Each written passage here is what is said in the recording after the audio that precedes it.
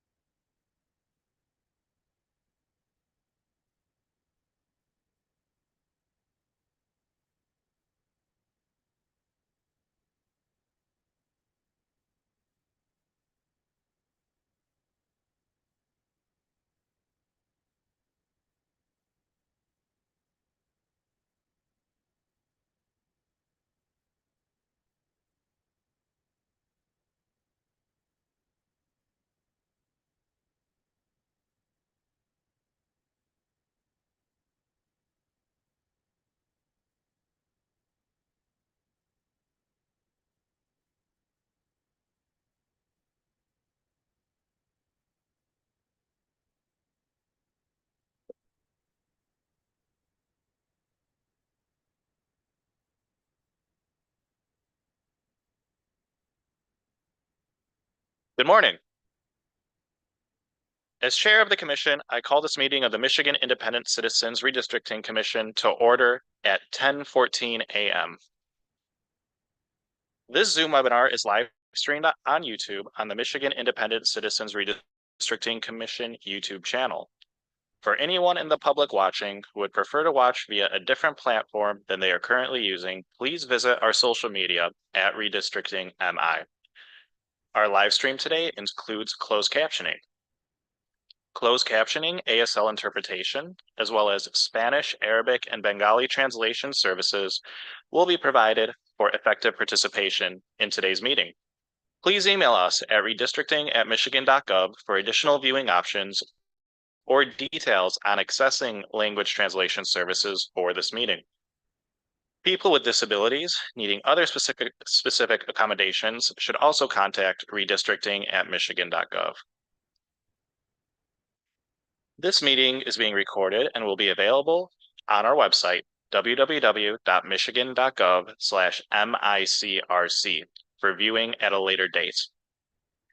This meeting is also being transcribed, and those closed caption transcripts will be made available and posted on the same website, michigan.gov/micrc, in addition to written public comment submissions.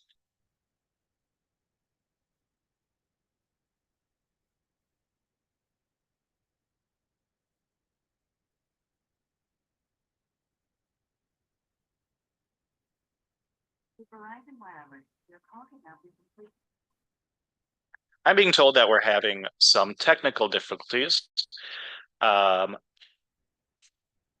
We will take about a 15-minute pause to work those out and reconvene.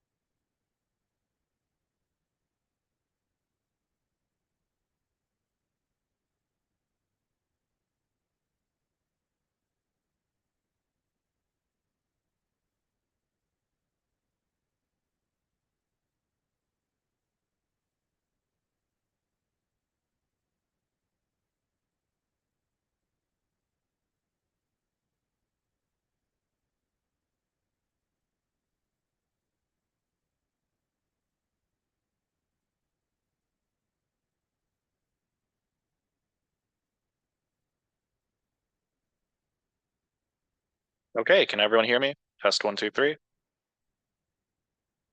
Good. Wonderful. All right, let's try this again.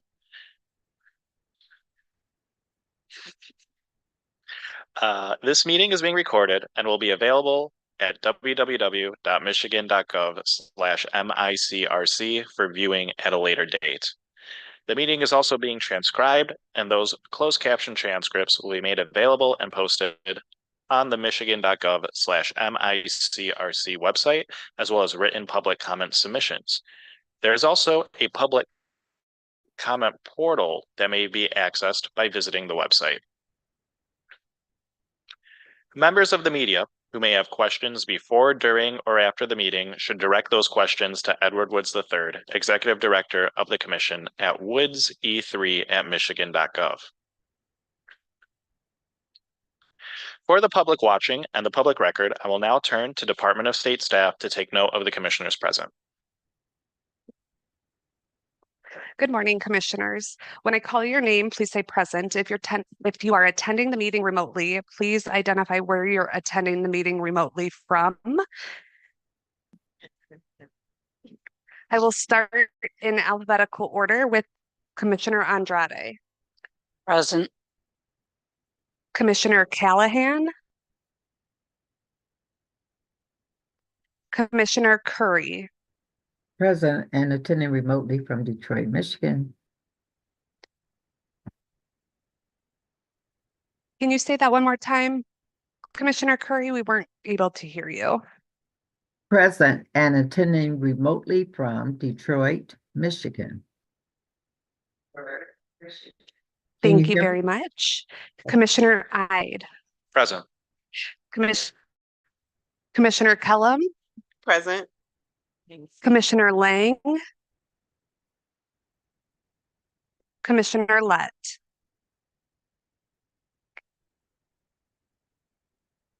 Commissioner Lett, can you unmute your microphone? Present. Thank you. Commissioner Muldoon. Present. Commissioner Orton. Present. Commissioner Zatella. Present, attending remotely from Wayne County, Michigan.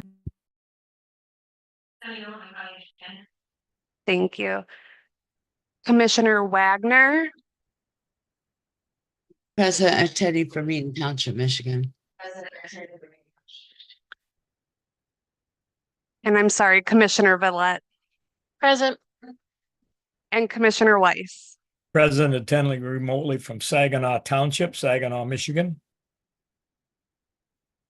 Thank you. Chair, you do have a quorum. Thank you. We will now move to adoption of the agenda. As a reminder to the public watching, you can view today's agenda at www.michigan.gov/micrc. I'll now entertain a motion to approve today's agenda. So moved. Second, Second.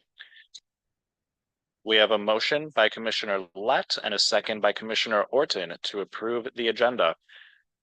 Is there any debate on this matter?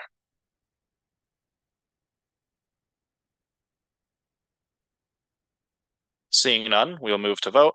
All those in favor of the motion to adopt the agenda, please raise your hand and say aye. Aye. Aye. Any opposed? The ayes have it, and the agenda is adopted. Next up on the agenda is the purpose of today's meeting. If there's no objection, I will ask MICRC Executive Director Edward Woods III to present the purpose of today's hearing. Is there any objection? Hearing none, please proceed, Mr. Woods.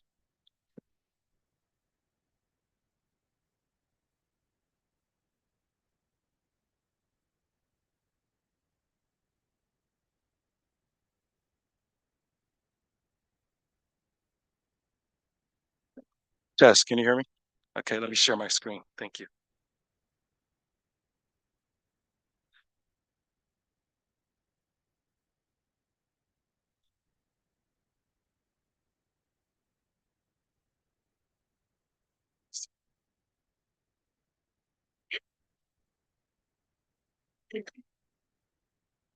All right. I want to thank everyone for coming out to the Warren Community Center to participate in our public hearing.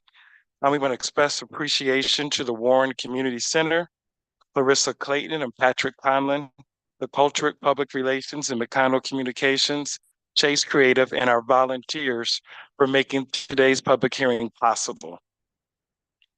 History of the MICRC.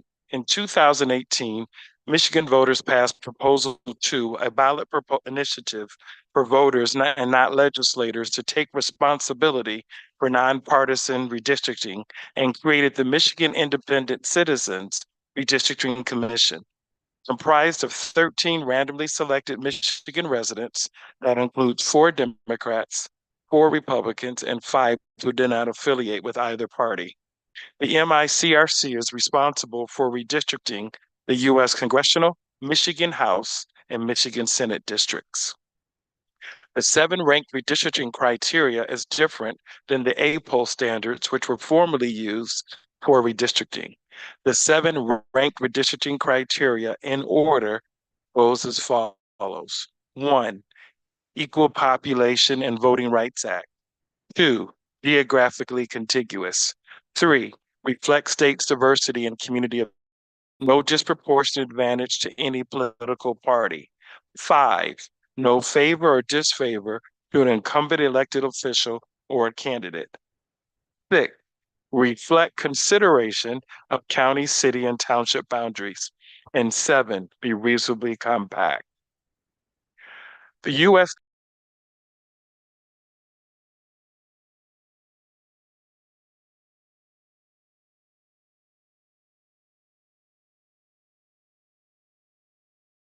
If Edward is speaking, we can't hear him online anymore.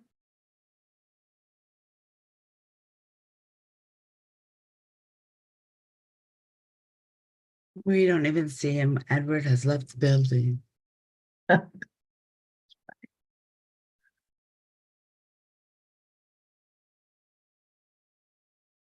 if he does come on, will someone tell him he forgot number 3, I believe.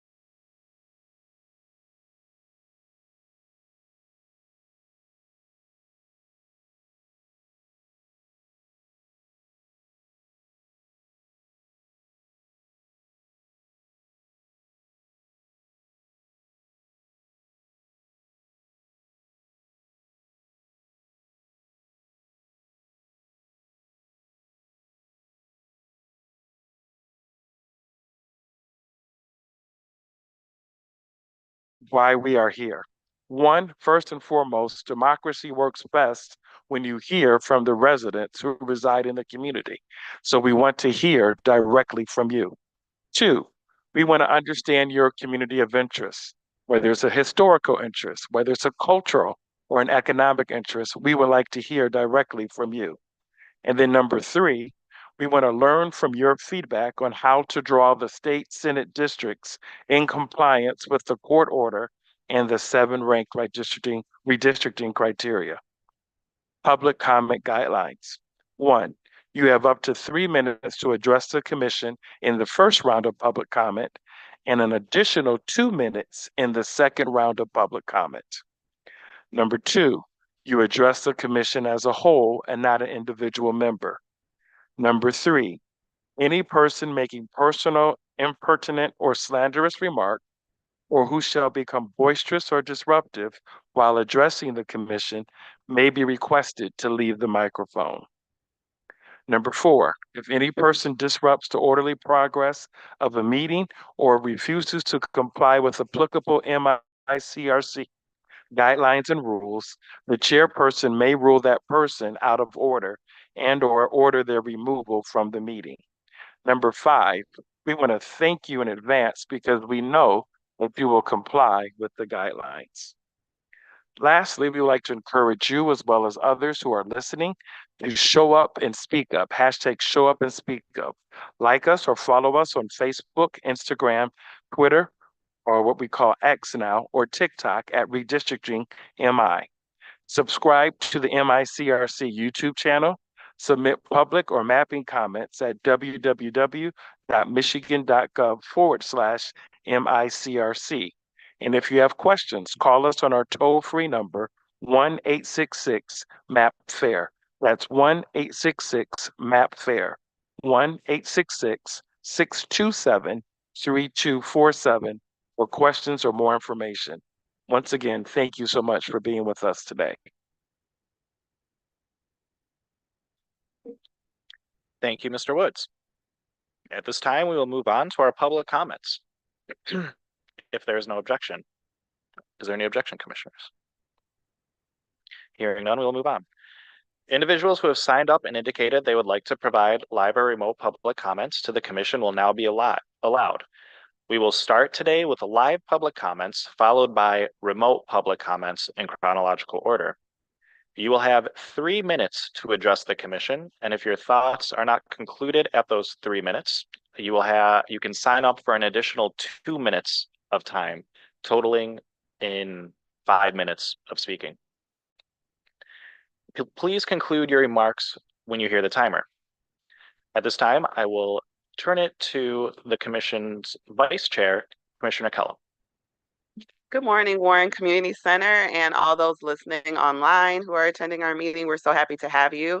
The first person that we have for live public comment is Cherie Goodman. Cherie Goodman, come and share your thoughts with the commission. Good morning. I would first like to thank all of the members of the Redistricting Commission for the works that I know that you've grappled over many times in drawing the maps. And also I would like to thank the Warren Community Center for hosting this meeting. My name again is Cherie Goodman, and I am the Executive Director of Thou Art Embrace the Rock. It's a community organization here in Detroit, Michigan. We are 501c3. With that being said, the community of interest that I stand here before is Senate District number 3, which encompasses both Highland Park area and the Hamtramck area. And as we all well know, that those are very diverse communities. We would ask that you consider both the cultural, financial, economic interests of both of those communities because they are diverse in nature. When speaking of the Highland Park community, we look at the BIPOC community as well as in speaking within the Hamtramck community, which is the Bangladesh communities. We do see that the maps have been not proposed as of yet, but we request that in your consideration of proposing those maps, that the fairness of equity be brought for all of the citizens, specifically, again, addressing those cultural needs of the diverse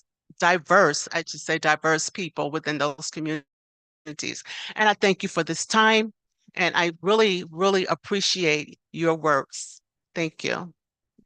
Thank you, Ms. Goodman, for providing public comment to the commission. Next, we'll have number 2, Bronwyn Prater. Good morning. I hope you all are doing well today. My name is Bronwyn Prater, and I work for Access in Dearborn, and I'm asking to keep the Access communities of interest together. Bronwyn, hold on. Can you pull it's me talking from beyond the screen. Hi, Commissioner Kellum. Pull the mic down a little bit so we can hear you clearly. Sometimes I like to think I'm taller than I am. Same here. I'm only 5'3". Okay, go ahead, restart. My name is Bronwyn Prater, and I work with Access in Dearborn, Michigan, and I am asking to keep the Access communities of interest together, which are the communities of Arab Americans, as well as Middle Eastern and North Africa.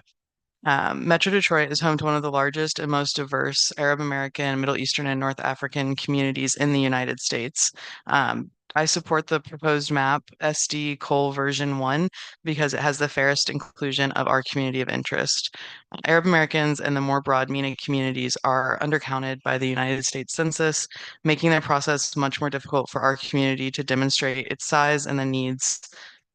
The U.S. Census data is the only demographic data source used by the Commission, and without a fair count of our community in the census, we are constantly invisible and not factored into this redistricting process.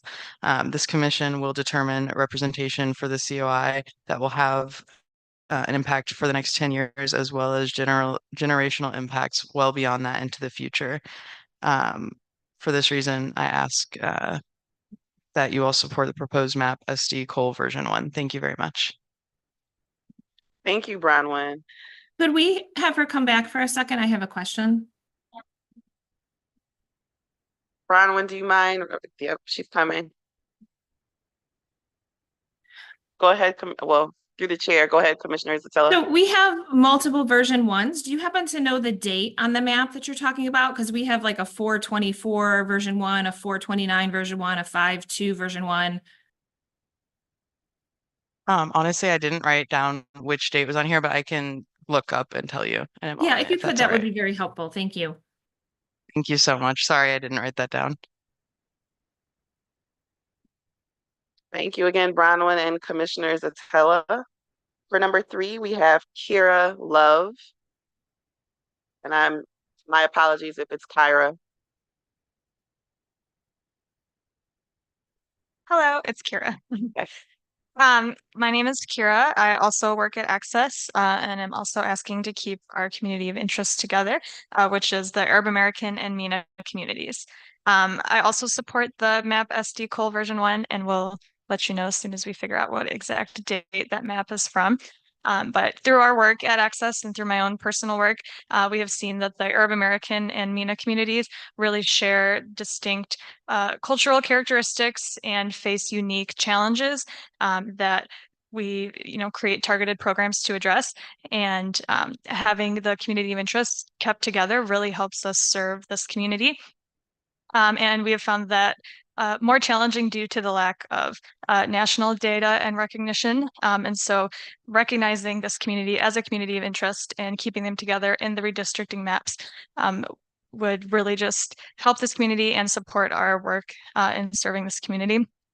And without a fair count of our community previously in the census and other data has not historically been factored into this process. So we really appreciate your work and ask you to consider this community of interest. One note that we wanted to make, though, was that the city of Warrendale is included in our community of interest and was not included in this map. So we would ask that you consider the city of Warrendale when doing these maps. Thank you. Thank you so much, Kira. Number 4 is Pam Powell. Pam Powell, please approach.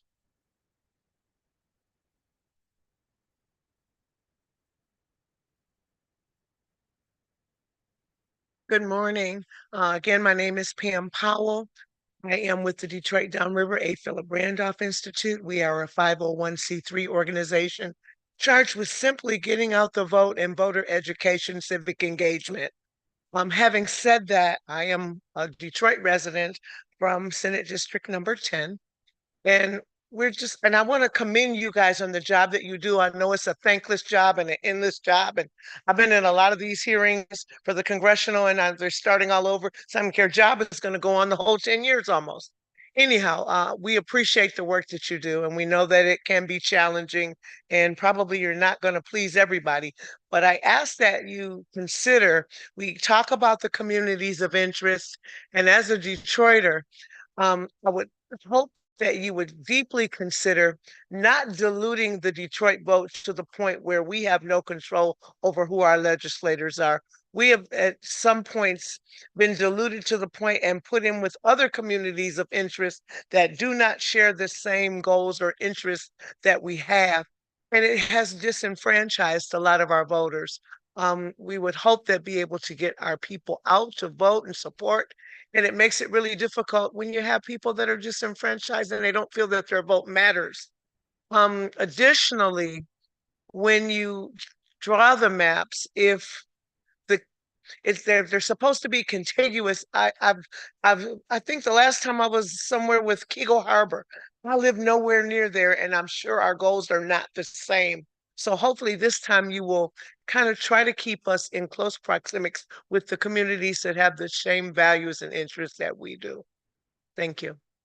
Thank you, Ms. Powell. Again, as Commissioner Zatella asked for another participant, if you would go online and look at our maps and see if we've drawn anything that resonates with you in terms of your communities of interest, that would really help the commission as we draw today and beyond. Thank you. Number 5, Lev Wood.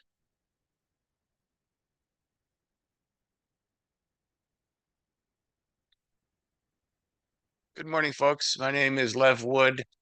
I am a city council member from the city of Grosse Pointe Farms. I hope most of you know where Grosse Pointe is located in Wayne County. Purpose of my being here is to say that we 5 Grosse Pointes are all very contiguous, and it would be my hope that we could, for all 3 districts that we're talking about here today, House, State Senate, congressional districts, would, as best as possible, keep all of the Grosse Pointes together. You know, if you were in your vehicle and you were driving through all 5 of our Grosse Pointes, it would be very difficult for you to discern which of those cities you're in. That's because we're all very much the same in terms of our housing stock, in terms of our commercial areas, in terms of the lake. Obviously, the Lake St. Clair is very important for all of us in the Grosse Pointes. And the roadways are all very similar in the way they're laid out. So it's my hope that as you do your mapping, that you will look at the Grosse Pointes as contiguous areas. I'm sorry, I have not been keeping up on all the latest and the greatest maps that you've developed, but I can tell you that we're all very concerned that we won't be in the same districts. And I can also tell you that from my perspective as being on their city council now for the last 13 years, the council members in all 5 cities and the city mayors and also the city managers, we all communicate a great deal together. So it makes a great deal of sense to ask that we would all be included to the best extent possible in the maps going forward. Thank you. Thank you, Mr. Wood. We appreciate your public comment. Excuse me, getting up. I had to verify your next public comment. Believe that concludes everyone who signed up for the first round of live public comment. If I'm in error, please correct me. Other than that, we will move on to online public comment. Chair E, would you like to give instructions for online? Thank you, Commissioner Cullum. I'll also note that we do have 2 maps in the back if anyone would like to take a look. We have the Linden Senate map that the commission drew in 2021, and we also have the 2010 map that the legislature drew before this current redistricting process was in play. Feel free to take a look at those in order to gain some ideas and see a little bit of the progression that these maps have undergone. So for remote public comment, I will call your name, or Commissioner Kellum will call your name, and our staff will unmute you. If you are on a computer, you will be prompted by the Zoom app to unmute your microphone and speak. If you are on the phone, a voice will say the host wants you to speak and prompt you to press *6 to unmute. You will be called by your name. Please note if you experience technical or audio issues or we do not hear from you for 3 to 5 seconds, we will move on to the next person in line and then return to you when they are done speaking. If your audio still does not work, you can email us at redistricting@michigan.gov and we will troubleshoot.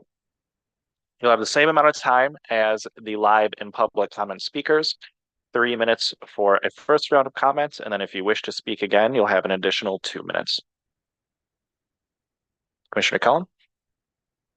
Thank you, Commissioner Eid. Our first online comment or remote commenter is number 1, Mr. James Gallant.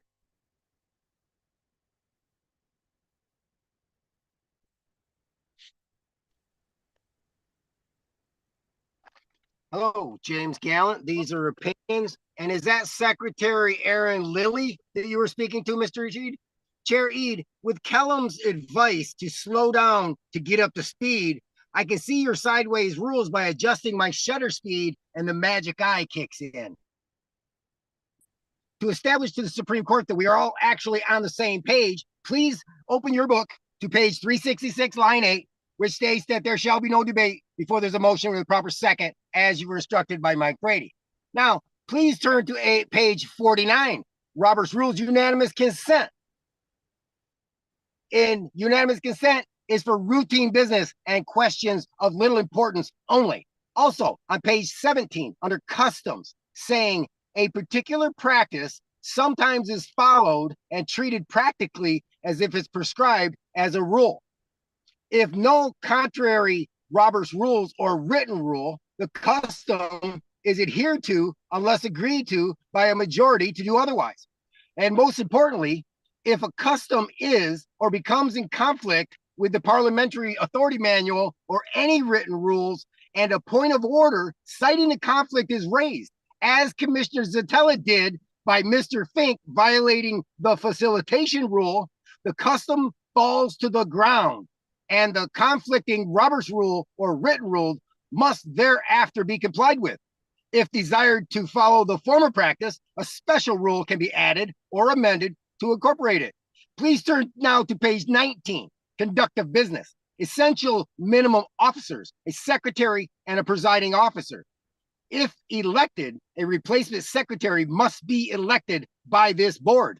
And you cannot do that because we all, our community of interest, the entire state of Michigan, elected Secretary Benson to qualify for this position as the secretary in the general election. So this business meeting is completely out of order because you have no secretary here today, and it is definitely not Secretary Lilly in this. You vote to elect her, which of course violates the Constitution. Now, please vote to hire a real parliamentarian. Mr. Fink testified, in my opinion, that he is clearly not competent in that position as parliamentarian because he was quoted as saying that he did not know if you should vote on amending the mapping policy when you clearly did not have a motion with a second pending, as instructed by Mike Brady. So Mr. Fink is saying that he does not understand the rules of procedure in which you have hired him, and now he is allowed to be the parliamentarian. Please just get a real parliamentarian. And I think this current practice thing was started right from the beginning. Secretary Benson started immediately, and she did not follow the electing the chair rules in Robert's rules, which Mike Brady said you had to follow. And she didn't do that. She said, oh, well, can we have volunteers for a chair? Blah, blah, blah. All current practice until. Thank you, Mr. Gallant. We invite you to, you did sign up for an additional 2 minutes. So at the end, we will get to you. I also appreciate page numbers. We'll give those a read. Number 2, we have Chris Andrews.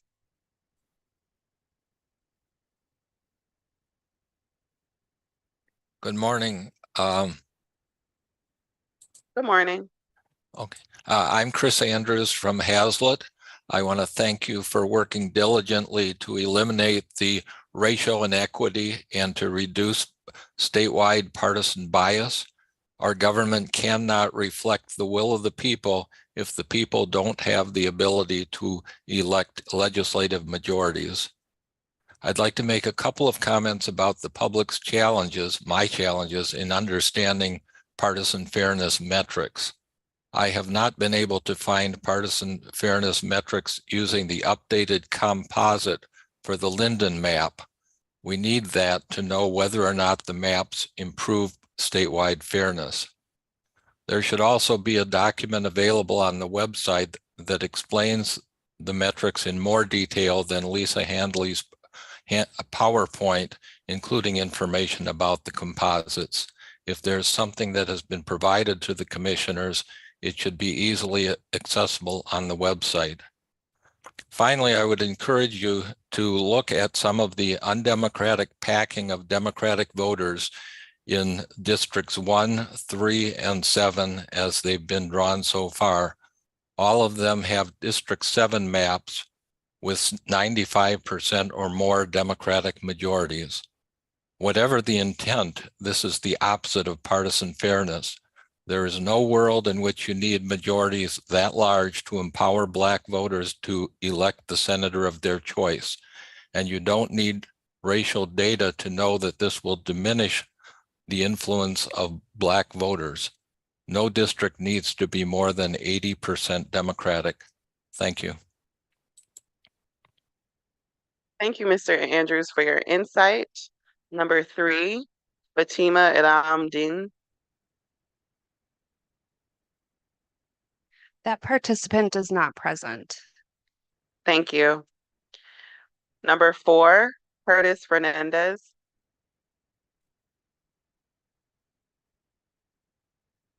Hello, can you all hear me now? Yes. Thank you. Hi, everyone. My name is Curtis Fernandez, and I work in civic engagement, and I am also a Sterling Heights resident. I feel that map submission 042924-SD-COL-V1, otherwise known as map 350, does a decent job of keeping communities of interest together in Southeast Michigan. For example, I live on the west side of Sterling Heights, and I feel that and I spend a lot of time with family, but I spend a lot of time with family and close friends in Troy. So for me, I really like that the west side of Sterling Heights is kept together with Troy in Senate District 8. As a Filipino American, I also feel like the Asian communities in Troy, Sterling Heights, and Madison Heights in District 8 are closely intertwined. So that's something I appreciate.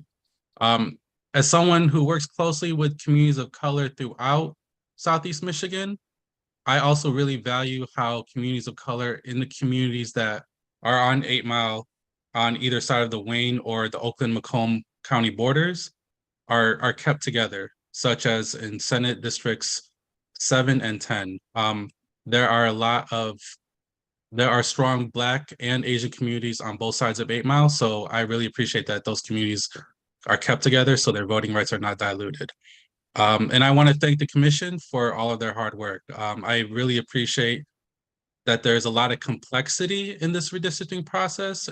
And I know it is not easy to balance the interest of all stakeholders, but it is important to make sure we work towards fair maps for everyone and especially communities of color. So I really appreciate the work that you all have done so far.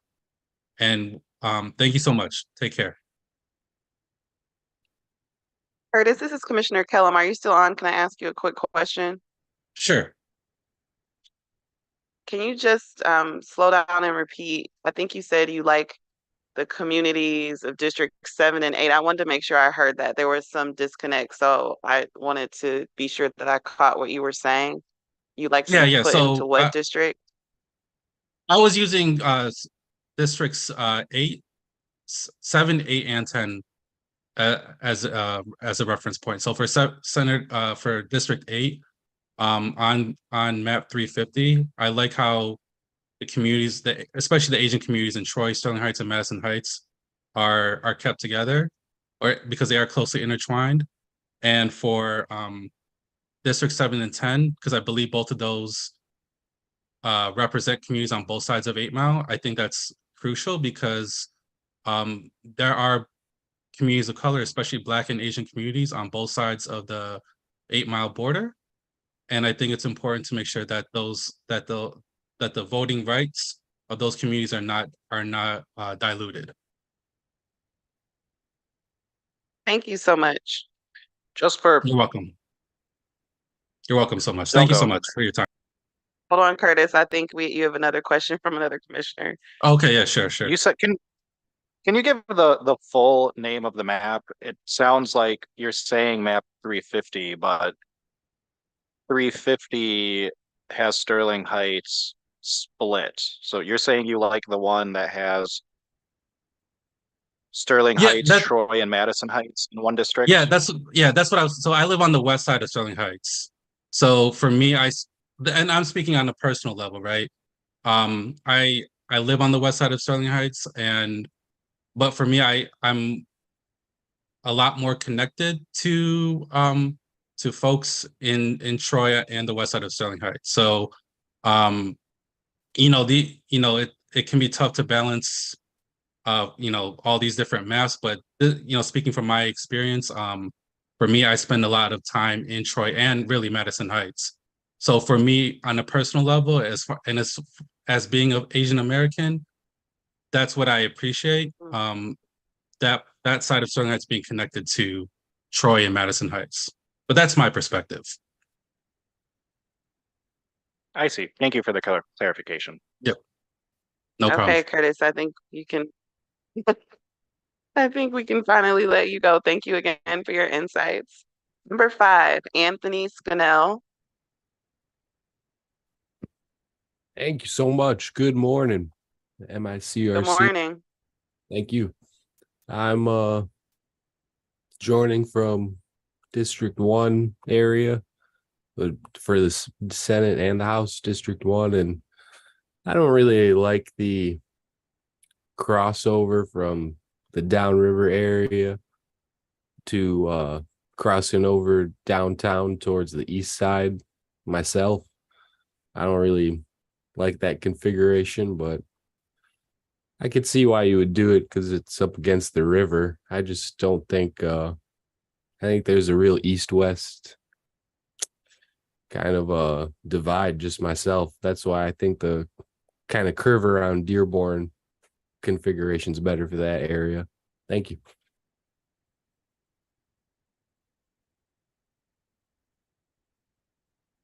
Thank you, Mr. Scannell. At this time, all of our participants who signed up for a first round of remote public comment have given their comments. So we're going to move to the second round.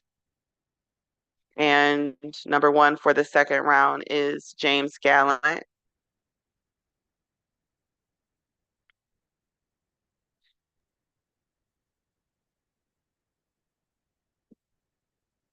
Hello? Hi, Mr. Gallant. Oh, you got me? Okay. Thank you. James Gallant, Marquette, these are my opinions.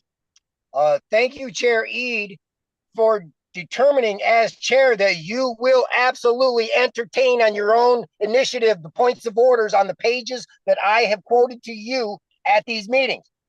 Whomever is telling you that without objection is being used appropriately as a unanimous consent is lying to you, and presumably lying to the commission in the closed sessions where you all made these decisions at, because they are not in the minutes. And Secretary Benson, as Martha Stewart found out, guess what? It may not be illegal what you're doing, but not listing minutes is illegal as falsifying public records under election law, and that is a felony. So please encourage the other members to not allow you as the chair to continue to violate the rules on the point of order by not reading the written rule onto the record.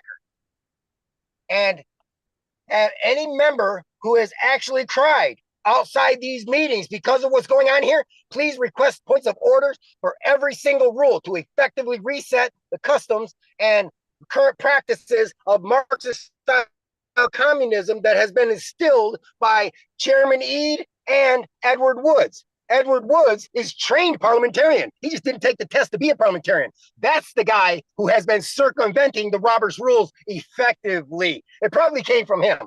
I believe Edward Wood is the one that is instilling this Marxist-style communism, because with current practice, there is no semblance of order. You don't know what's going to happen next, which is the definition of communism, as compared to the opposite of capitalism, which communism is meant to destroy capitalism. And that is what you're doing here right now. And this is exactly what California did. I testified at their meetings in California. They started out doing the exact same thing and walked right all over Robert's Rules of Order, kicked him right in the rear, and just said, hey, kick them to the curb, and you're going to do these current practices, never to mention again Robert's Rules of Order. Thank you so much, Mr. Gallant, for your insights. The second time around, we always appreciate when you share with us. We have another second round public comment, and then we're going to go to our live second round public comment. So Anthony Scannell, I keep saying live, online, remote public comment. Anthony Scannell, number 2 for our second round of online comment. Thank you so much. I don't need the whole minute and a half or whatever it is. I'll just say joining from Senate District 1 area. I think if the districts stay in the same spot. And I don't like a district that goes from downriver to the east side of Detroit along the river. It doesn't make a lot of sense to me. But yeah, it's just not my preference. Thank you very much. Thank you, Mr. Scannell. At this time, we're going to go to our second round of in-person public comment. So you want to do those first? Yeah. Okay. We actually have a person that did not speak for the first time. So we're going to allow them to speak first. And then we're going to go to our second round of public comment for in-person folks. The person that I'm going to call to the mic is Maria Rivera.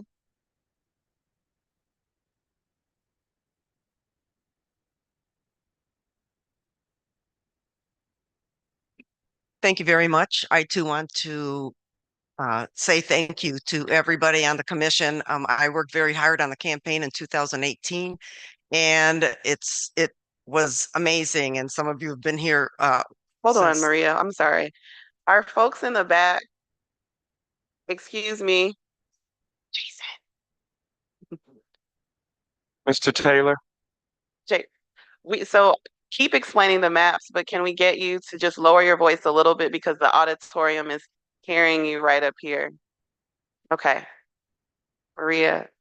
Great, ready? thank you. Okay. Moving forward, I live in Michigan, well, in Michigan, of course, but I live in Warren.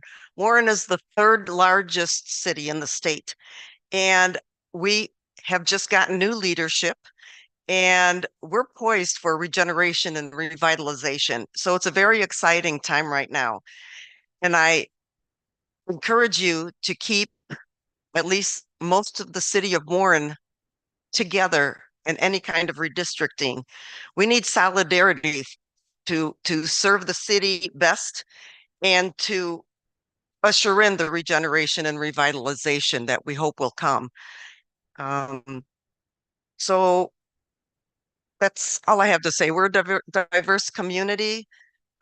We enjoy it that way. And I really think that if we're divided in any way, that's just going to make any kind of movement forward more difficult.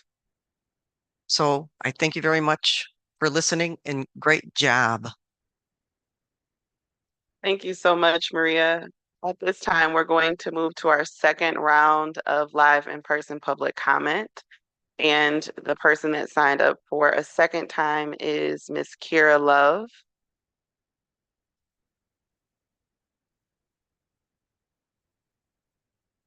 Hello. Hi. Kira Love here again, and I just wanted to clarify that the version of the SD Cole map that we are supporting is from 429. Thank you. Thank you, Kira, for that clarification.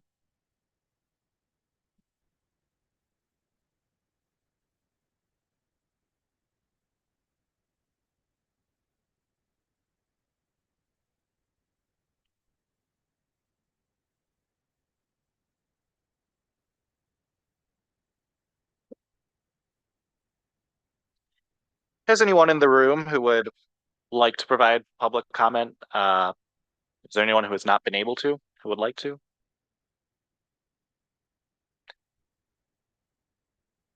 There's one more. Please approach the microphone and state your name. Thank you. Again, my name is Cherie Goodman with Thou Art Embrace the Rock Community Organization. This is my second comment. I would like to speak on in regards to the proposed map 350 and 349. I understand that they're basically identical, with the difference with 349 being with the voters.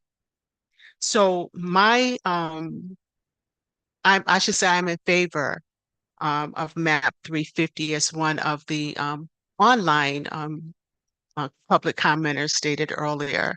And in consideration of that, with Senate 3, District 3, 350 would be the ideal map that we are in favor of. Thank you for this opportunity. Thank you again, Ms. Goodman, for your public comment. Is there anyone else?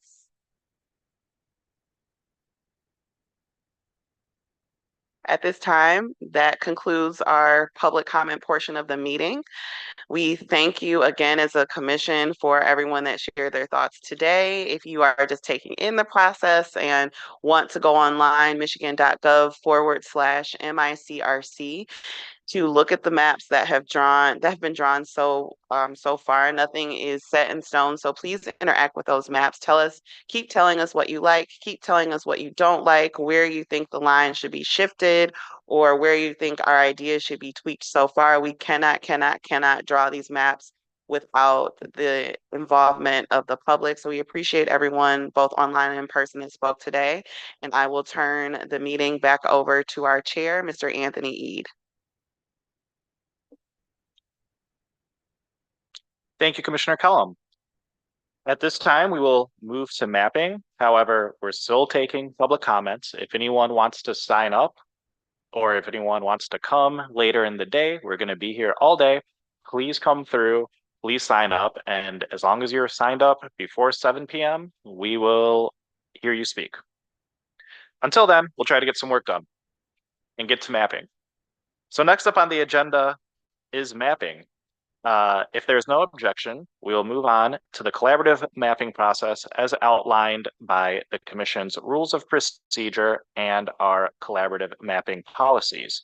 Is there any objection? Hearing none, we will start mapping. We have a few representatives from EDS with us today. Welcome back, Mr. John Morgan. Thank you for being here. Thank you. We ended last Thursday with Commissioner Orton. I think you were just getting started on something. So floor is yours. Go ahead. Thank you. So, Mr. Morgan, would you pull up the map that we had started on? I think it's, oh, you have it. Okay, let's see if we can get the reference number for that. I think it was 050224 version 3. All right.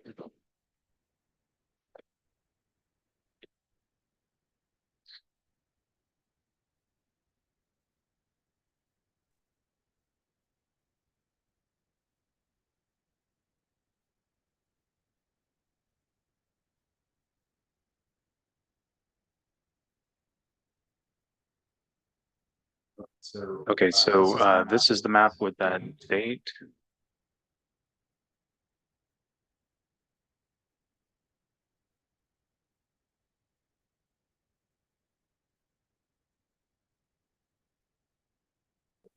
Okay. Okay, and then if you want to work on this, would we want, now this is an incomplete map from that date with the version 3 number. So we could give it today's date with the version 3 number, or you could, since it's already, I think, been uploaded as incomplete, we probably would give it today's date and then move forward. Okay. Yes, please do that.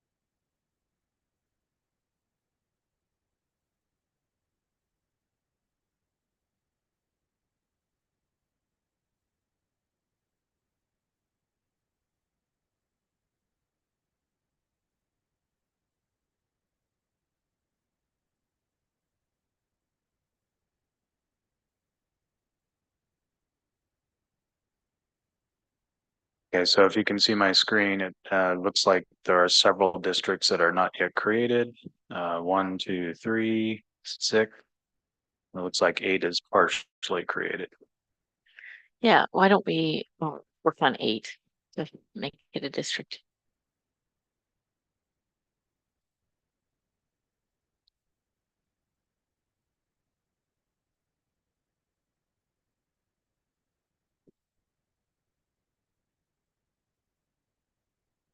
Okay, so there's only 34,000 people in this District 8, and it looks like it's entirely here in Oakland County so far.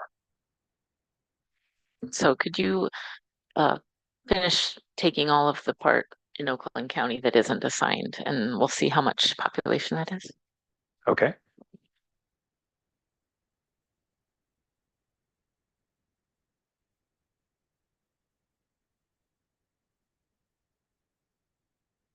So I'm just going to lock 8, 9, and 10.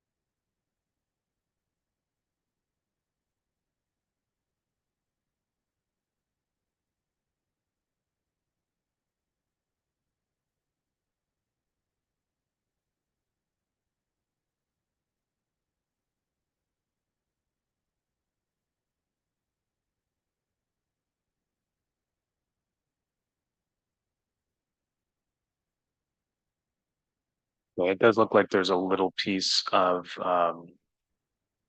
Oak Park that's in District 7 here. I don't know if that was intentional or not, or if this is the 7 that was inherited from a previous map draw. Yes, we had just taken this from Linden, so I'm pretty sure that that's how it is in Linden. At least we didn't mean to change anything there. Okay.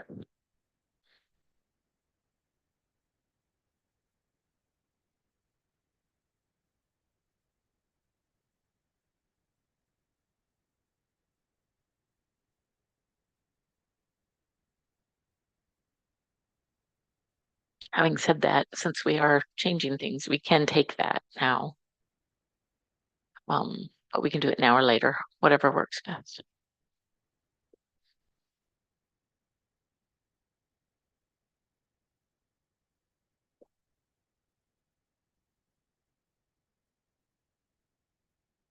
Okay, so without dealing with that potential adjustment, the District 8 balance of Oakland County is 186,000.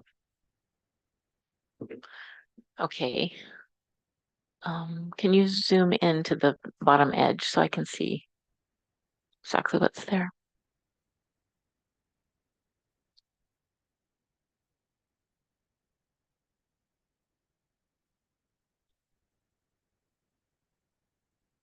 Okay, would you go down,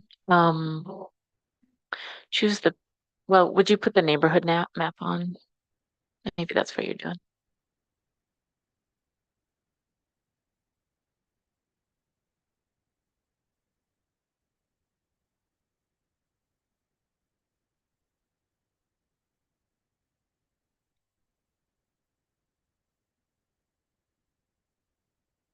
Okay.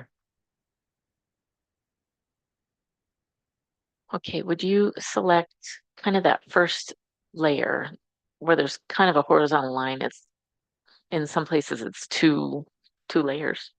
Okay, so this is the area between 8 Mile and 7 Mile. Yes, yes. Okay. Do you want to start on the side by Nolan or the side over here by Schaefer? Yeah, right there is good. Okay.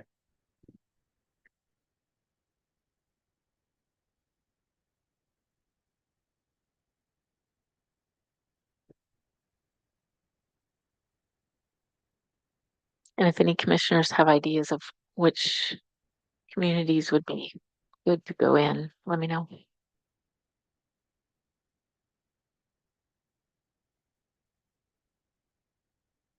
So continue to the east here. Yes, please, all the way over to Nolan.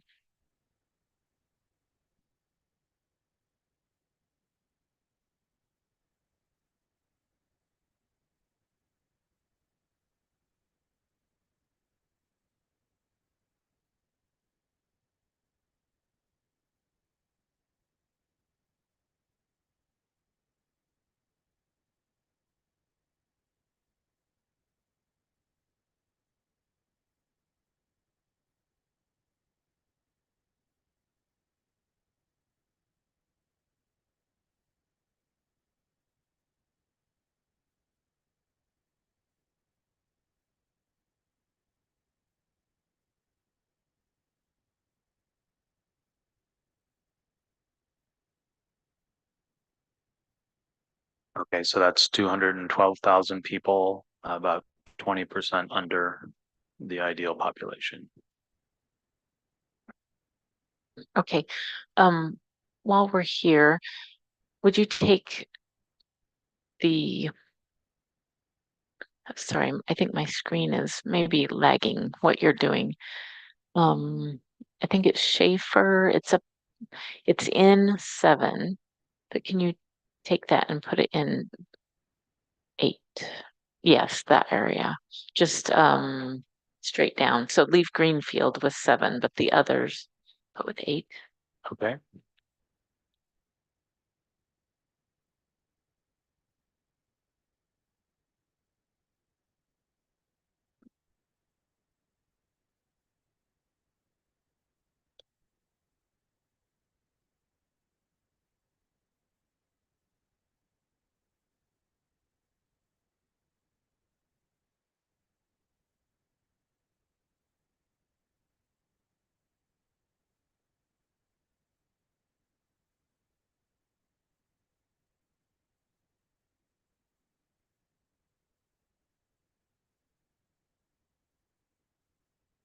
Okay. So we still need 48, almost 49,000.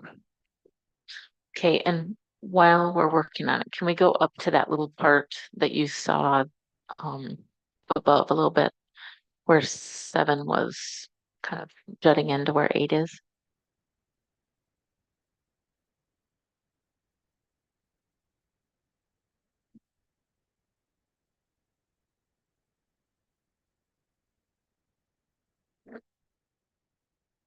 Okay. Yeah, okay, that's done. This is one of these situations where it could be that the voting district as defined in the program might not be exactly the same as the township boundaries. Or Right. city boundaries. Okay.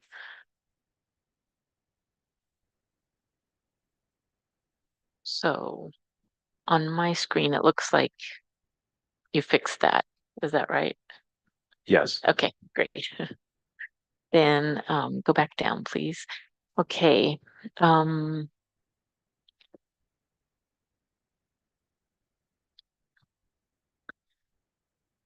we are still short 48,000. Any suggestions? I would include the Palmer Park, Palmer Woods area here as we have with, because you have Ferndale in 8 now. Right. All the other maps we've included that, unless you're Yeah. trying to make something different, which if you are, that's cool too, but Well, I'm trying to make something different in general, but I do remember that we are asked to keep those places together. So I think those are just south, like one neighborhood south of where you are now. yeah. Okay, John, would you take that next? So it's probably down to 6 Mile. Okay, so Winship, Schultz, Bagley. Yes. Okay. All the way across, including Cadillac Heights. Okay.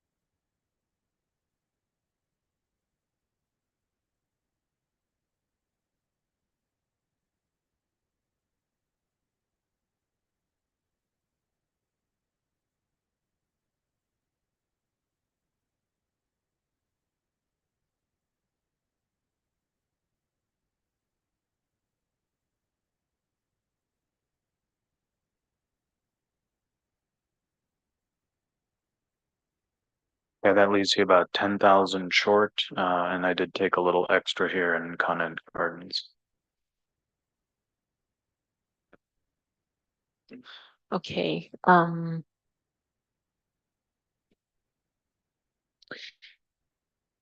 you scoot over a little so I can see all of the bottom of the district? Okay, just a moment. I think it's just lagging a little behind. Oh, okay, thank you. And zoom in a little bit, unless you already are.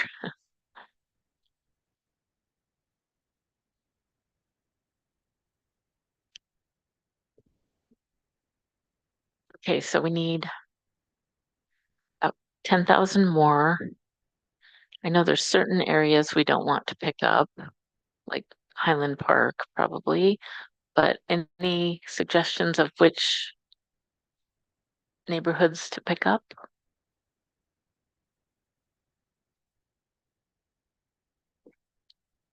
What's on the other side of this district? Yeah.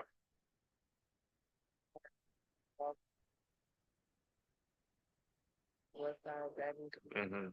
So on the west side, you've got College Park, and then Greenfield is the border. College Park unassigned to the south.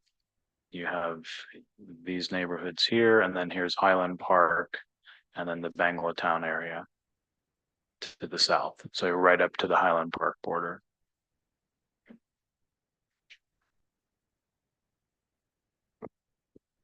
I'd either go, let's see, I'd either go south of Winship or west to include College Park.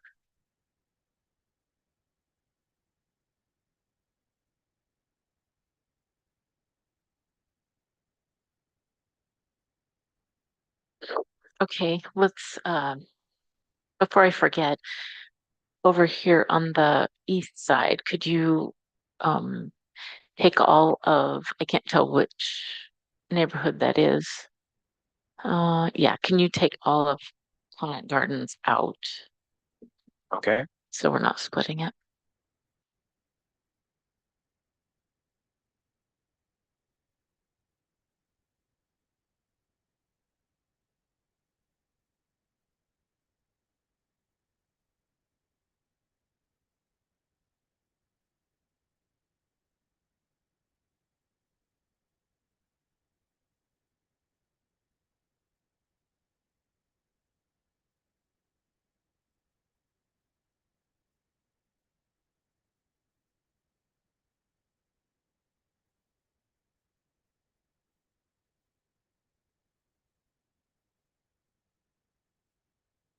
Okay, that's all out. Thank you. Okay, so now over on the west side at the bottom.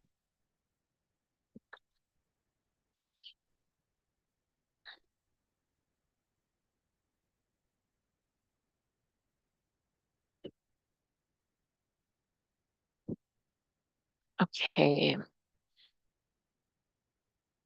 Whoops. The share ended. Okay, 1 second. I'll reconnect.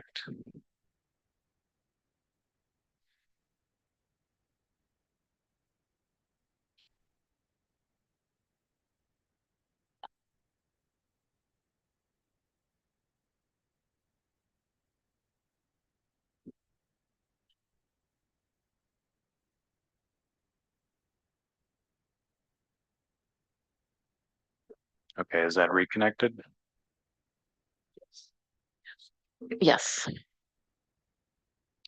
Okay. So, so we're looking for around 10,000 people. So would you take, I think not College Park, just take the next row below. Yes.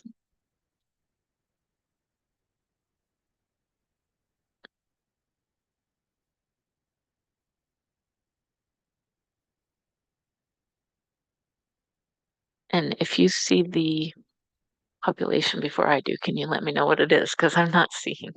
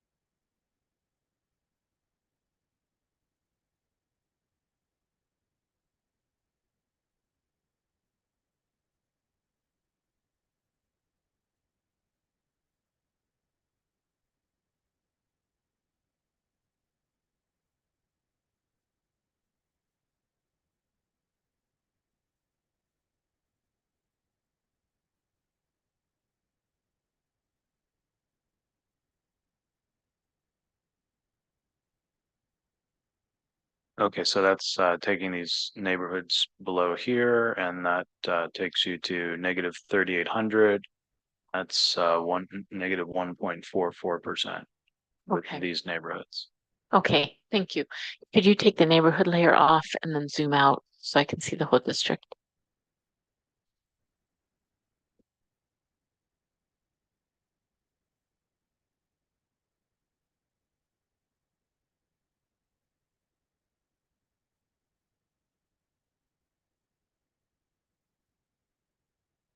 Okay. Thank you. I think I'm good with that for now.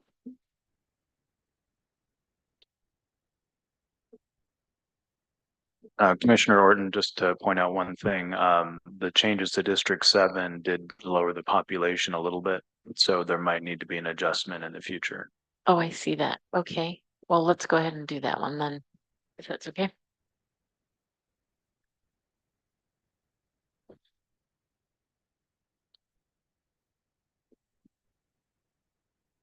So zoom into the bottom. And I apologize if I give you instructions that you're already doing, but I'm seeing it after, I think. So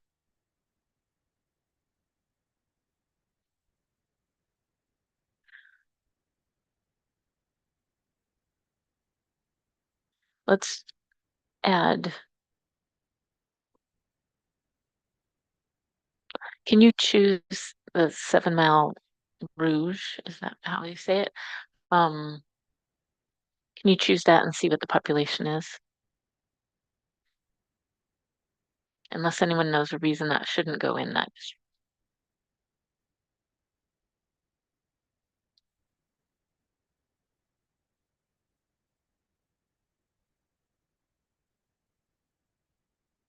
Okay, that's 2,500, and taking those other neighborhoods is more, 4,300. Okay, yes, please assign those. And then there's a little more here I'll add.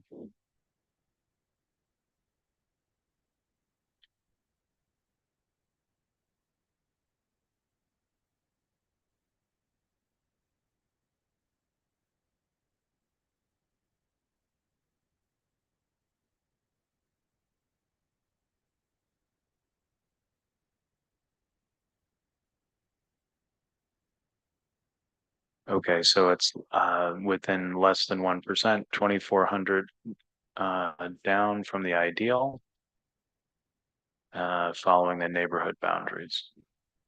Great, thank you very much.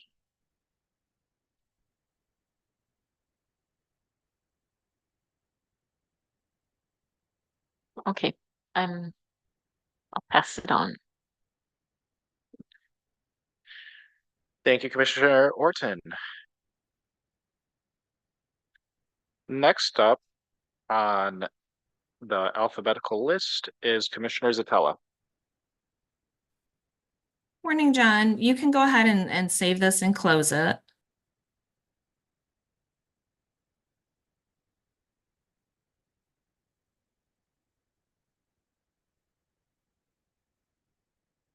Is Commissioner Zatella still on with us? Yeah, you guys can't hear me? Hello? Can you hear me? There we go. All right. So John, you can go ahead and save this and close it. We're going to open a different map. Okay.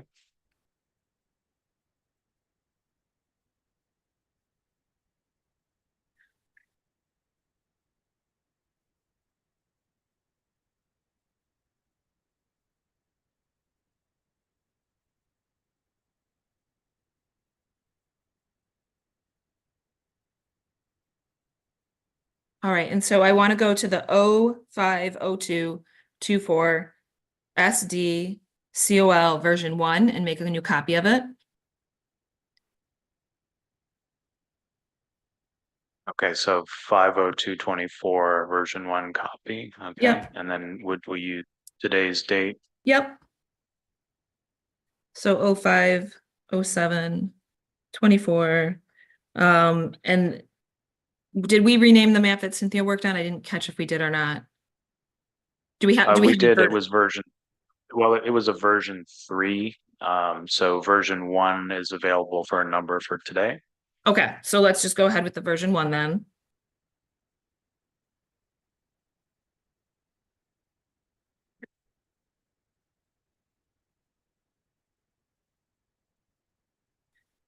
All right, and before I'll wait for your software.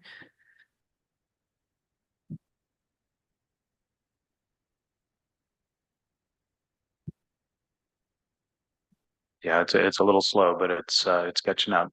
That's okay. So before we do anything, I want to run the partisan fairness using the original database that we used with the last round of mapping, just as a baseline before I make changes.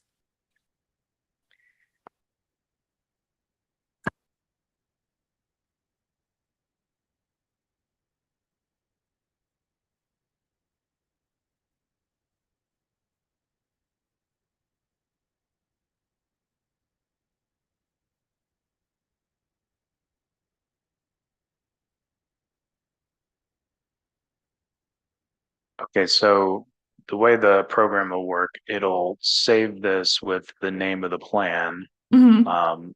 But if I were to run this with the updated numbers, it would have the same file name. So after we do this, we may want to save this as not updated or something like that to preserve it. Or just, you could do like OR for original. Whatever you like, Yeah. yes. Okay, so Okay, but for right now, this is what it is. And then here's the top line numbers. okay, so lopsided margin is 6.0. Yes, the mean median is 2.9 for Republican. Mhm. The efficiency gap is 5.8 for Republican. Okay, And the seats vote ratio is 19 to 19. okay. All right, And you can close that's that out. okay, close that. All right, do you have a copy of that updated Detroit COI shape file that I sent to you about a week ago?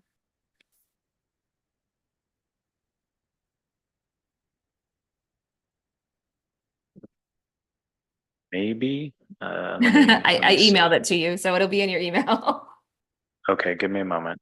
And it's updated COI, and it Yep, was, it's you sent updated it Detroit to me COI. or to a group? To a It group was or to just to me? you. It was just to you. Okay, let me see. It just might be easier to kind of guide mapping.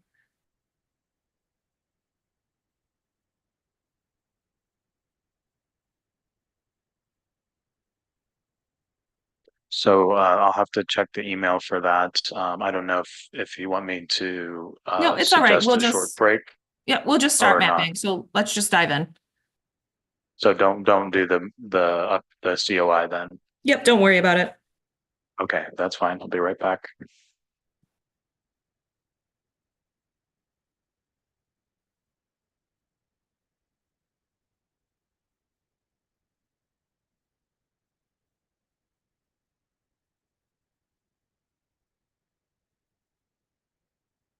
Okay. So do you have the map up right now? I'm only seeing the spreadsheet still. It might just be a delay on my end though. It should be there in a moment. Okay.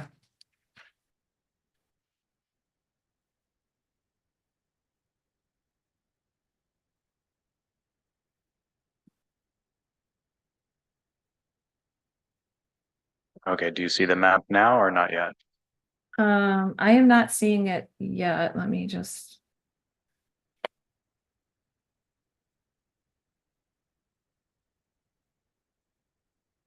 There's just a little internet delay between what's happening there and what I'm seeing here. Okay, now I see it. All right, we're good.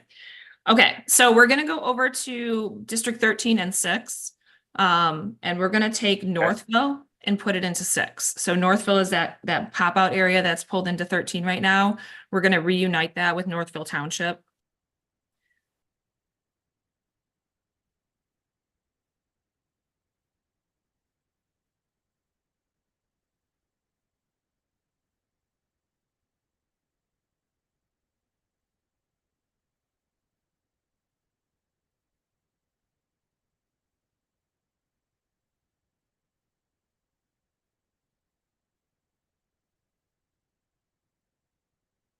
Okay, that's added to 6. Okay, and then we're gonna go north in District 13 up to east of Wixom. So just if you pull the map down a little bit.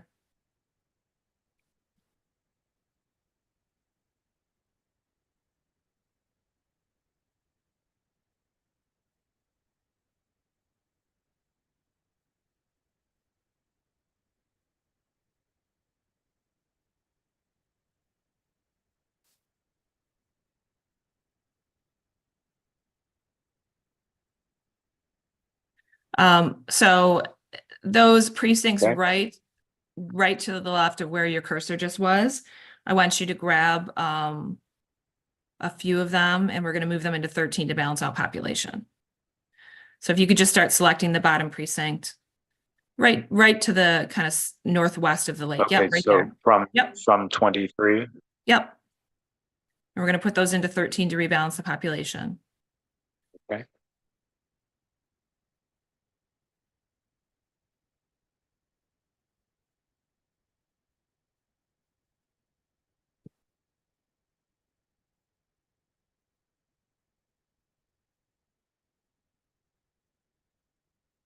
Probably not that much.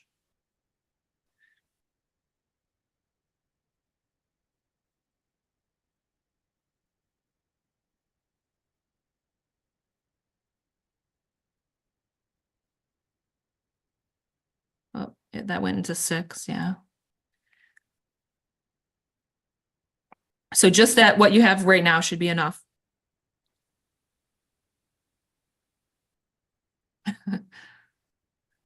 So just that one. Nope, that other part that you had as well, that kind of more jaggedy. Yep. That one. That one right there, Okay. yep.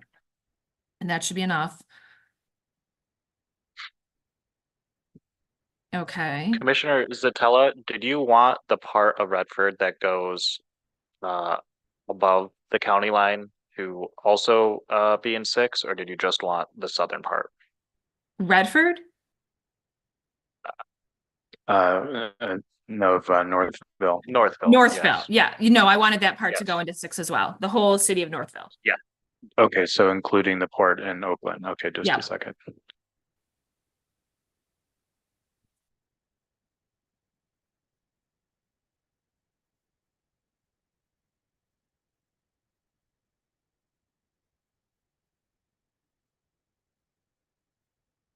Okay, so Okay. it looks like population is good. Okay, so now we're gonna scroll down to the line between 6 and 5 near Garden City.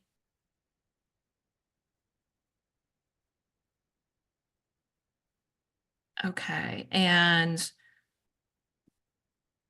I want, yeah, if you could just stick with the precincts, that would be good.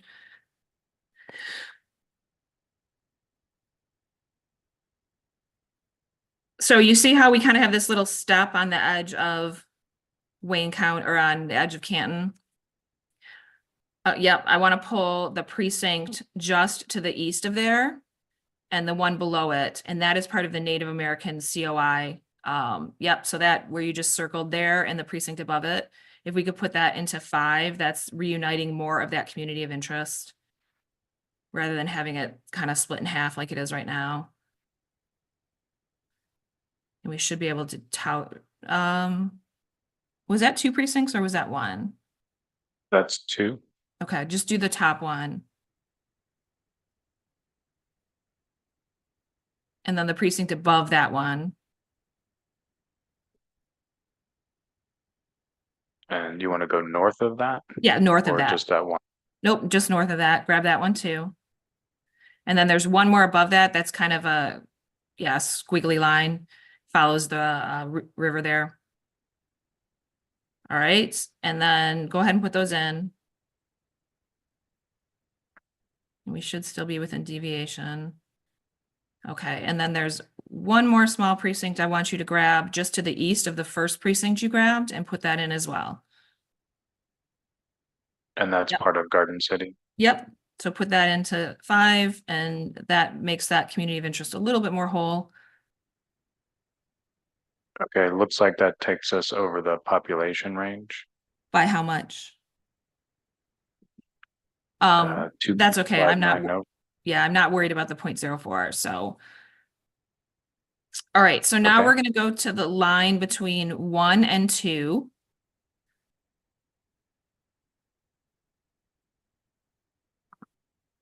And it might be helpful if you can turn on Detroit neighborhoods, if you have that shapefile.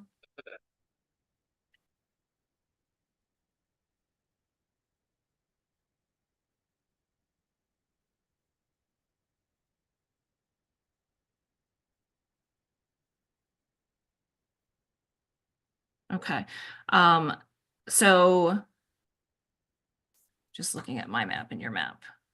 Oh, can you change the names to black maybe? Yeah, that's better.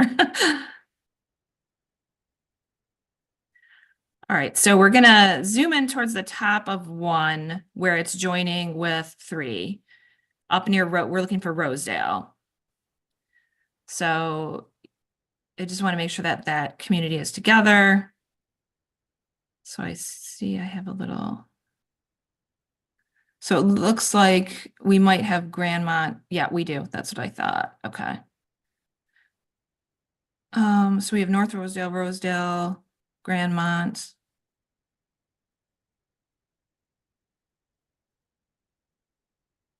Okay. All right, so back out of that for now. And I want you to scroll over near Highland Park and Hamtramck.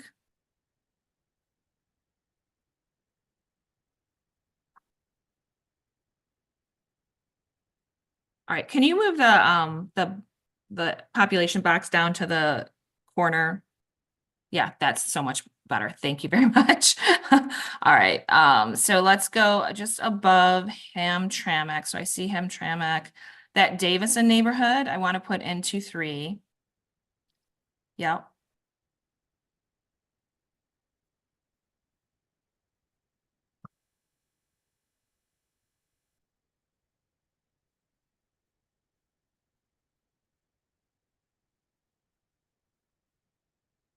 And just, yep, right there. Don't do any more than that. So put that into 3. Okay, how are we population wise on that? We're good. Yeah, 3 is 610 down, Okay, and 1 is 4,600 down, and what was this? 8 is 4,500. okay. So then if you could scroll out again, we're gonna go to 11 and 12 and make some changes there. Okay, and you don't want to take the rest of this Davison, or No. you do? No, I don't. Okay.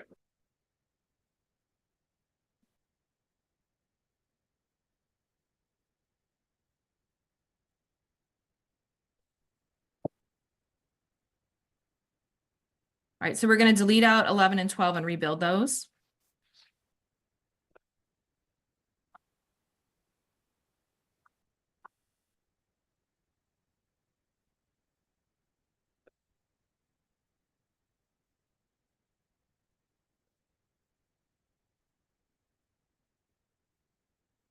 Okay. All right, so we are going to take, and you can do some of this by township would be faster. So the gross points, the 5 gross points, St. Clair Shores, you can assign all of those into 11. Okay, and you don't want to change 25 up here, No, or 24. right. Okay, I just want to lock those so I don't take something. Yep. Okay, so starting with the gross points. Yep. Okay, and is that 12 or 11? That's going to be 11. So the gross points, Harper Woods, St. Coast Shores, you can just put them all into 11.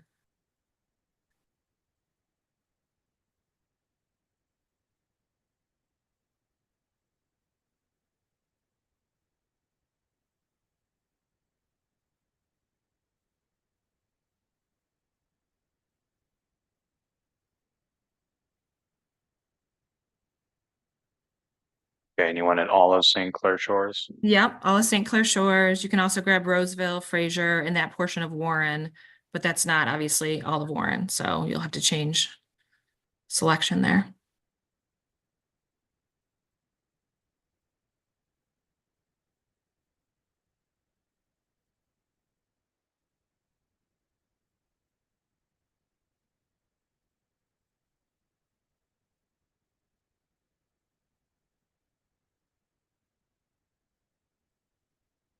Okay, and then we're going to go farther north of Fraser, grab that line of precincts across the top of Fraser. Yeah, the color is hard to see.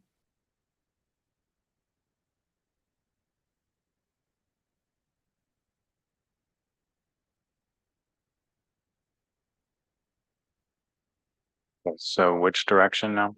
So Here's north of Fraser, yep, right above there, those precincts sitting on top of it. To the north. To the north, yep. And you can actually go up to 2427. Just north of Fraser, yep. Bring that down.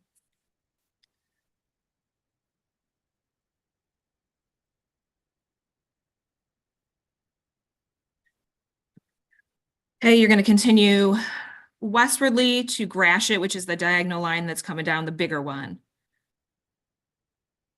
So yeah, not that far. Go back. See the diagonal line that's kind of punctuating through midway through what you just did? That's Gratiot. We don't want to go past Gratiot. Yep, right there.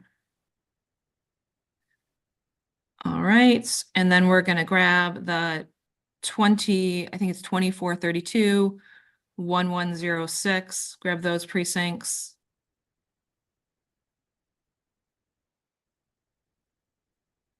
And then the one immediately above the 2432, I can't see a number on that one. There you go. All right, those two, go ahead and sign in. I should be good on population with those. Yes. Okay, all right, so everything else that's left over, we're going to put into 12.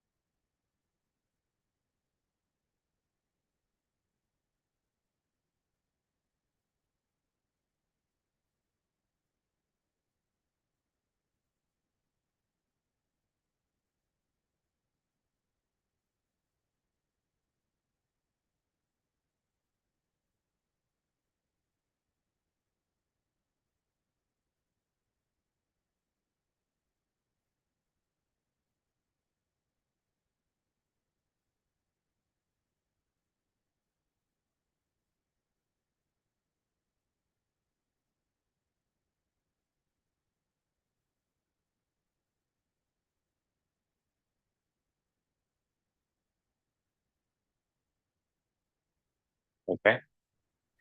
Okay, and you can save it, and then we're gonna rerun the partisan fairness. How did we end up with 4.6? That's a little high. All right, no, it's actually good. Never mind, I'm sorry. Yeah, if you could just rerun the partisan fairness again, looking at that old database, the original database. Okay.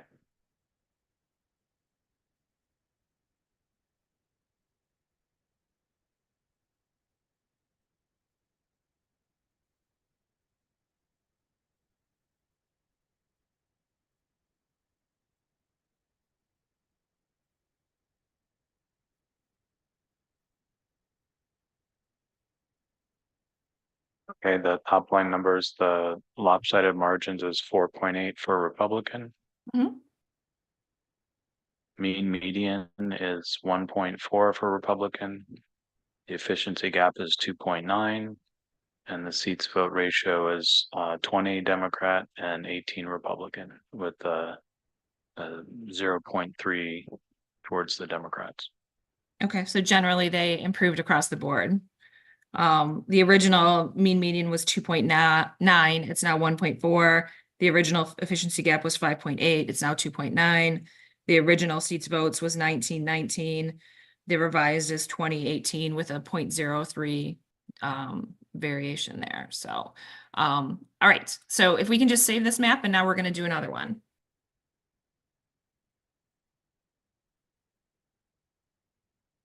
I do have a water block here. I should probably assign that if that's all right. Yeah, if you want to go ahead and do that. John, was that the new data matrix or the old data matrix? It was the old one, I believe. Okay. Commissioner Zatella, we do have a public comment, so I'm gonna ask you to pause for a moment while we take that comment. Yep, and I just ask that John just continue to fill in those water blocks while the comment is happening. Wonderful. We have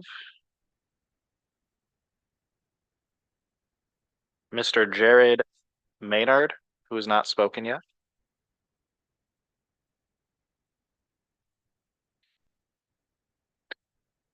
Hello, Mr. Maynard. So we have 2 rounds of comment if you'd like. The first one lasts for 3 minutes, and then if you're not concluded by the time that 3 minutes is up, you're more than welcome to sign up again to get an additional 2 minutes. Thank you. I'll be brief because I have a school sinking fund millage I'm advocating for today. So I took time out of my day. First, I wanted to thank you all for coming to Macomb County. I know nobody from Macomb County, the third most populous county, actually serves on this commission. So I appreciate you guys coming to Macomb County. And I also appreciate something else.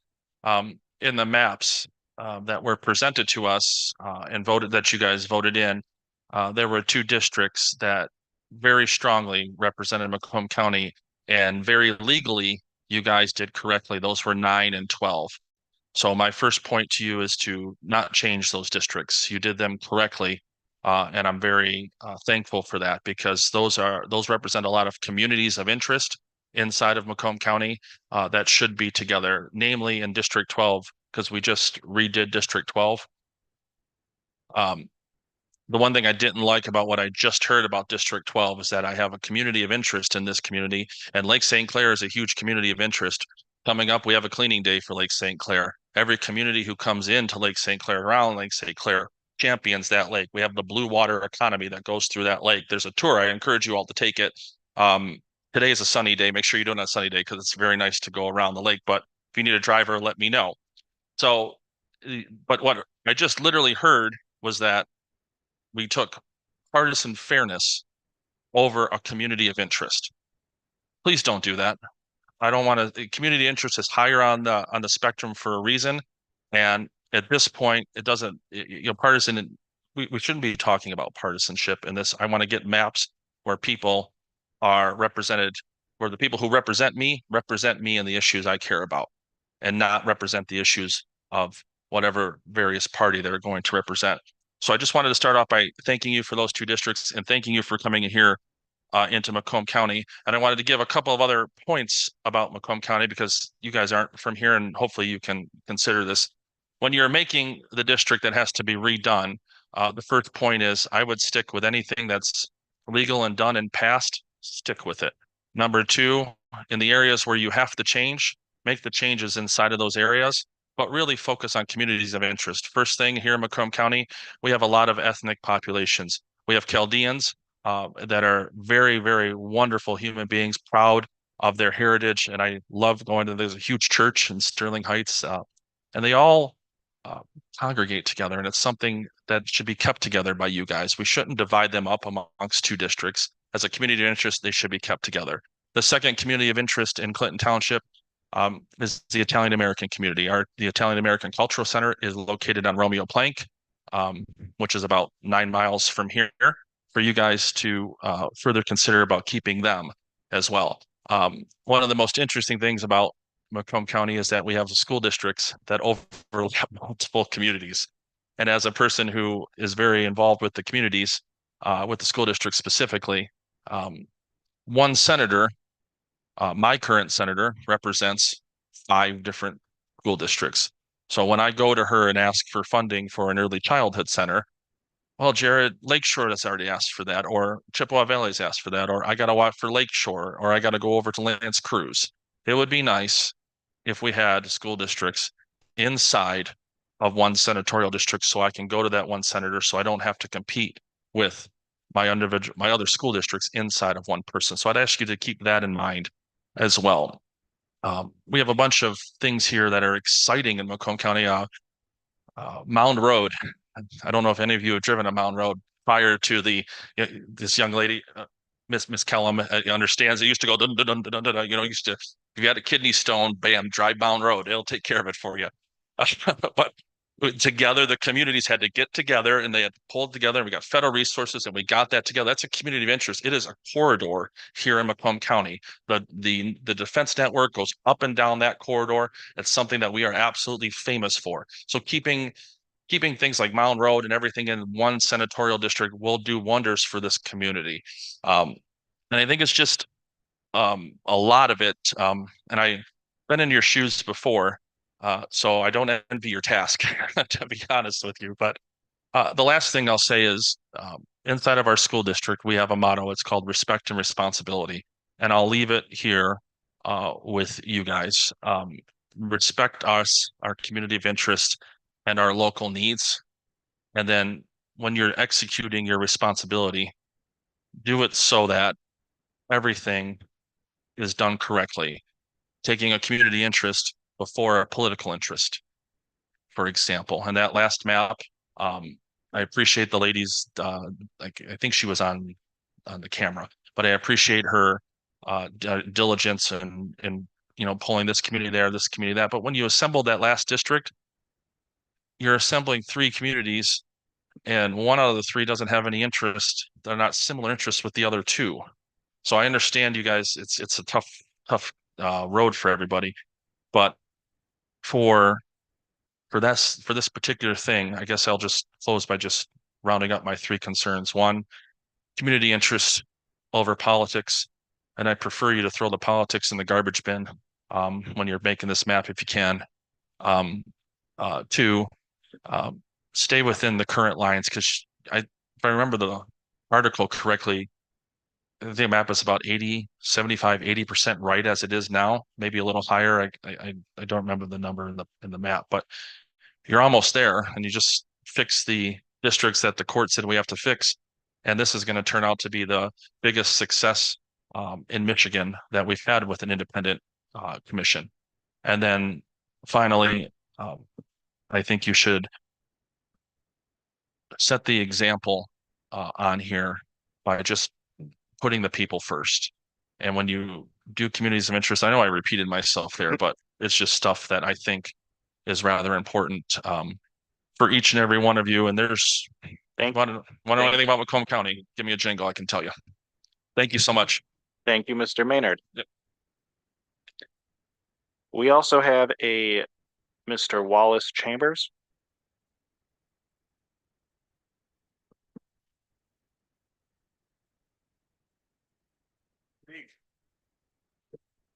How you doing? Good evening. Yeah, my concern is that it's almost like you're going to no man's land. Detroit have nothing in common with Macomb. We can't come to Macomb and do the same thing. Is Macomb can't come to Detroit. They come to Detroit and do what they want to do. But we can't come to Macomb. So it's like our ethnics and our background is different. It's like, our education, criminal, social, and human rights, everything is different. And by you crossing paths like that, it's almost like you scattering a bunch of people that don't even know each other. And it's like, it's like you got some people that, okay, you got elderly people that don't even come this way. Then all of a sudden you want to get them crisscross, they like blind, and it's like blind, don't know where, don't know what direction, what direction they going in. And I think all this remapping and everything is just like, it's like taking one side of the continent and putting it over here and taking this side and putting it over here, which don't even mix. And it seems like we should be just stay into our zones where we all been comparable all the, for these many years. And all of a sudden these years come up, everybody want to shift everything around. What my thing is, if it ain't broke, why are you fixing it? And then it seems like it's not make any sense to just go from here and there and there. And when the puzzle was already fixed, and now you want to break up the puzzle. So it's just not, it just seemed like out of comment, for the things that are happening right now. That's my opinion, because we are in a different situation. Thank you. This is Commissioner Kellum. I would love for you, when you have time, to, I know you just expressed some confusion and dissatisfaction with the process, and I totally get that, but please do go online and see what we've drawn so far, because we're a commission that's been randomly chosen, and this was in 2018. There was a ballot that chose to have regular citizens like yourself take on this process rather than to have politicians that have their own private interests redraw these maps. So every 10 years, this process takes place in terms of redistricting. So I would love for you to take a look at what we're drawing and look at your area to get a better sense of what we're doing for these Senate maps.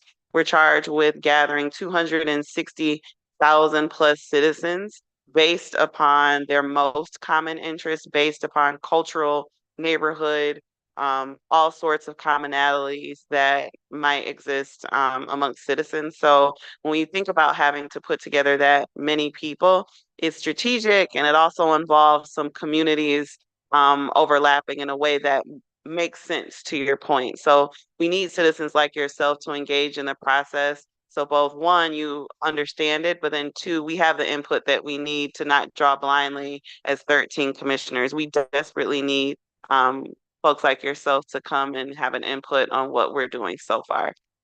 I think it's, is a decision made on because of your behalf, or what you think is more reasonable for what they doing for, No, the decision is made based upon an individual like yourself. The previous gentleman that got up here and educated us on, he doesn't like the way District 12 was just drawn live.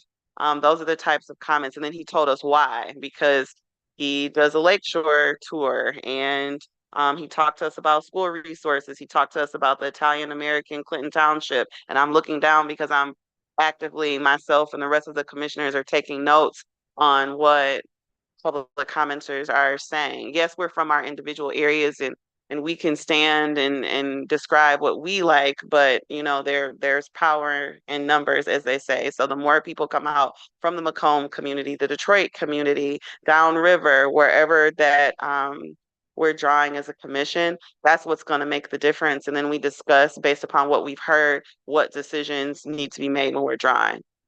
Because to me, like downtown Detroit, it's the main backdraft. I mean, it's the main center, the main piece of the puzzle. And it's like, why would you take from there? And that's where it's like everybody's coming here instead of versus we got to go there. And it seems like it all surrounds Detroit. Yeah. Versus, outside. Well, we have to draw other areas. So come out tomorrow, get online. Please do what I just asked you to do. We have another hearing on Thursday, and I would love to see you again. Okay. And we do have a Mr. Ryan in the back. If you could raise your hand, if you want to take a look at any of the maps we've drawn to get an idea of what we're doing, he can help you with that. Okay, we will return to Commissioner Zutella. Okay. So I would just like to comment that I did not say that I was breaking up 11 and 12 for partisanship. I did highlight how the changes that I made to that map, which were many, by the way, did increase or improve the partisan fairness numbers in it. But I did not say I was splitting that up because of partisan fairness. I also do want to point out that St. Clair Shores and Grosse Pointe, which has been identified as a community of interest, are still together in a District 11, which is why I drew it that way. Last comment is, we hear a lot from the public about communities of interest, and yes, we want to hear about those communities of interest, but we're trying to balance multiple different criteria, including multiple competing, sometimes communities of interest. And that sometimes means one community of interest gives way to another, because we're accommodating multiple factors. We're not only concerned about one particular thing that may be most important to the person speaking, but in terms of the overall map, may not be able to be accommodated. So there's a lot of factors that go into this process, and communities of interest is one of them. All right, so what do we have open right now, John? Yeah, so this is the plan that you just worked on. I assigned the water block. Would you like to run the analytical No, the if you can error just check save before it and moving? close it, we're going to move on to another one. Okay, there might be unassigned territory in it. Okay. You want to run the unassigned areas and continuity check? Go ahead and do that. Do the plan analysis. Okay.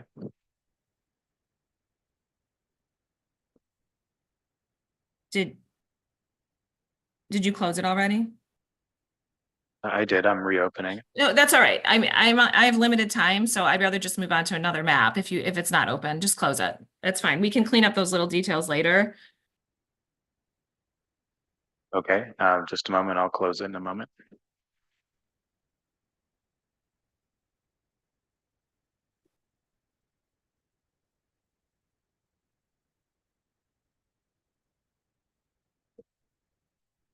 While he's doing that, I'll just say I do like the changes you made in 5 and 6, including well 5, 6, and 13. I was gonna do something similar. So Yeah, there's no reason why Northville City should be broken off from Northville Township. It just doesn't make any sense to do that. okay, the plan is closed. Okay, so I need I have 04. excuse me, excuse me, just a second. I got a question. On 11, District 11, you have a little tail, little curly Q right at the top of that district. Why? You're asking me why? Yeah, is that it just looks weird. It's for population and we're going to have nooks and crannies because that's how precincts are drawn. So we can't smooth out the edges. I thought maybe it was for a COI or precinct or something like that. It's a precinct. It's a precinct. Okay, thank you.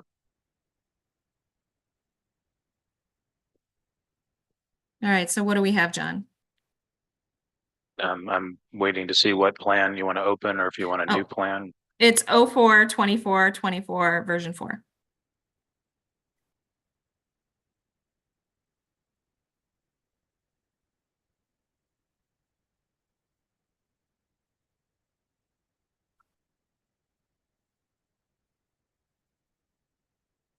Okay, you want to open that and look at that, or do you want to make changes to it? I want to make a copy of it and make changes to it.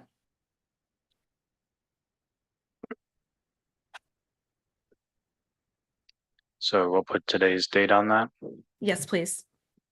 And I'm guessing this is version 2. There was a version 3 and yours was version 1, so you can keep it as 4 or you can keep it as or make it 2. Let's just do 2.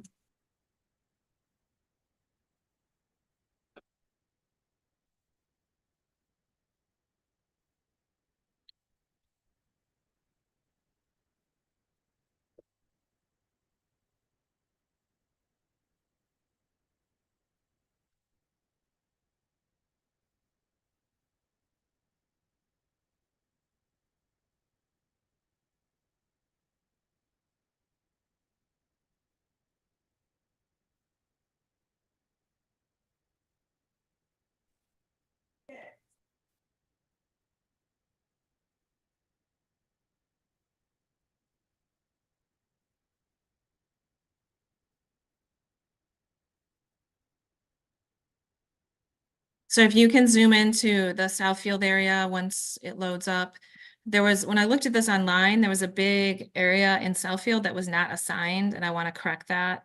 So that should be, I believe it's District 7.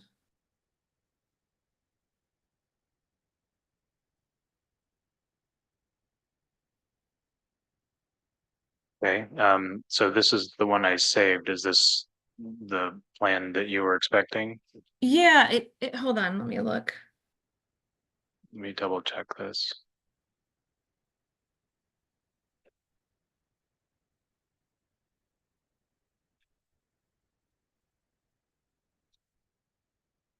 Yeah, it's the same plan, but the version that's online is missing a chunk next to Lathrop Village, but it's filled in here. So I don't know why that's not filled in, but that's okay. I have one other change I want to make to the map anyway, so.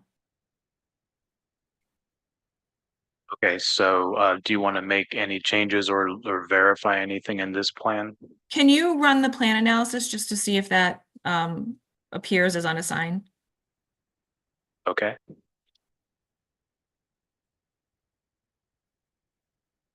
No discontiguity and no unassigned areas. Okay, all right.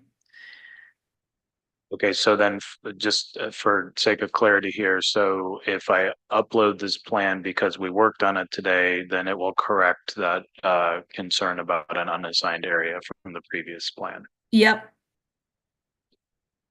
All right, and so now we're going to go over to between 10 and 11 because there's one other thing I want to adjust in this plan. Okay, so now making changes, okay? Yep, so if you can just zoom in a little bit more. So there's an area of Roseville that's currently in 10. I want to take that and put it into 11, and then I want to put Harper Woods into 10. So yeah, you see those, there's maybe three precincts, maybe 4 precincts.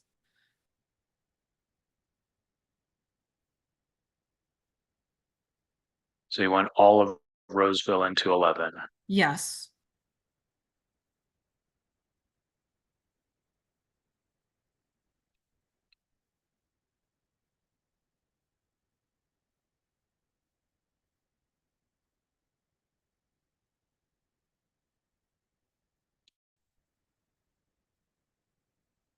And then you want Harper's Woods into 10.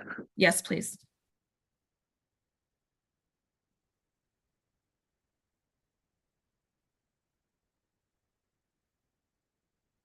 Okay. Right, and that's all I have for this map. So we can save this, and then I have one more I want to do.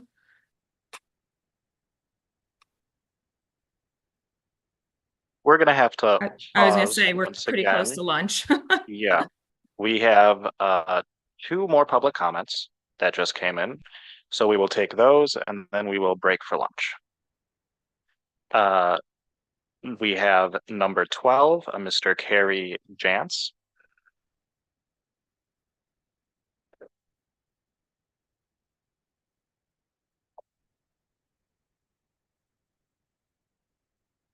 Good afternoon, Kerry Jantz from Clinton Township, Michigan.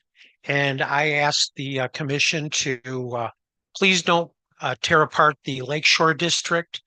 I know if it's not broke, don't try and fix it. Don't put politics over community interests.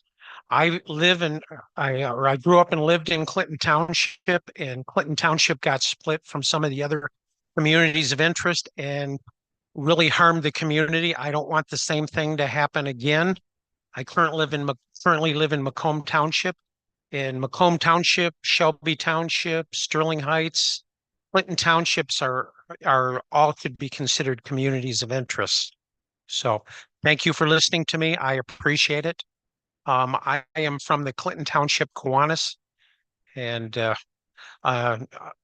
and a number of other nonprofits I'm a part of in Macomb County. So thank you for your time. Thank you, Mr. Jantz. Next up, we have Alex Birdie.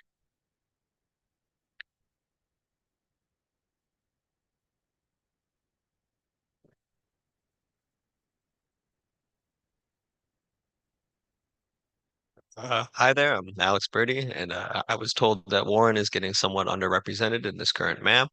We are a big and diverse city. I have personally knocked a lot of doors throughout Warren and find that with the many demographics inside of it, that it deserves a little bit more representation in this current map to not be split up into different districts. And that's about all I have. Thank you. Thank you, Alex. Is there anyone else here who has not had the chance to speak, either a first or second time, who would like to before the commission breaks?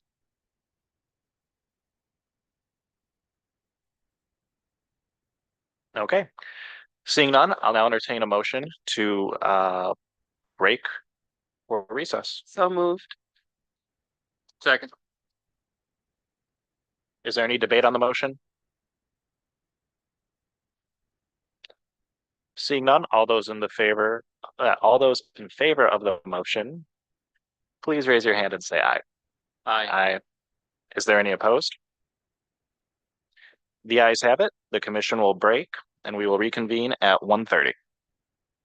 When we reconvene, we will be starting with more public comments before we return to mapping.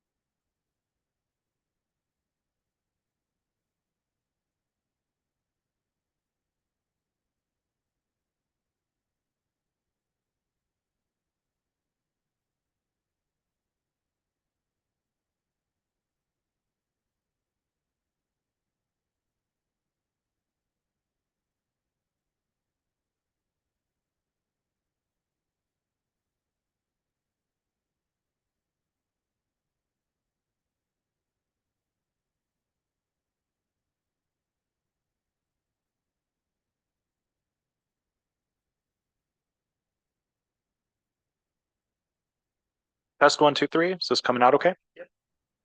Wonderful. Welcome back, everyone. As chair of the commission, I call this meeting of the Michigan Independent Citizens Redistricting Commission back to order at 1:33 p.m. Department of State, could you please take the roll? Absolutely, Mr. Chair. Commissioners, please say present when I call your name. I'll begin roll call alphabetically with Commissioner Andrade. Present. Commissioner Curry. Present. Commissioner Ede. Present. Commissioner Kellum. Who's somewhere? We'll come back to her. Commissioner Lang. Present, attending remotely from Osceola County, Michigan. Commissioner Lett. Present. Commissioner Muldoon. Present. Commissioner Orton. Present. Commissioner Zatella.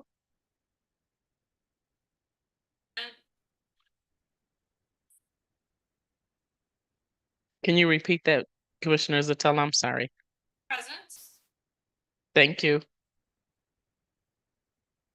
Commissioner Vallette. Present. Commissioner Wagner.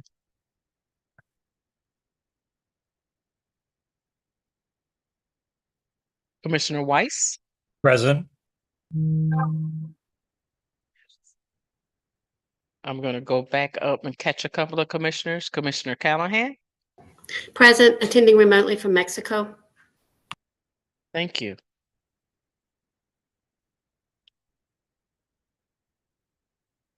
Commissioner Kellum.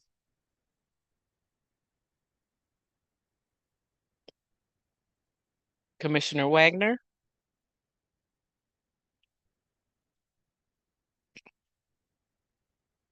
Mr. Chair, at roll call, you have 11 commissioners present. Thank you, Department of State. You're welcome. All right, at this time, we will resume public comments. And then after public comments, we will continue mapping. Just like in the morning, people will have 3 minutes to comment for a first round. And then if you're not concluded with your comments, you can sign up at a second time for an additional 2 minutes to conclude your comments, totaling in 5 minutes that total speaking time. We have a few folks who signed up and would like to be heard. We will start with Mr. Ahmad, Haider Ahmad.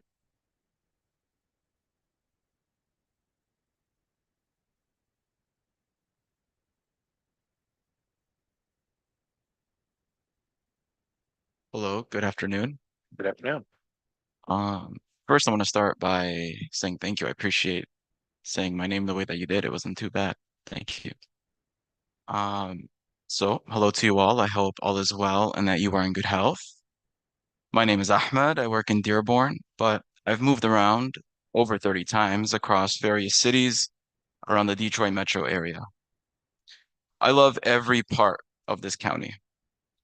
I'm here today because I want to keep my community of interest together. The U.S. Census counts people who hold Arab ancestry or others of Middle Eastern or North African, MENA, origins within the white racial category. And I know, looking at me, you know that ain't right. The fact is, the Arab American and MENA community has distinct issues and experiences. And national level data on Arab Americans obscure regional variations, such as disadvantaged communities in the Metro Detroit area. The Arab American and MENA community, though lumped into the white racial category by the U.S. Census, is quite distinct from the white population. Our community of interest lives all over the state of Michigan, not just Southeast Michigan. That is why we are asking that you keep Warrendale as part of our community of interest and add it back to District 2. District 2 is still below the targeted population threshold. I urge you to please consider map CDCOL version 1, April 29th, which provides enough consideration for our community of interest.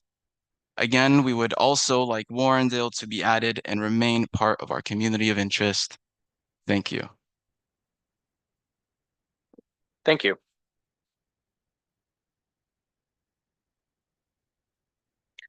Next up, we have Miss Jamie Rowe.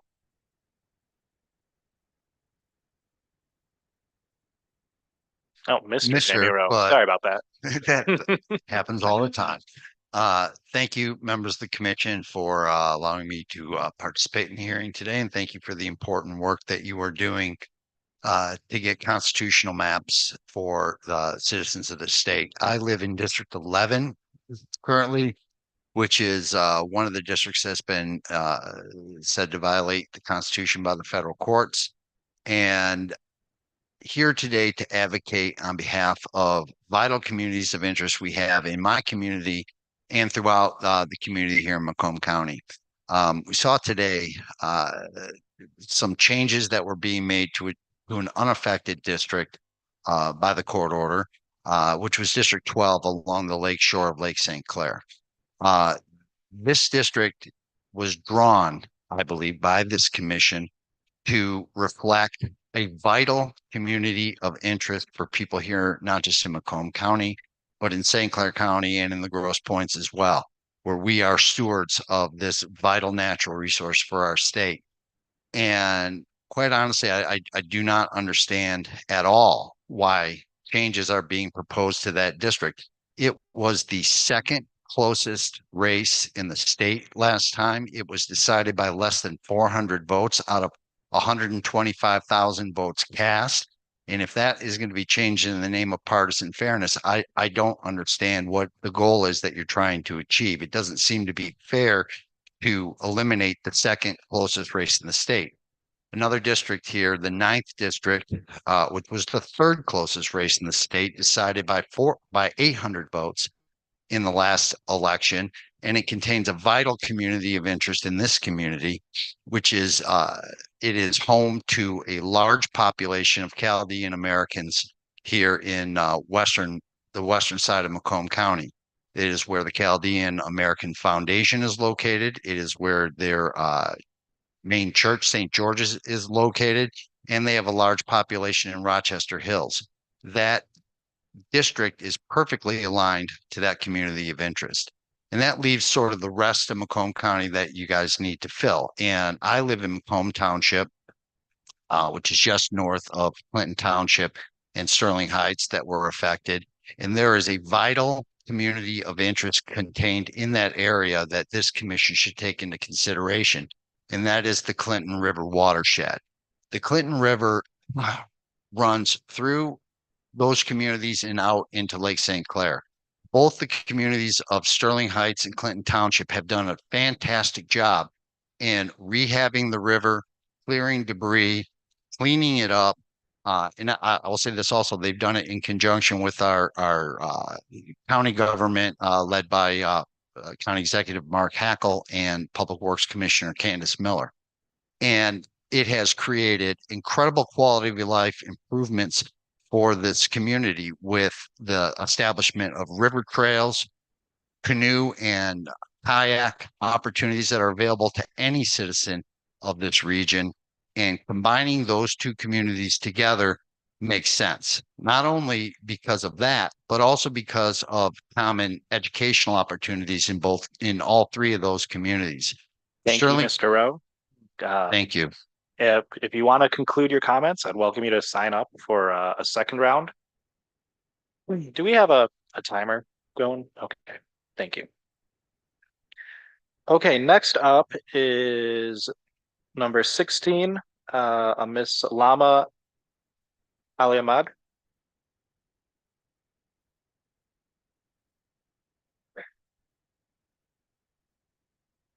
Hi, good afternoon. My name is Lama, and I live in the city of Dearborn Heights. I'm an Access member. Thank you, commissioners, for this opportunity to address the concerns of my community. Although we have the largest concentration of Arab Americans in the country, we have been disenfranchised as a community in the redistricting process as a community of interest. Our community of interest is spread across South Michigan, including Warrendale. Currently, District 2 is 4,800 below the target population. Please consider this as you reconfigure our community of interest and add Warrendale back in. Leaving our community of interest together ensures we can qualify its needs, and it would further ensure they can develop programs that meet the needs of these communities and acquire funding to this.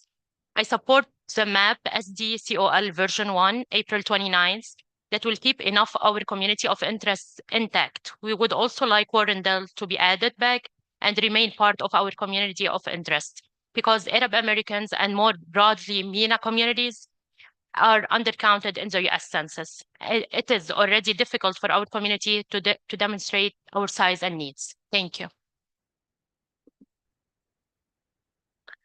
Thank you, Amma.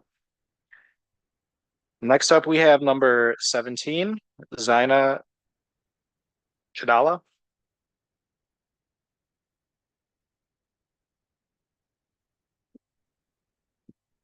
Hello, everyone, and thank you for having this hearing. My name is Zaina, and I live in Dearborn, and I want my community of interest to stay together.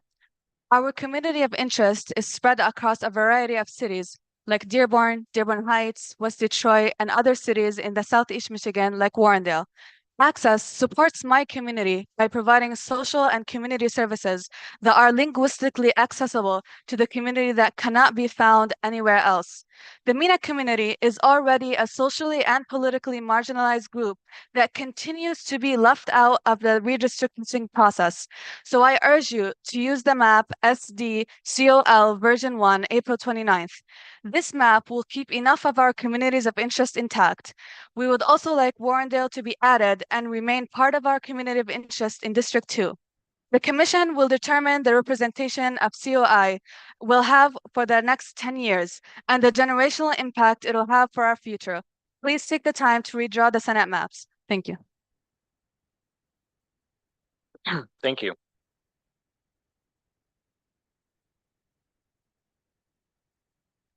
Next up, we have Michael Howard.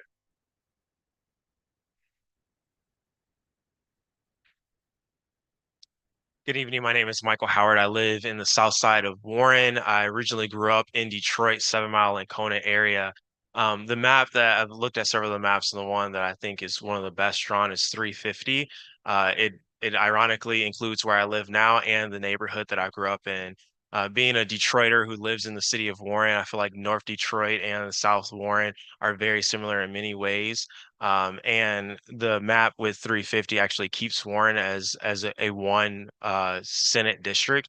And with Warren isn't like it used to be decades ago. It is very beautifully diverse across the city, and keeping it as a whole. I wasn't entirely favor with the House maps because it did split Warren up into 4 different House districts, which diluted some of the potential representation and appearances of elected officials. But with this Senate map, keeping it as a whole, I believe we can get the adequate representation that Warren deserves. With the House maps that was passed, it split like Fitzgerald School District up into 2 different House seats, which is where I live in Fitzgerald School District, and it split up some of the other school districts. So keeping that in mind about when it comes to the Senate maps, not breaking up the school districts, which 350 doesn't do that. It keeps Warren as whole and includes East Point, which is very similar to that side of Warren. And so just thank you for for the work that you guys do. I know it is not easy and no stretch of the imagination. So thank you for your commitment. Thank you, Mr. Howard. Is there anyone else who has not had a chance to speak for a first time?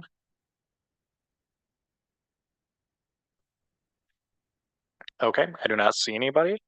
We will now move on to the people who have signed up to speak a second time, and we have Mr. Jamie Rowe.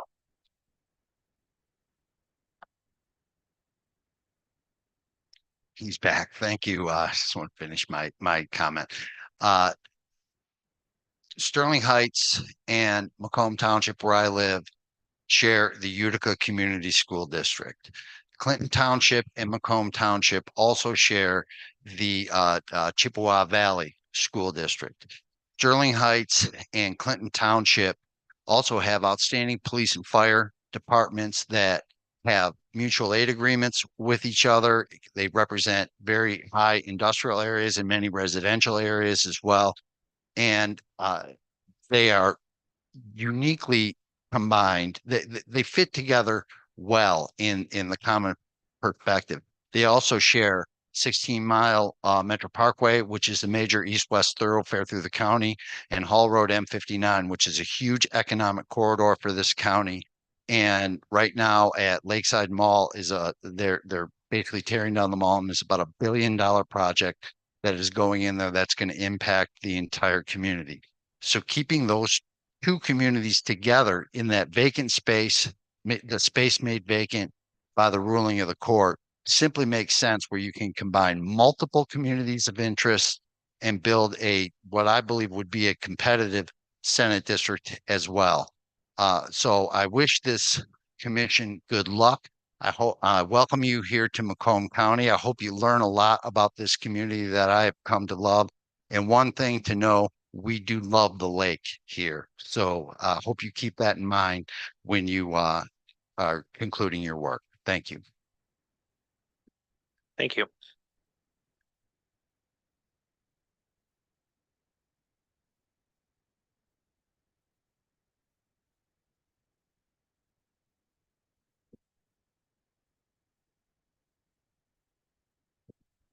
Mr. Chair, I would like to acknowledge Commissioner Cullum's presence. Commissioner Cullum, would you please share that you're present? Present. Thank you. Thank you. Well, that concludes the folks we have signed up for public comment. So at this time, we will move on to continue mapping as we were earlier. However, if more folks do sign up, and once again, you're more than welcome to sign up until 7 p.m. We will come through and hear you. Oh, do we have a second sign up? Did you sign up again, sir? Please approach the microphone. I just wanted to when you look at the city of Warren, East Point, and North Detroit, it is truly a partisan fair map. You can look at the presidential, but even if you go all the way down to like the Wayne State Board of Governors race, it is genuinely like a very purple district, which I think is what we want. We want to fight for equality, and we don't want to marginalize anybody, whether we agree or disagree with their political views. And so when you're looking at partisan fairness, I think it actually does the job. So that was it. Thank you. Thank you, Mr. Howard. So once again, we will move back to mapping at this time, but anybody who signs up to speak before 7 p.m. will be allowed to speak. Please show up, speak up to let the commission know about how you want these Senate districts configured. We'll return to mapping. We once again have some representatives from EDS with us, Mr. Morgan and Mr. Stegall, and we were working with Commissioner Zatello. Good afternoon, John. Could you make a copy of map 042924 SD COL V1? And just for clarification, this is the map that a number of people have mentioned is representing the MENA community well. And another number of other people have mentioned it. It's map number 350 on the portal. So I want to make a few changes to it, but I'd like to create a new version for today's date. So if you could copy that, I would appreciate it. So Okay, it was 0429 version 1. Okay, let me open it first before we make the copy and just confirm that this is what you want.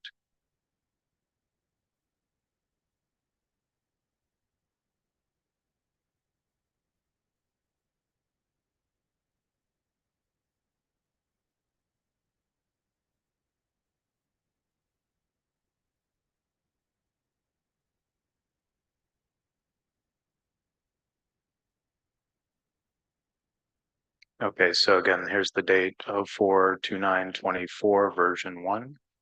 Yeah, that's the map I want. Okay.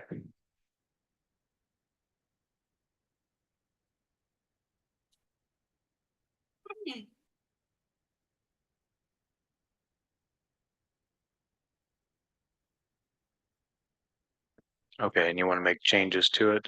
Yep, so if you could save it as a new version.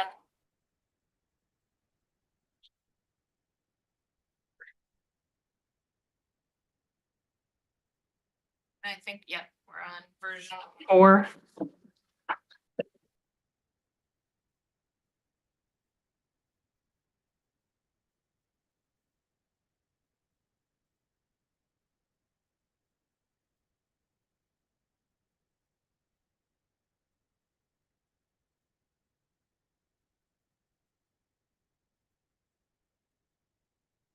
All right, we're gonna zoom into District 11. And if you could move that active matrix down to the bottom again, I would appreciate it.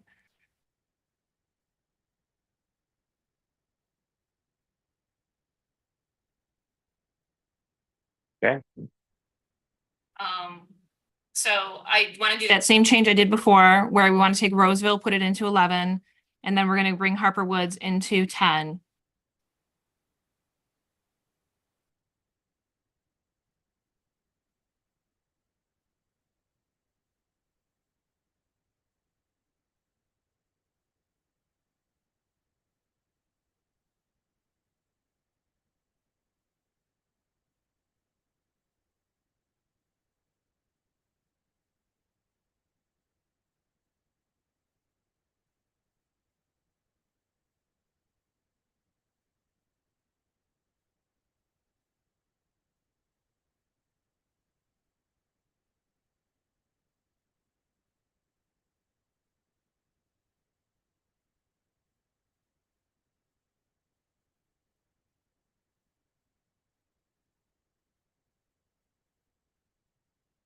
Okay. And then I want to go up to the top of 10. There's one little precinct that's pulled out of Sterling Heights. Can we put that back into, or put that into 8?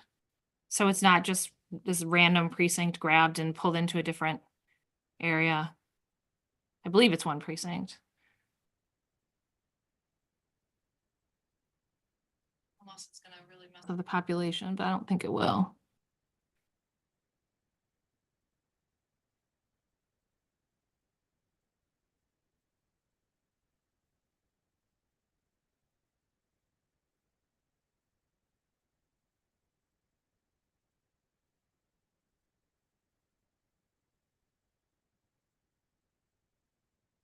Looks like we're still good. Okay, so let's go over to the border of 7, which is Southfield. And I want to shift around part of 7 into 13.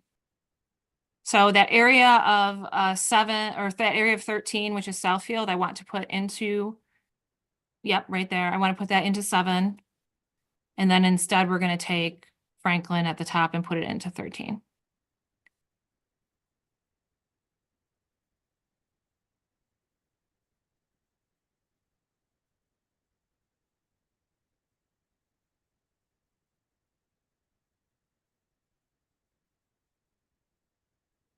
Yep, and if you go to the upper northwest corner of 7, Franklin is a community that can be put into 13, and then you're going to come over and do Bingham Farms as well.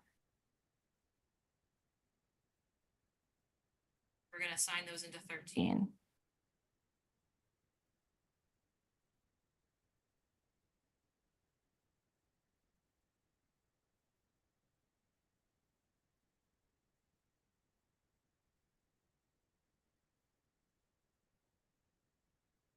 And then I think we're going to need to take one more precinct out of, yep, Beverly Hills and put that into 13. And we should be back to population deviation. Okay. All right. So that looks good. So let's go down to the border between 2 and 3, which is the Dearborn.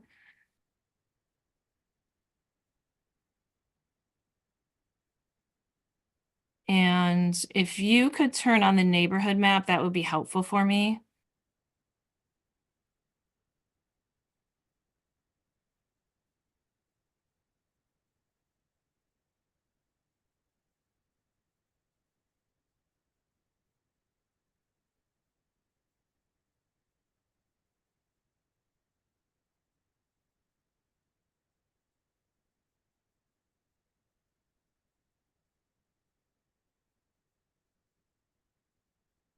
So could you just select Warrendale and tell me how much population is in there? Because I think we're gonna have a population issue trying to move that into Dearborn.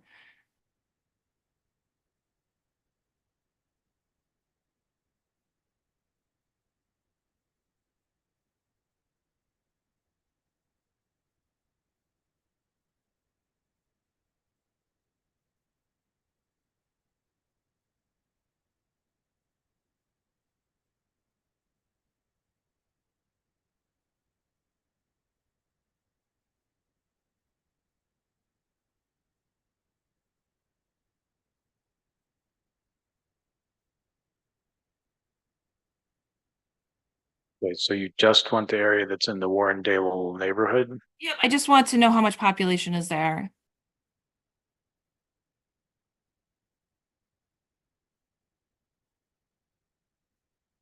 So far, we're at 12,700.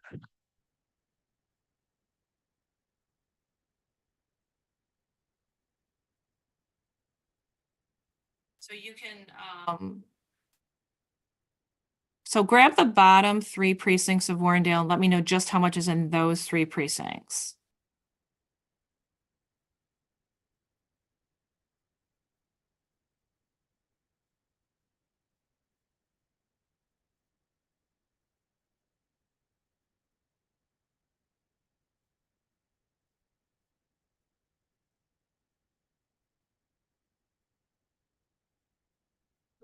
Eighty 8,400. Dearborn is currently, so Dearborn can definitely take it. So why don't we put that into Dearborn? And then 3, that's gonna put them a little over, but I think we can maybe move Three is under now. under, yeah. So those 2 precincts that are just to the east that are also part of Detroit, but it's a different neighborhood. They're kind of on my screen covered by the active matrix. Yeah. Can we move those back into 3 and see if that will balance the population a little better?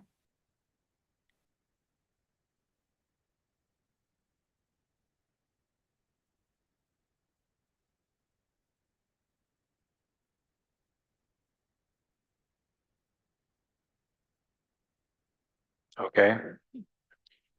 So that gets us back where we are. So, all right, let's just leave that there. And let people provide feedback on it. So the other alternative is we could probably take out some of Lincoln Park and maybe put it into 1. We could pull Melvindale out. That would be about the population of Warrendale, but we received a lot of comments about wanting Melvindale to be with Dearborn. So I would be open for suggestions from the MENA community about how differently they would want to do this. Because, you know, it's a population issue. There's a lot of people that live in Warrendale, and to bring them in, something else is going to have to come out. And the question is, what is that going to be? So, all right. And I think otherwise my population is good. So that's all I wanted to do on this map. So if we can just save this and we can run partisan fairness on it, take a look at that.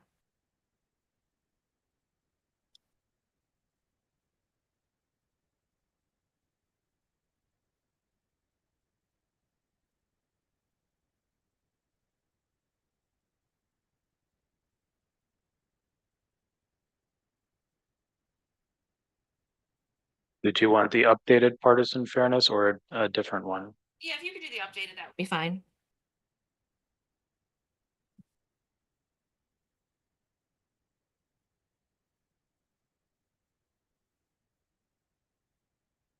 Okay.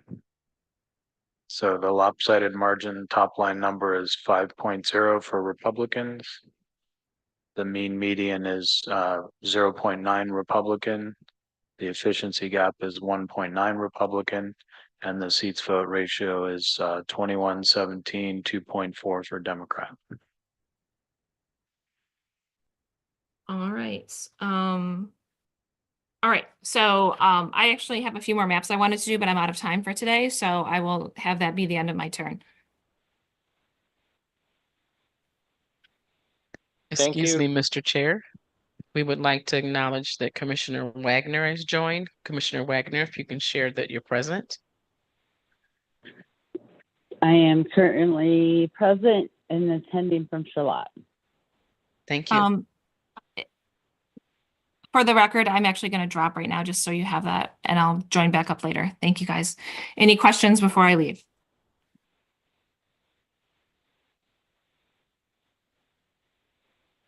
I do not see any questions, Commissioner Zatello. Thank you.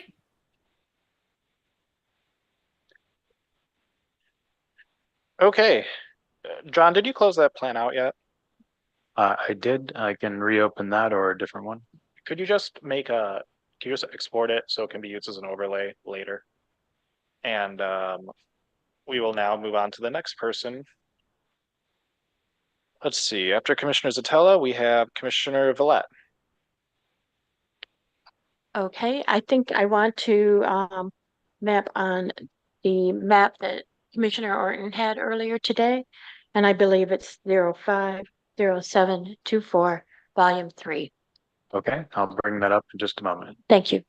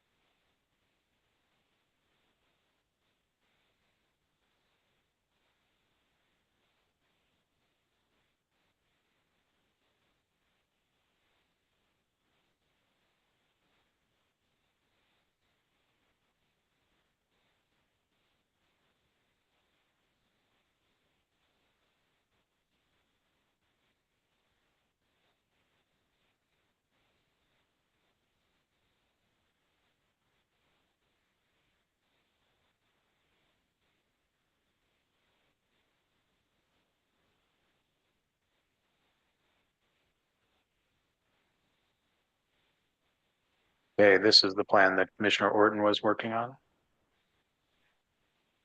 Thank you.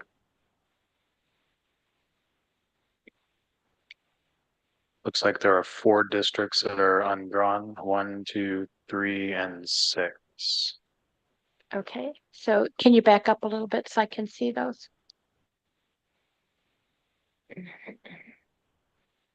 Okay, so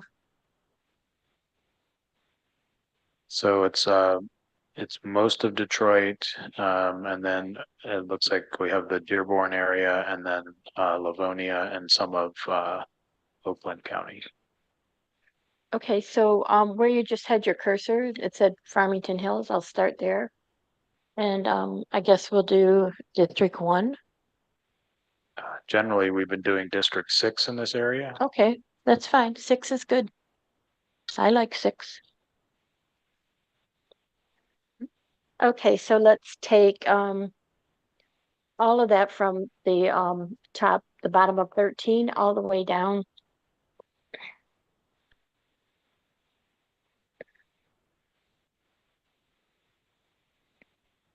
All the way down Livonia and Redford.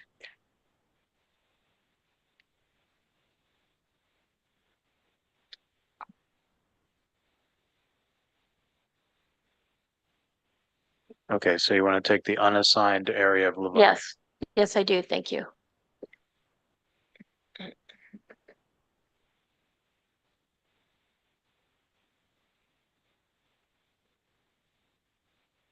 Okay, that leaves 130,000 short, and then you said you wanted Redford. Redford, yes, Redford.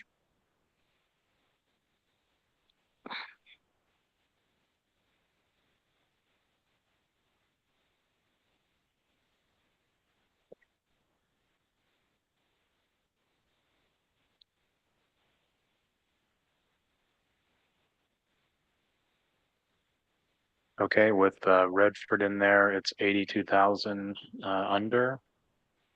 So you have this area is Detroit, and then to the south is Dearborn Heights. And then you have other districts, 5, if you wanted to look at that.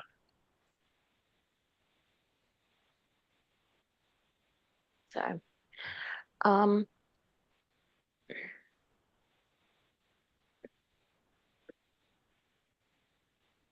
can we do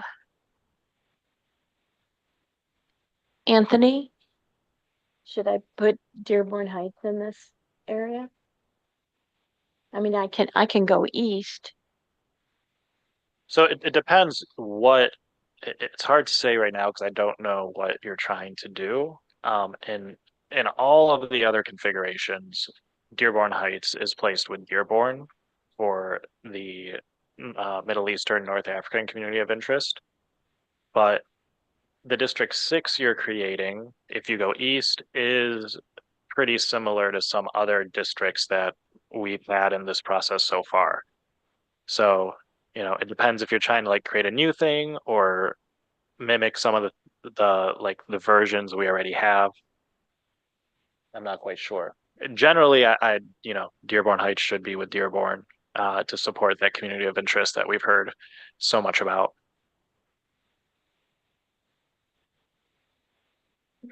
If I put Dearborn Heights and Dearborn in this district, would that work? I mean, would that be okay?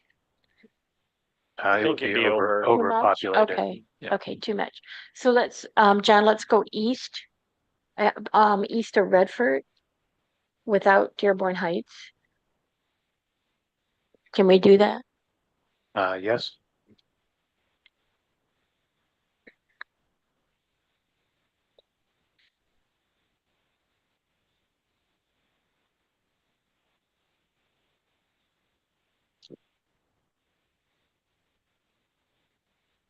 Okay, do you need the neighborhood maps or not at this time? Yeah, the neighborhood would be great. Thanks.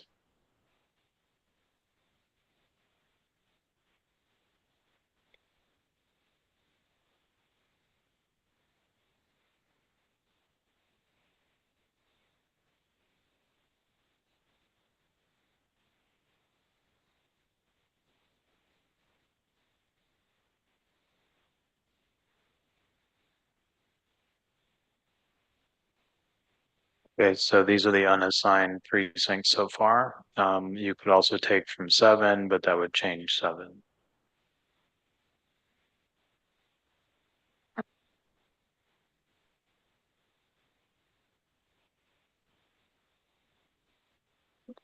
The area that says 5 points, the I, Oak Grove, put all of them into 6. Okay.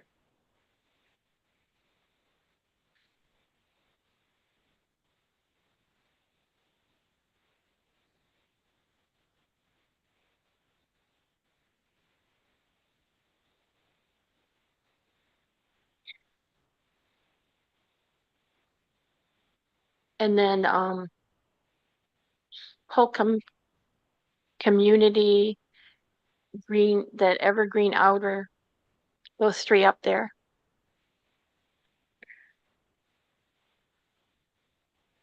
So if you don't want to change District 7, I'm just going to lock that. Okay.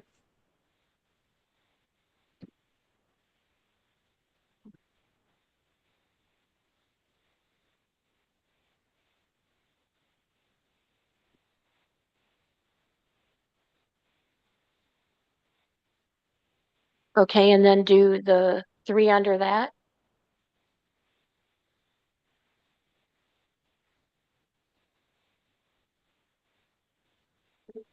You want to write more?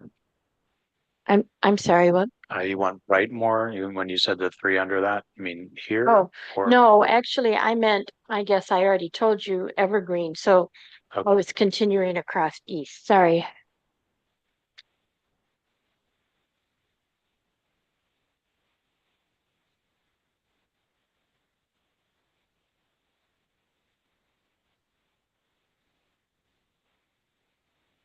And College Park too.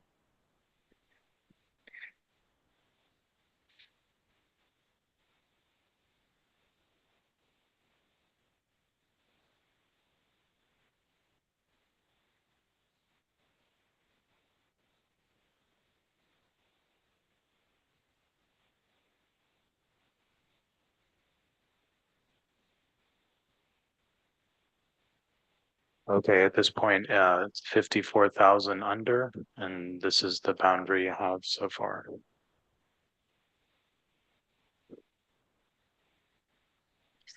And is that with College Park?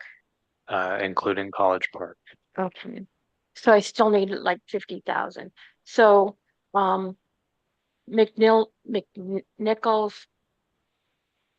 North Rossdale, Prairie, St. Mary's.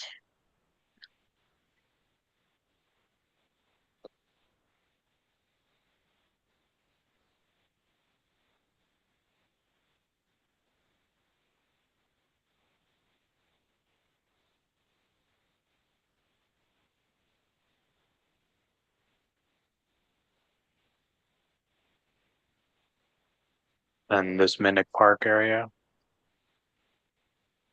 Or not? Yes.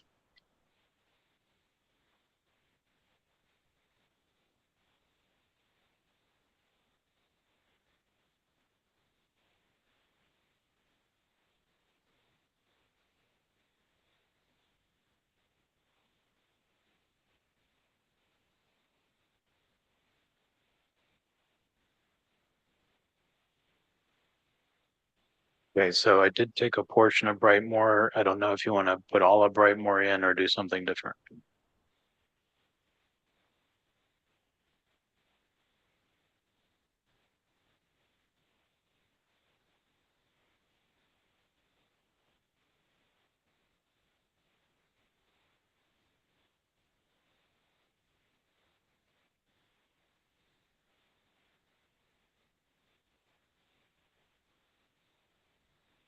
Yeah, go ahead and put Brightmoor and that Eliza Howell, the Castle Rouge.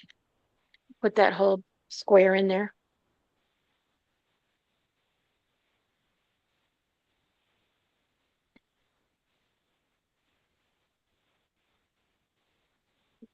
Okay, still need 25,000. With those in there, Brightmoor and okay. Yes. Okay. And then Rosedale Park, Westwood Park, over to Grand River, St. Mary's.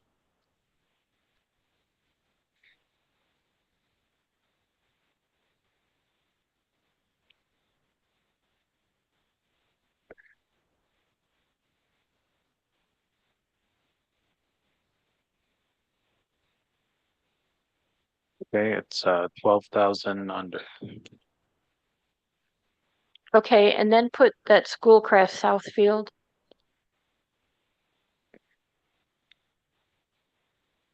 And the Cadillac community as well. Yes.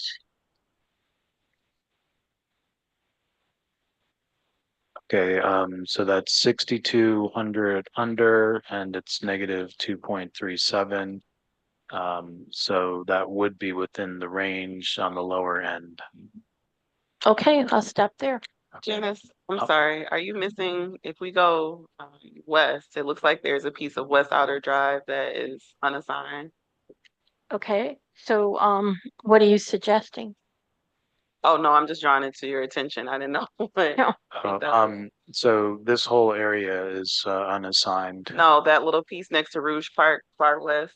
Where? Oh, Next to Rouge. what are we talking about? Yeah, this is a park area, so this is also unassigned at this moment. So the West Outer Drive and Rouge Park. Oh, okay. Yeah, it's because it's green, because it's parkland. It,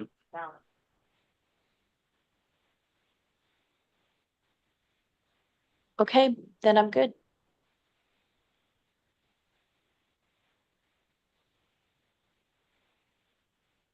Could you change the color of that district while we're at it?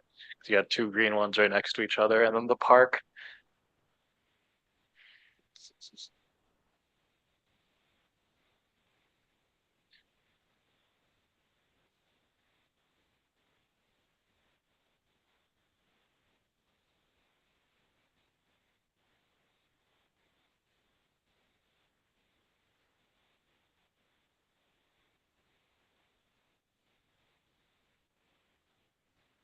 okay. Okay, thank you, Commissioner Blatt. Next up is Commissioner Wagner. Is she here with us today? Did you join in? Wonderful. Yes, Commissioner but Wagner? I'm going to have to pass because unfortunately I joined by phone and have nothing to look at. So I will pass to the next commissioner for now. Thank you. Okay, thank you. Next would be Commissioner Weiss. Okay, Oh, John. you know what? Commissioner, before you continue, we do have someone who walked in for public comment. Now would be Sure, a go good ahead. time to hear from them. Is Mr. Leon Moorhead here?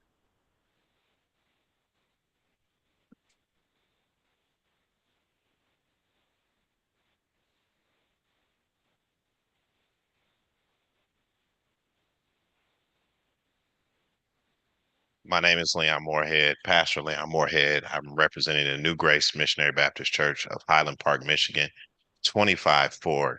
Zip code is 48203. We are extremely disappointed with some of the ways that things are moving because we are now redistricting us into areas that do not have any of our representation. We are a very strong community that has had representation and that has allowed us to have homegrown representation. But now, if you're pitting us against those that have resources 3 times that we now have no longer the ability to meet. Now, I do believe in David versus Goliath, but now it's Goliath times 3, and that's just not fair. So we are asking that you all seriously consider allowing us to have our district be closer to those that we are in the same boat with, closer to the same. And we understand that diversity is important. We are keenly aware of that. We are very aware also that our population is depleting and you have to find the numbers from somewhere. But we're requesting that you please find the numbers somewhere close to us, not somewhere far from us, because it is not fair for us we're trying to teach our people to become more involved in the process. They are no longer going to be involved in the process. It's only so many times you can be supremely outnumbered before they start giving up. And it's now a time where we want to have them to continue to fight.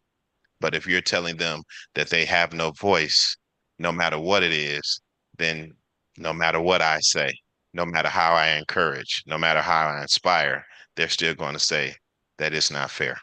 Thank you very much. Mr. Moorhead, before you go, we have a couple comments. I have a comment. I'm behind the screen. I don't think you can see me.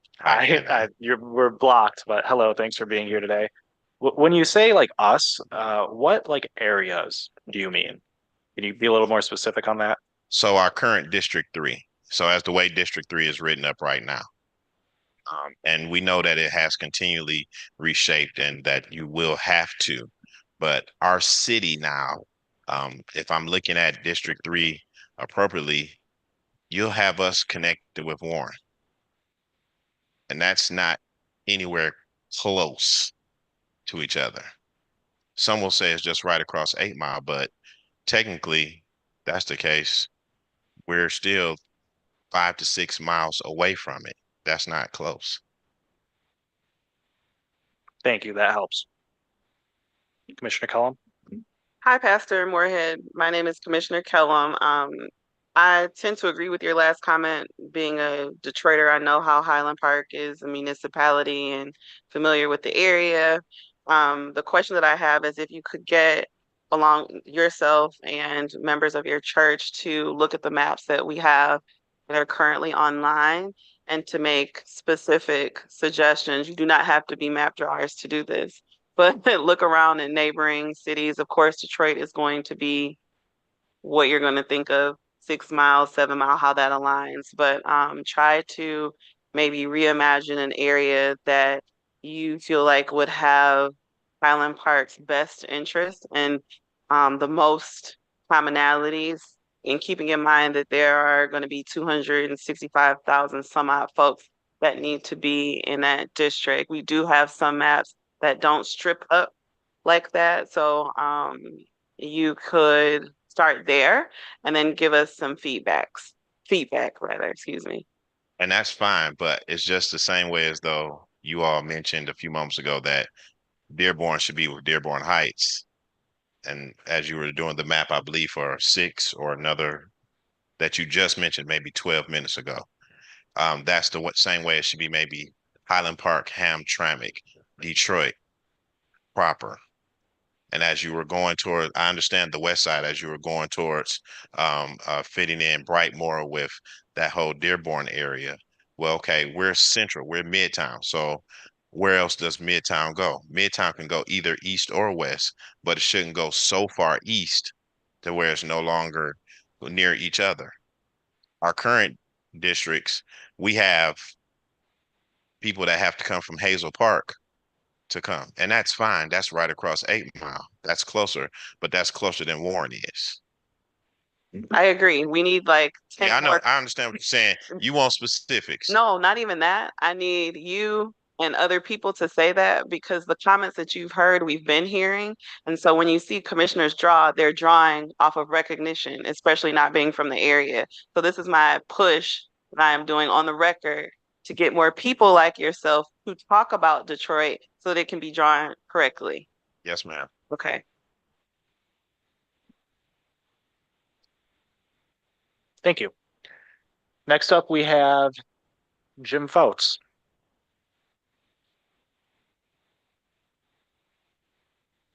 To begin with, I'd like to commend you for having this hearing in Warren. I think it's valuable, and I'm sure you've had them throughout the state.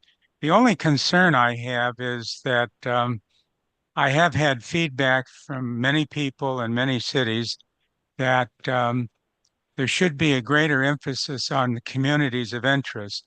I'm not sure that mixing up counties is necessarily a good thing. For example, the district that I currently live in for state rep includes Hazel Park and Madison Heights, as well as Warren and Centerline. I think Warren and Centerline have some common interests, but I think communities in another county should, as best you can, try to keep them in that county.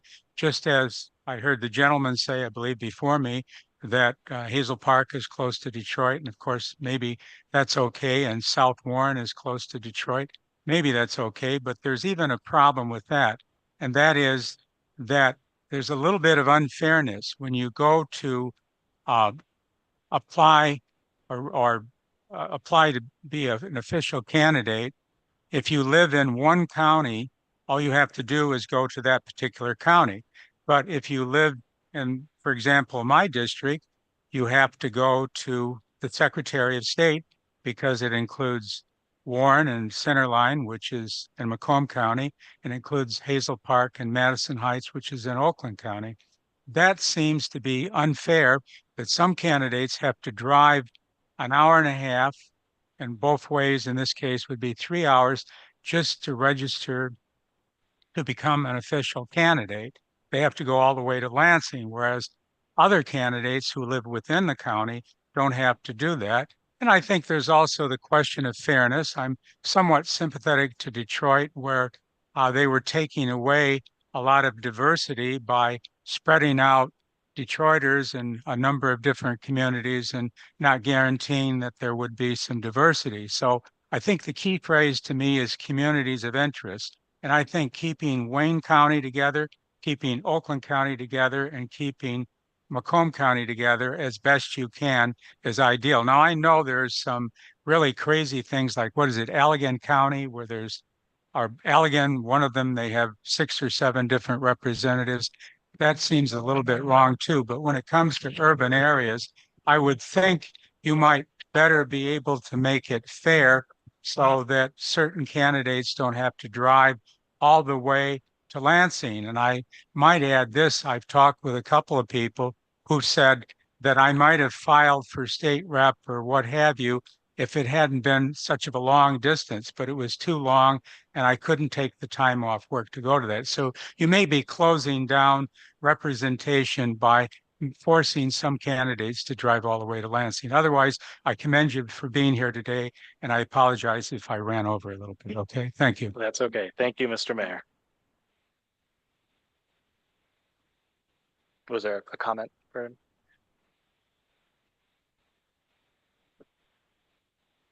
Okay, we will now resume mapping. Once again, anyone who wants to sign up to speak or speak a second time is more than welcome to, and we will hear from you. We were on Commissioner Weiss. Mr. Morgan, would you please bring up the map that was just worked on, please?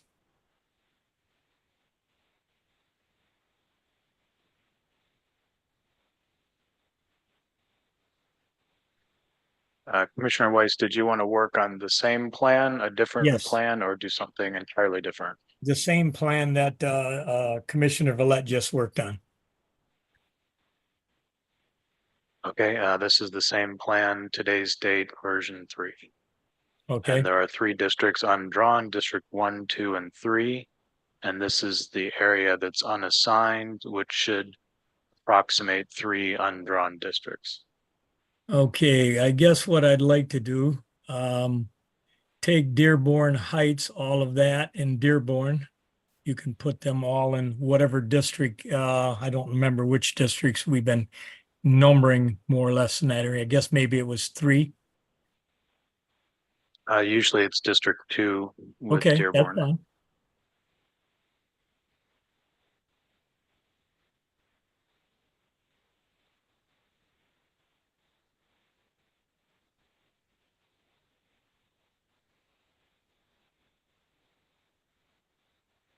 Okay, so Dearborn and Dearborn Heights. Yes.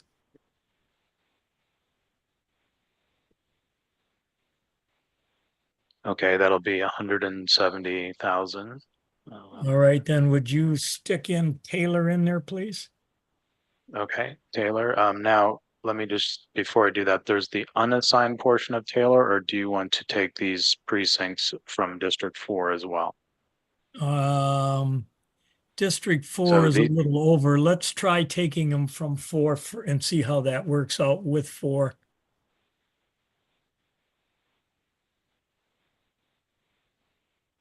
Okay, District 4 is closer to 0. Okay, good.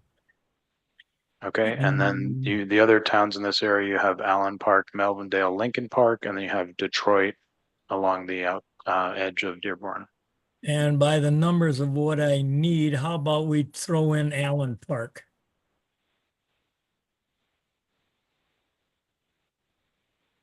Okay, that works out to be right on.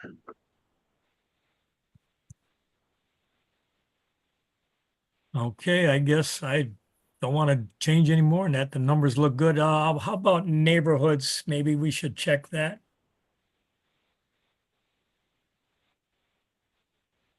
Okay, so at this point, you did not take any of Detroit. You want to look at the neighborhoods of Detroit now? Yeah, For what I just did. Yeah, another yeah. district. Okay. The district I just drew, yes.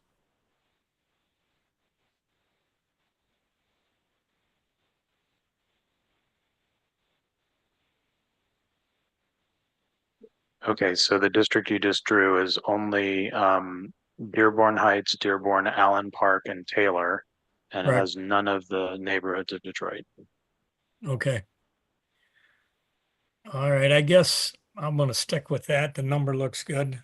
Don't have any areas that are unassigned in that group or split up by what I see.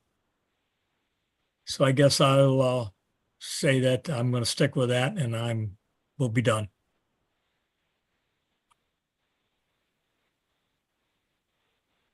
Thank you, Commissioner Weiss. Thank you. Next up, we're going to go back to the beginning of the list, and that starts with Commissioner Andrade.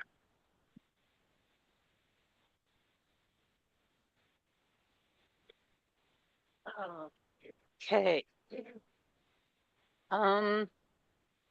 Let's close this out for now. Okay. And if we could open the one Commissioner Zatella was working on, I believe it 0507 24 version 4. Okay, do you want to edit that one or make a copy of it? Make a copy, please.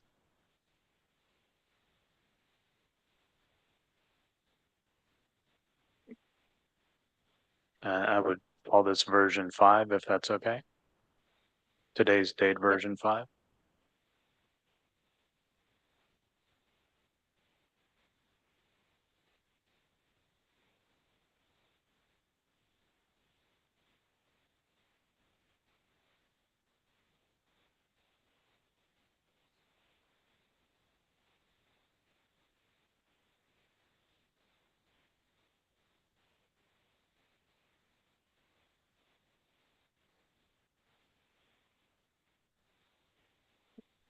Okay.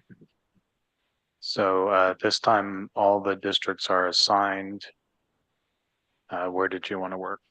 Yeah, so what I wanted to try to do, and maybe you can figure out the best way to do this, is make 12 be the original 12 from the Linden map.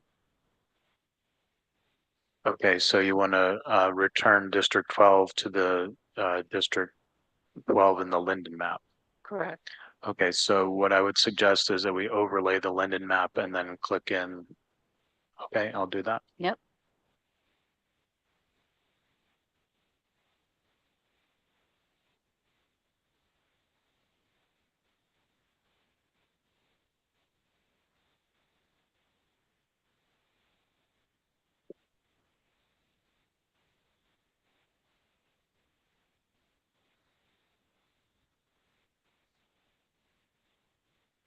So what I'll do is I'm first going to add the territory and then I'll take away the territory. Okay, sounds good.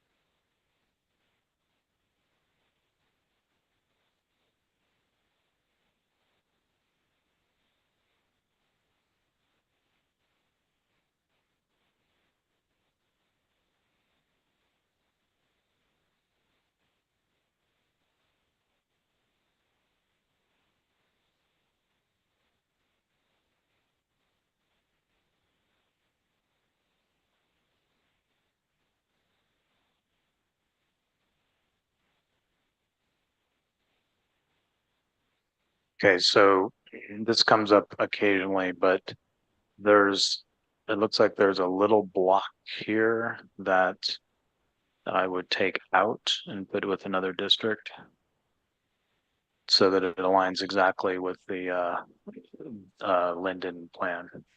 Okay.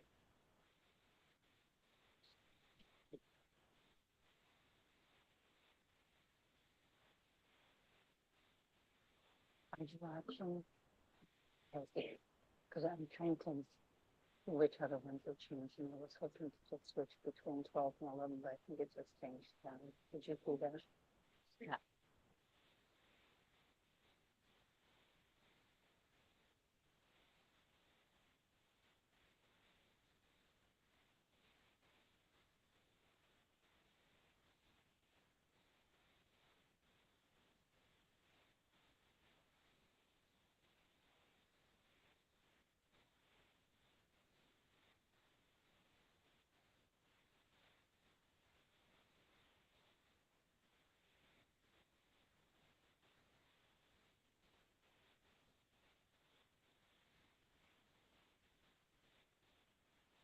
Okay, so this area here that's assigned to District 12, would you like to assign that to District 11 for the moment? Yes, I would. Okay.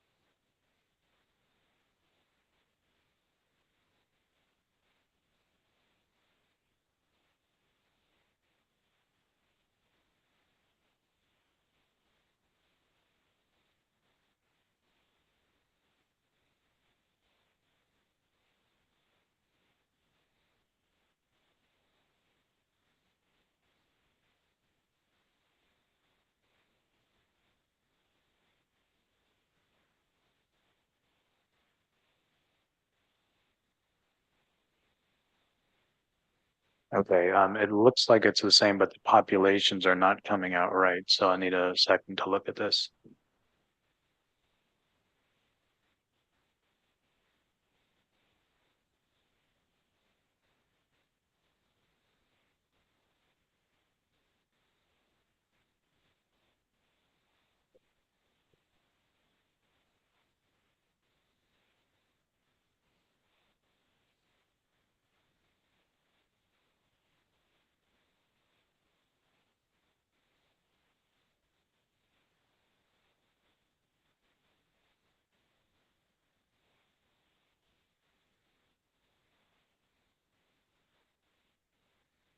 Okay, so because we know that the Linden plan for District 12 has a specific population number, it's not aligning correctly. So what I'd like to do is to export this as a shapefile and then bring it back in, and I think that will resolve the problem.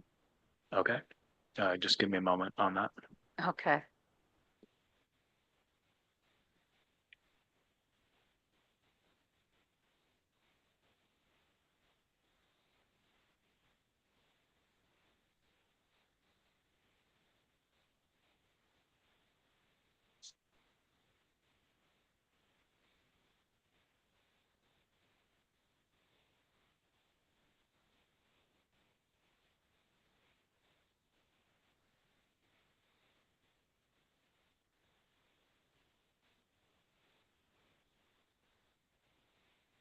While that export happens, we do have someone who's signed up to speak a second time. Mr. Moorhead.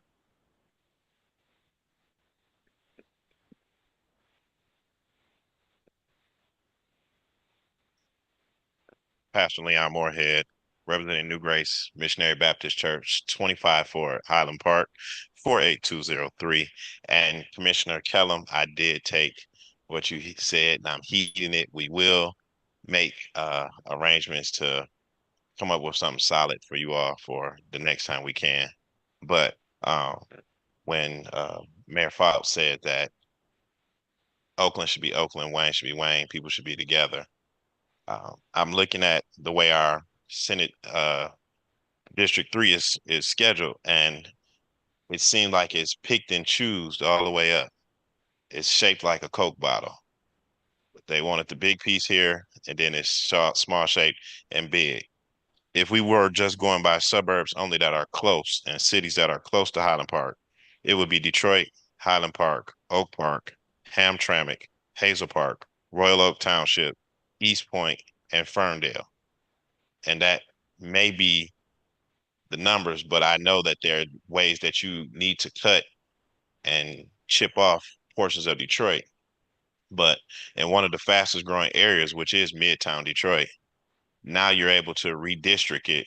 And maybe if you're going to make it a mostly suburban thing, it can go to those ways, but it still has to be to where we can be fair, where we can still have our own representation, where we can still encourage our people that the needs and remind them that the needs of Highland Park and the needs of Sterling Heights sometimes are the same, but most of the time they are not. So I am going to take heed to what you said, though, and I will work on it, ma'am. Yes, and so I think you're talking about the Linden map. I'm not sure, but look at the other versions. There are a lot, but look at the other versions and kind of pick and choose what you like about some, and then that might help to inform what you and whoever you work with,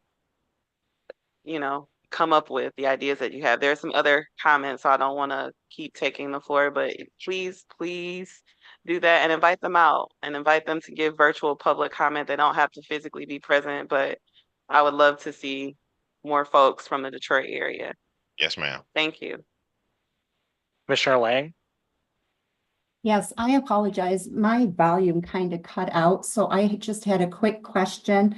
When he was giving the name of the different cities or areas, were you saying that you were in favor of those being with Highland Park? Well, no, I'm saying that if you're doing it as connecting suburbs, those are close suburbs to us. Okay. Sterling Heights is not a close suburb to us. Okay, thank you. Can you repeat You're welcome. that? Commissioner Curry. Yes, can he repeat, can the pastor repeat those names he just mentioned for Highland Park? Those, Yes, ma'am.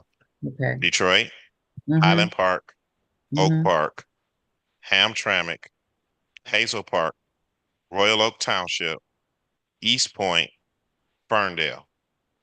Okay, thank you. You're welcome.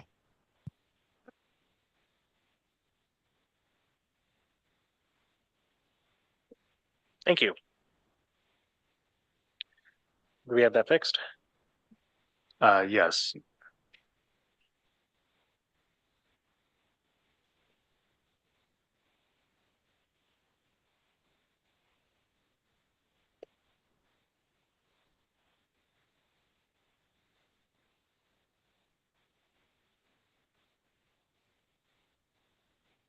Okay, so the population of the District 12 in Linden was 6478, and that's what this population is here.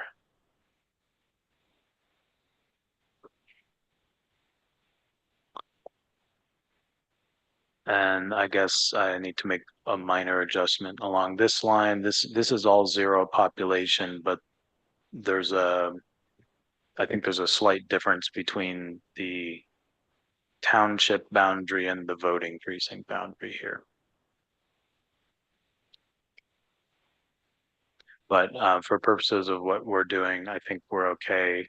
So I assigned this area into District 11, and District 10 and 11 are out of alignment.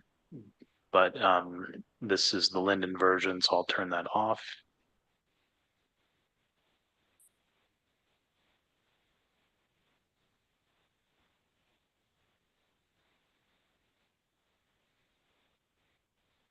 Okay, Commissioner. So 11 is overpopulated by 17,000 and 10 is underpopulated by 13,000. Okay, so what I was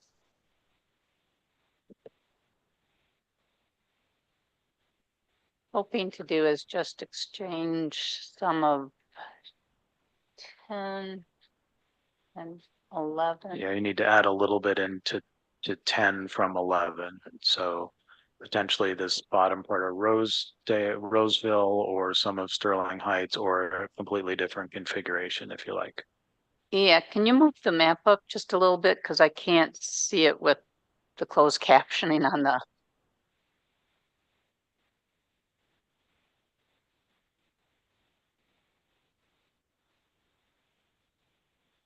I can't see the bottom part of the map there.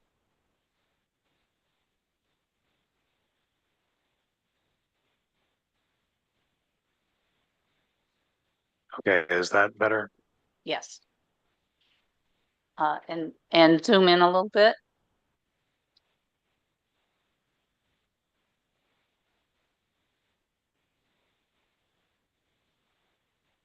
So if we can take the portion starting from, yes, the south part of 11 and put that into 10 under 696. Okay, so you want to take Roseville or Sterling Heights? Roseville, no, okay. Roseville. Sure.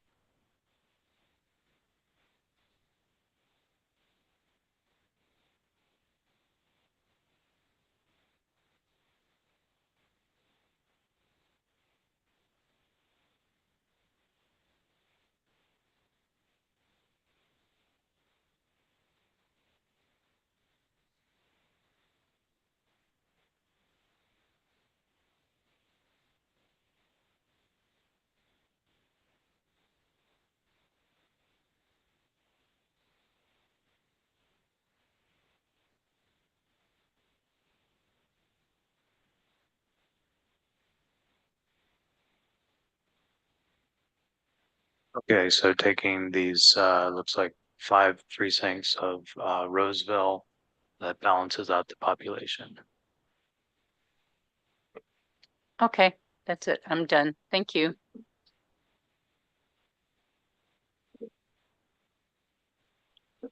Thank you, Commissioner Andrade.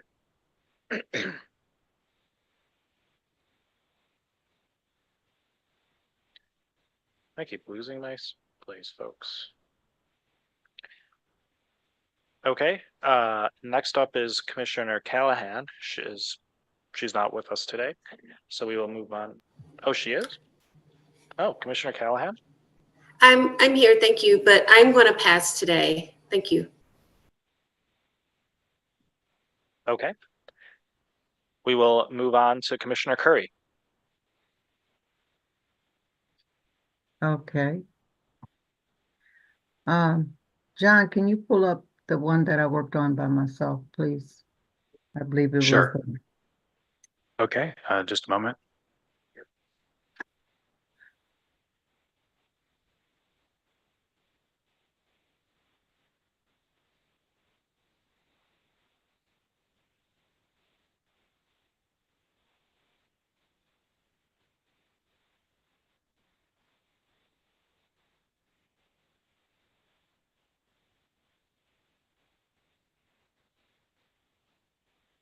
It'll be just a moment. Okay.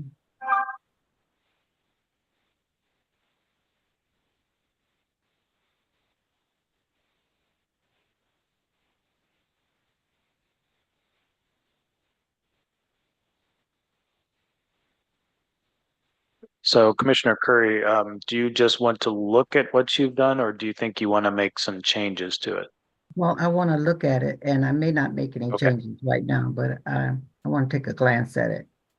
Okay.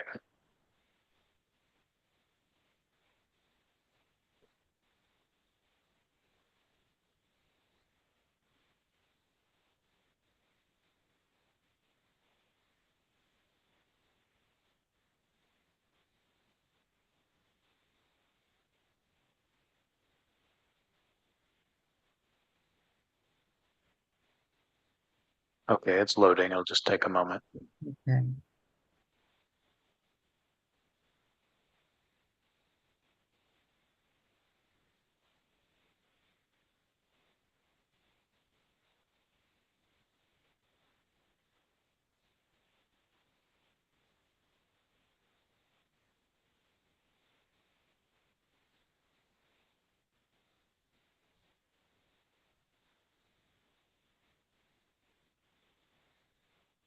Okay. Just a moment. We have to open the program again. Mm-hmm. No problem. We will be breaking at 3. But Commissioner Curry, when we return, it will still be your turn to take a look at this. Okay.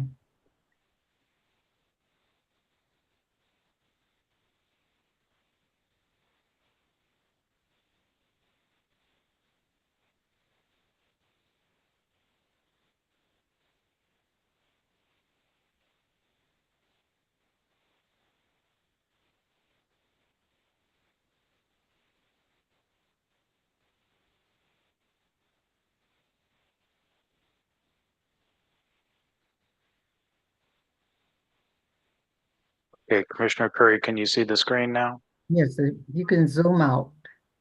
All right.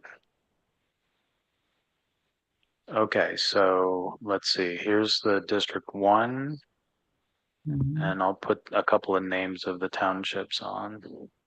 Okay. I really like what I did, but I'm going to kind of keep it like it is, but I'm going to study it a little bit more and Okay. see if I can. But my deviation was good. My partisan fairness was good. My lopsided margin was 5-1. My median was 3.3 for the Republicans, and my efficiency gap was 1.9, and my seats to vote for was 2.4 for the Democrats. It turned out pretty good, but I just want to examine it a little bit more before I say that's totally it. I'm gonna look at it a little bit more later on. I'm gonna Okay. examine. Okay, but I Yeah, like I like what I did. okay, so this is the District 1 is Southgate, Lincoln Park, Ecorse, River Rouge, and Mhm. then Port Town, Mexican Town, and the downtown, and then up to the northwest. And then District 2 was about half of Taylor, Allen Park, Melvindale, Dearborn, Dearborn Heights, and a little bit of Detroit around Warrendale. Mm-hmm. And then the District 3 was Highland Park, Hamtramck, and then this whole section of Detroit on the east side. I like that, yeah. Okay, and then District 4 was modified a little bit. Southgate went into 1, and so more of Taylor went into 4, and that balanced out. Mm-hmm. And then District 5 is pretty similar to the way you originally had it. Okay. And then 6 is Redford and Brightmoor in the west side of Detroit. Mm-hmm. All right. 7 is Pontiac down to Berkeley and Royal Oak. Mm-hmm. And then 8 was Southfield, Huntington Woods, Oak Park, and then Farmington and Livonia. Okay.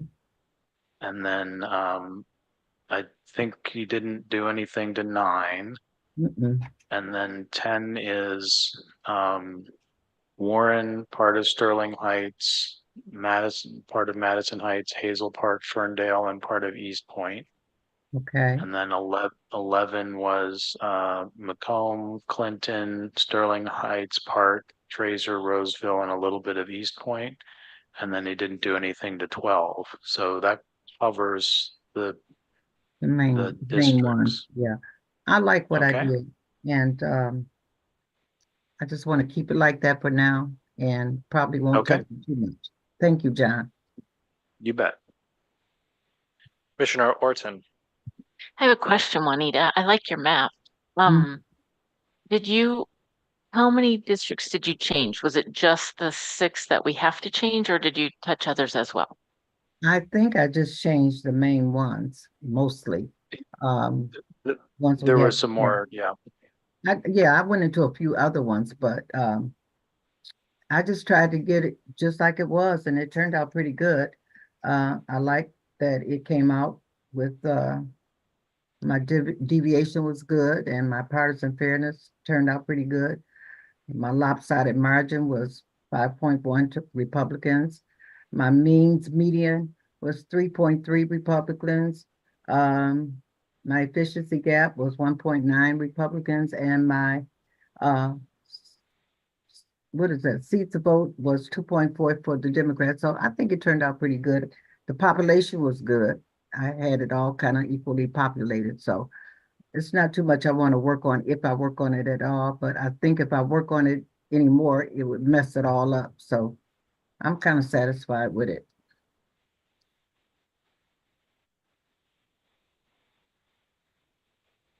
Well, I like how this is another configuration for Detroit. We haven't seen that many configurations for Detroit yet. We have a few, and this is, I think, a fourth one, which is definitely nice to see. So I thank like you, how, Commissioner yeah. Curry. You're welcome. Yeah.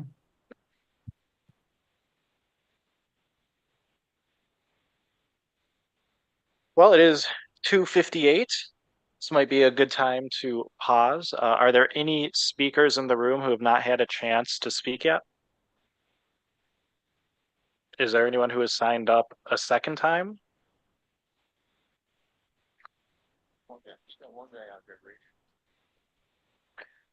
Can I speak a second time? Yeah. Sure you can. Again, thank you for allowing me to speak a second time. I just had two important issues that I wanted to reemphasize, and maybe in a future you can address them. Number one is communities of interest.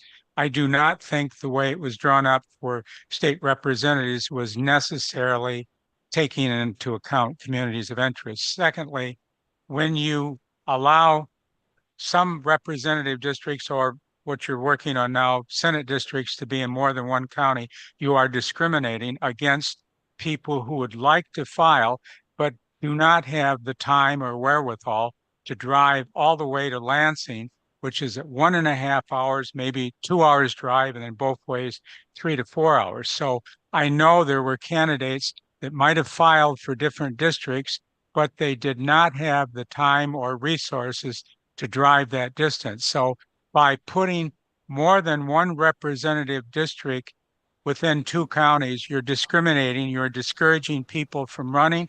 At the same time, you're putting a burden on those candidates. I note in my representative district, there are only two candidates running in the Democratic primary. There's only one in the Republican primary. Probably, if it had been in one county, someone could have driven to Mount Clemens, which is what, 25 to 30 minutes, rather than an hour and a half. And that would have encouraged more people to run. So if the idea is you want to have more people run and make it more competitive, you cannot discriminate in some districts by having two counties, because then the rule is completely different. Those candidates have to drive that distance and the rest don't. That seems unfair to me. So I hope you will look at that and try to keep Wayne County and Wayne County, Oakland County and Oakland County, and Macomb County and Macomb County, so that you will encourage more people to file, more people to run, and not make a hardship on the minority that must now drive to Lansing because they have the burden of being in more than one county. And again, I hope you look closely at communities of interest. I thank you very much for the time. I appreciate you coming today. Yes, thank you for addressing the commission. With that, I'll entertain a motion to recess. Motion to recess. Second. Is there any debate on Zoom? Seeing none, all those in favor of the motion to recess, please raise your hand and say aye. Aye. Aye. Aye. Any opposed? The ayes have it. We are now on recess until 4 p.m.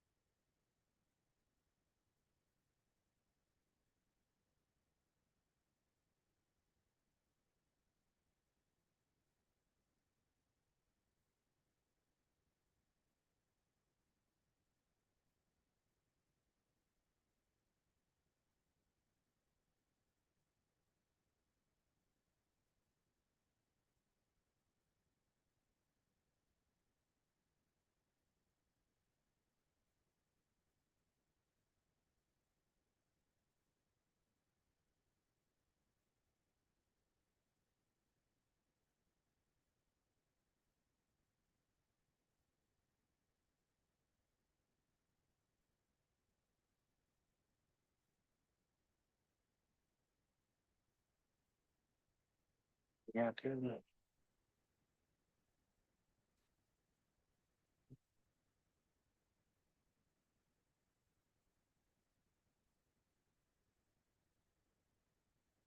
Okay, welcome back, everyone. Can you all hear me okay? Wonderful. As chair of the commission, I call this meeting of the Michigan Independent Citizens Redistricting Commission back to order at 4:04 p.m. At this time, we will resume public comments. We have 3 folks who have signed up to speak. Oh, yes, roll call. Department of State, I'm getting ahead of myself. Look at that. I'm excited. Who here is excited today? Yeah. All right. Can we get a roll call, please, Department of State? Absolutely, Mr. Chair. Commissioners, when I call your name, please say present. If my mouse will work. Okay. Commissioner Andrade, Present. Commissioner Callahan, Present. Commissioner Curry, Listen, Commissioner Ede, Present. Commissioner Kellum, Present. Commissioner Lang, Present. Commissioner Lett, Present. Commissioner Muldoon, Present. Commissioner Orton, Present. Commissioner Zatella.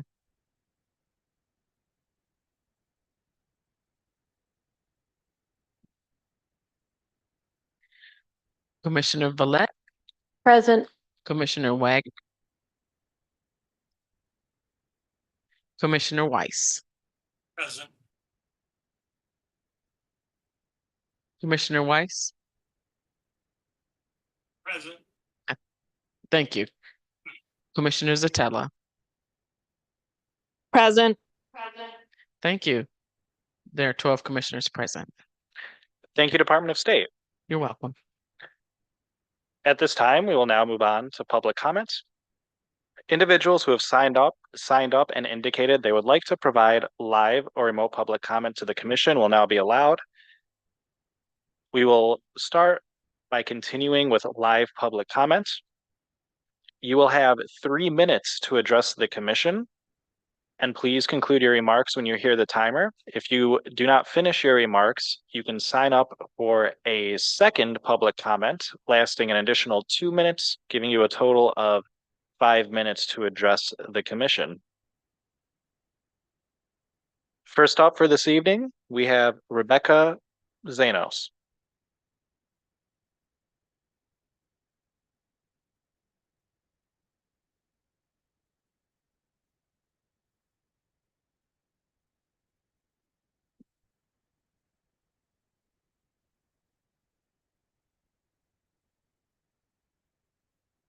Hello, hi, my name is Rebecca Zinos, and I'm a lifelong Warren resident. I grew up here, and my father worked for Sterling Stamping for 30 years. And I wanted to say that I Rebecca, enjoy. Yes, could ma'am. you just put down the mic a little bit so we can hear you a little better? There you go. Gracias. Okay. Thank you. Okay. My name is Rebecca Zinos, and I'm a lifelong Warren resident. I grew up here my whole life, and I enjoy where I live. I enjoy my surroundings. I would rather be here in Warren. It's so much positive and great community that we all are together, and we're a close-knit community where I'm at. I'm at 9 Van Dyke. I'm Southern Warren, but absolutely love all my neighbors. I'm a homeowner, and I know a lot of my neighbors that live by me. And I've got 2 animals, 2 dogs. I enjoy all the parks. And I wanted to say that there's a lot positive going for the city of Warren, that where we're all at. And I love shopping, all our shopping centers. And we've got a lot good going here, and the way it's always been. And I love all the stores. We've got great parks, great park and rec activities. I join in some of the Warren Park and Rec activities that we have for the community center. And we've got a lot of great events that the city of Warren offer here at the Civic Center, that I love going to all of the concerts in the park, the movies that they have, the movie nights. And I love our libraries, our computer classes, and I like to join in our nature center, and I help with the garden. And I volunteer quite a bit for the city of Warren and also for my church. I belong to St. Clement Catholic Church there at 10 Van Dyke, and I do a lot of volunteering for my church. But I wanted to really come and say that how much positive we have going for the city of Warren, how it is today, and that we all enjoy that all that we have that's going positive for us. And we've got easy accessible busing also too. And the people that we have in our community are very welcoming and very kind, and that I wouldn't rather live anywhere else but the city of Warren. I have a son, graduated from Warren also, and he works out of the city of Warren. He enjoys his job and enjoys all the people that he works with. And I would like to see that we keep things the way that they are. And also, sorry, and I wanted to say that that how much positive the city of Warren is offering. And also with our new mayor, we've got everything moving forward and positive, and that hopefully that everything stays the same, that we have it as it is now. And thank you very much. Thank you, everybody. Thank you so much. Thank you. Thank you for addressing the commission. We do appreciate it. Next up, we have Crystal Childry. Good afternoon. My name is Crystal Childry.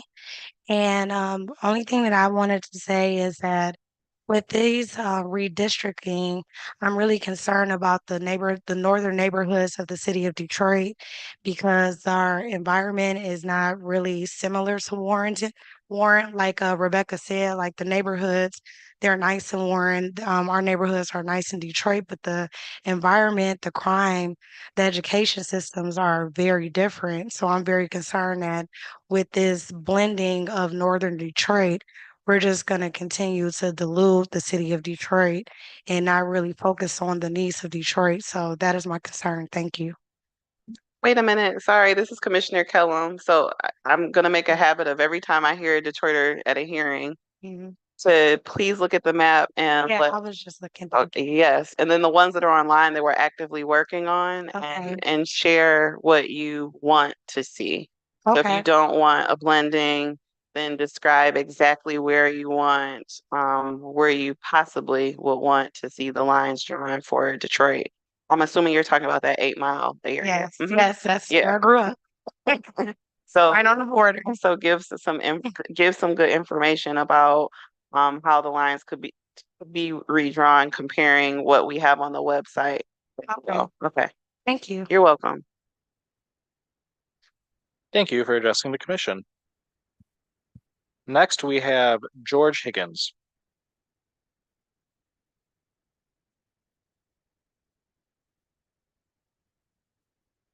I don't know if I'll be on camera. I'm too high up. Hi, everybody. My name is George Higgins. I'm a Fraser resident. I grew up here in Warren for 27 years. I've been in Fraser since 2021. It's good to see you guys all here today. I'm very honored to be standing at this podium because you're in our city council chambers. And I'm not sure if you know, if you've ever watched the Warren City Council, we have a lot of performers who come up here. So I'm very happy to carry on their tradition. Curtis, Joel, Jerry Bell, if you're watching, I don't think they'll appreciate the shout out, but they're very fun. So but now actually talking about the maps, as a Fraser resident, I'm in State House District 62. And in 62, I'm grouped in with a lot of northern lakeshore communities, which is fine. Fraser is a very purple area. I know we're not trying to redistrict without any partisan aim, so it's kind of fun in Fraser. We don't really change anything anywhere we go. I think people in Fraser are very proud of that. But I was looking at the maps and comparing 350 to 351. I think Fraser feels a little bit more at home in 350, just the feel of the community. We are a landlocked city. We don't have a coastline. We don't have a lakeshore. I've also been a real estate agent. I've been practicing for 3 years. I just renewed my license with Laura the other day, and I don't see a lot of home buyers who are looking to buy either in Fraser or say New Baltimore or Chesterfield. But I do see a lot of home buyers who are looking to buy in Fraser or Sterling Heights or Roseville or St. Clair Shores, kind of East Sider communities, but still close to Metro Detroit, where it's a little bit more suburban compared to somewhere like Harrison Township. If you want something more rural, you're going to go to Harrison Township, you're going to go to New Baltimore, you'll be further out. So I think that's a community of interest you can look at, where people want to live. Also, the school districts, Fraser shares a school district with Roseville. The school district extends into Clinton Township as well. And I think in both these maps, actually 350 and 351, you accommodated that and kept the Fraser School District together. But I think Fraser just feels, as a resident, I'd feel more represented in 350 compared to 351. That's all. Oh, I'm eating my card. Thank you.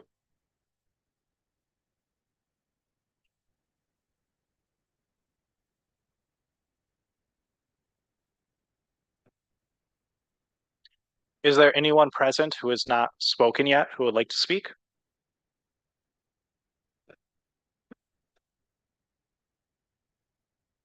Okay, well, if you change your mind, you can sign up for a second round of public comment. That public comment is 2 minutes, and we will also be taking newcomers to listen to what they have to say until 7 p.m. As long as you're here and signed up by then, you'll have your chance to speak today. At this time, we'll move back onto mapping.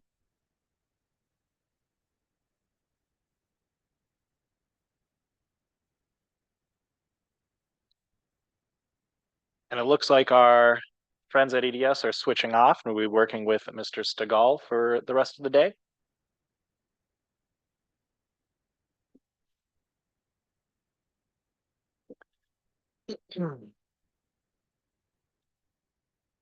And we are on my turn.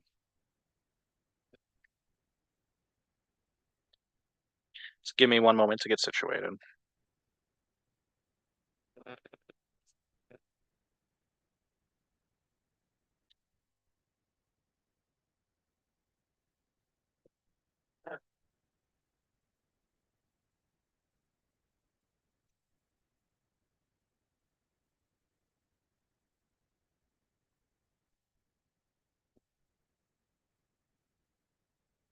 Okay, so what we're looking at now, first I'd like to back up a little bit, right? We spent a lot of time today editing districts around the lakeshore and around the suburbs, but we haven't really done much around actual Detroit proper today. The way I see it, we only have a few different configurations of Detroit. We have this one, which was at the start of today, 5.2.24 SD version 1.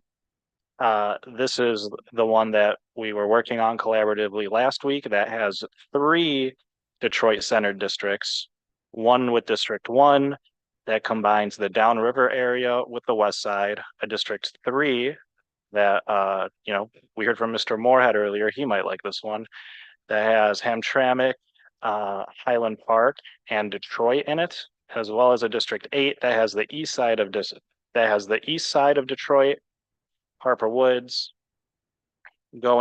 crossing 8 Mile and including parts of Warren and Centerline. Now, this was edited earlier today, I believe by Commissioner Zatella. I liked some of the changes she made, but didn't like other changes she'd made. So overlaid on top of this is what Commissioner Zatella drew earlier today. I do want to edit this a little bit to incorporate some of those edits and to try to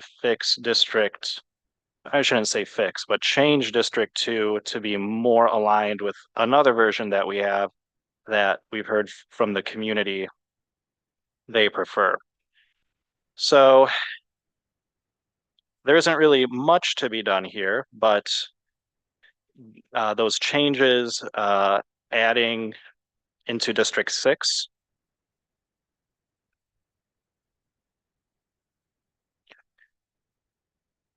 So we're talking about putting all of Northville area into 6. Yes.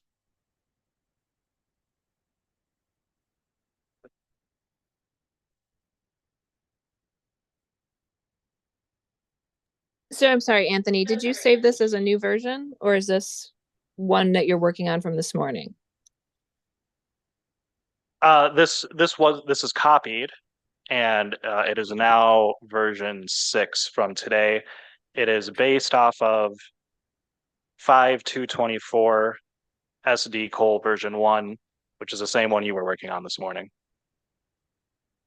I'm sorry, repeat that again.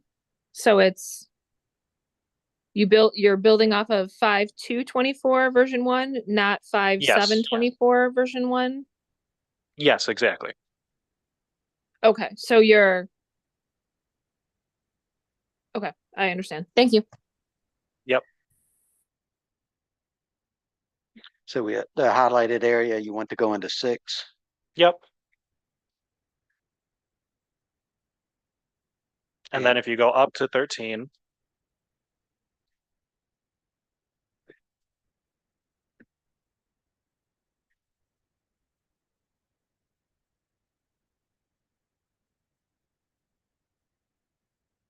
This area into 13. Is that correct.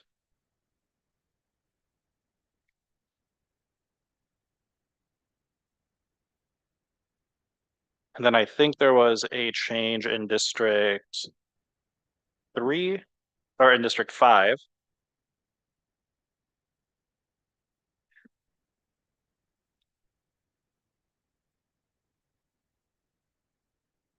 Yeah, I have to unlock District.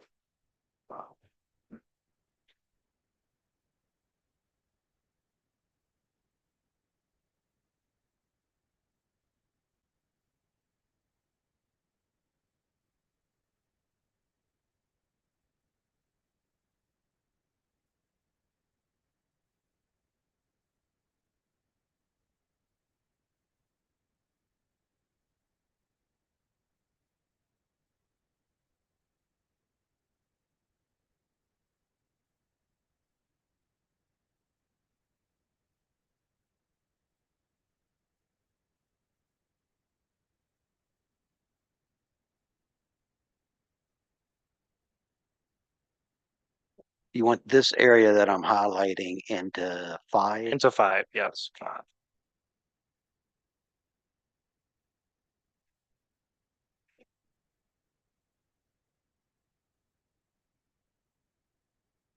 And I believe we're. And then there was a change from 3 to 8 as well. Okay.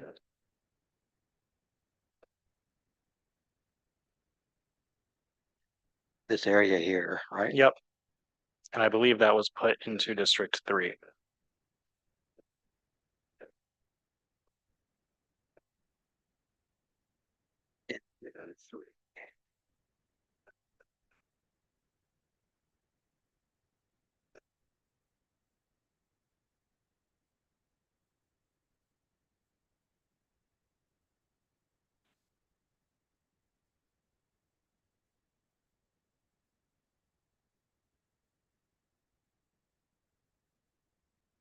Okay, is that table clearly visible to everyone?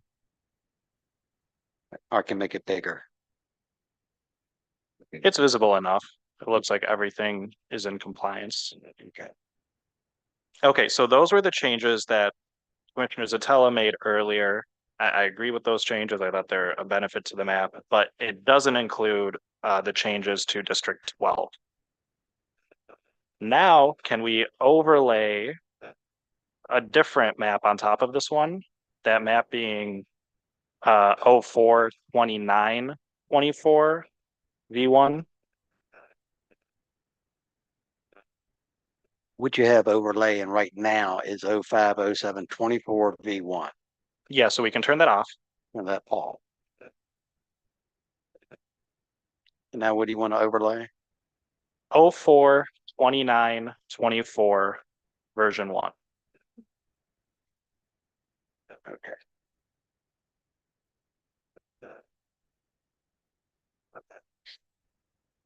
Just a moment.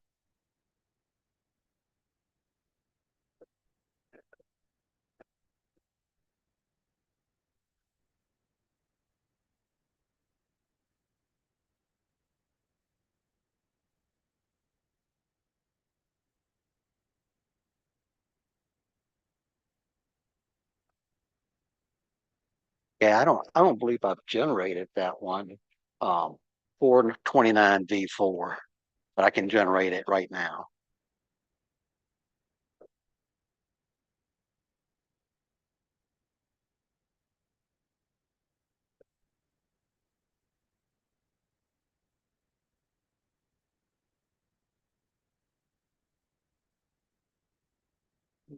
Version 1, not version 4.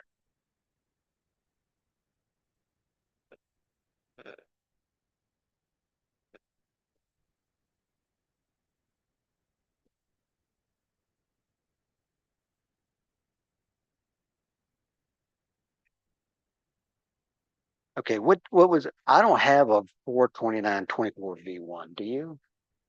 Okay, no worries. Just open it back up. We'll just Or was freehand it 502 V1? I know we had talked about that earlier. The one I'm talking about is on the website, 42924 version 1. But again, let's just go back to what we were just working on. I can just do it freehand. I have it. Oh, you have it. Okay, Yeah. wonderful.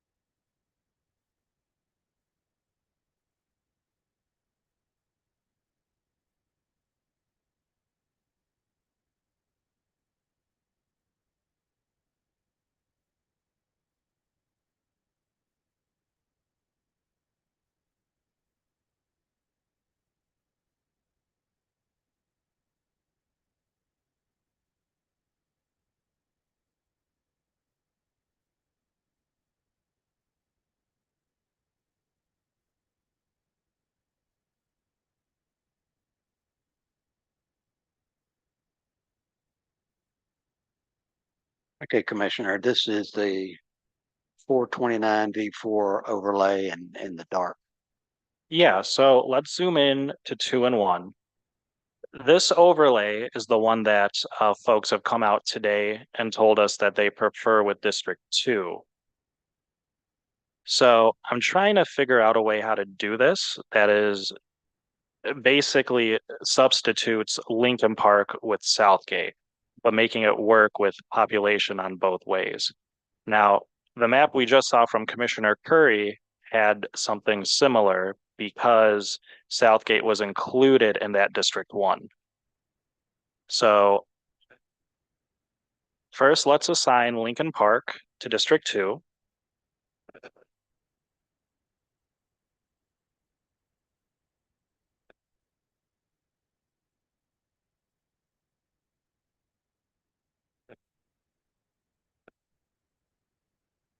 Yeah, step in here and unlock it.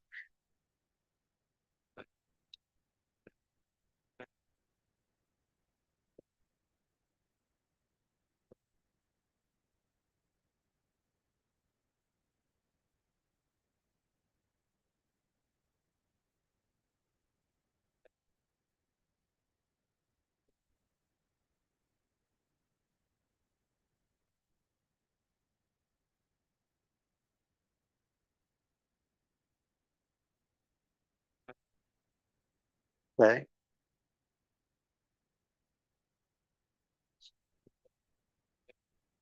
Okay, now we need to take Southgate out of 2.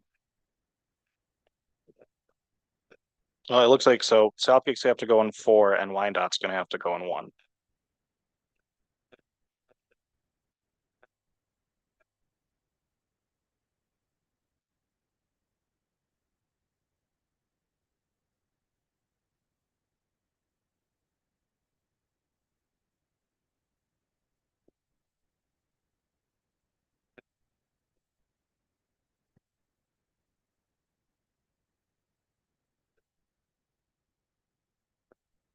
Okay, at this point, District 1 is down 19,000 and District 2 is 14,000 over. Can you undo that, actually?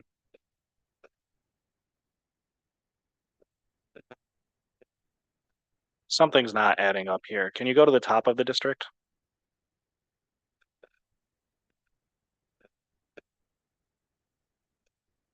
It appears to be right here at Dearborn Heights, Dearborn area.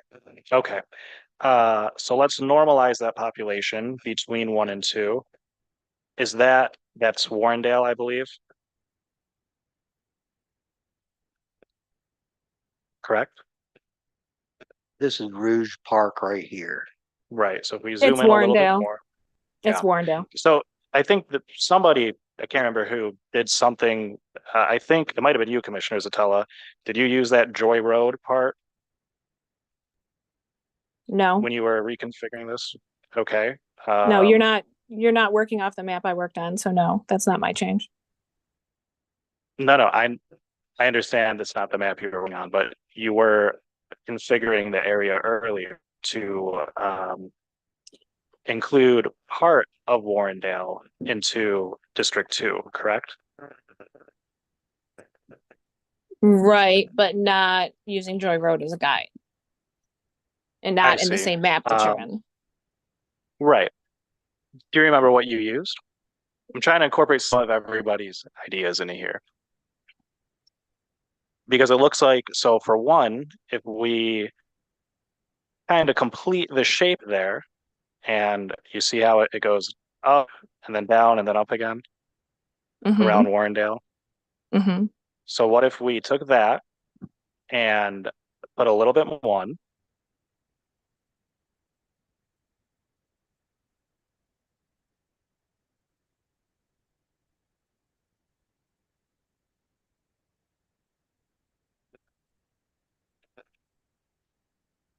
Is this what you're talking about doing, putting this area into right? 1?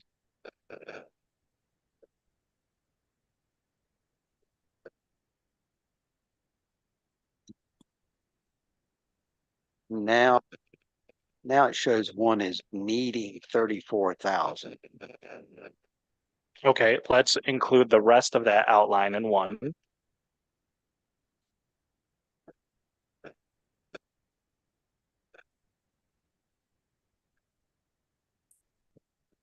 It's not working. No, it's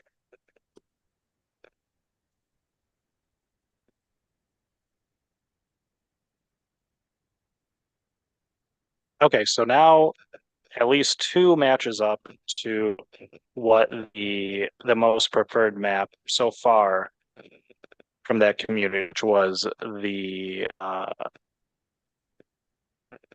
version 1.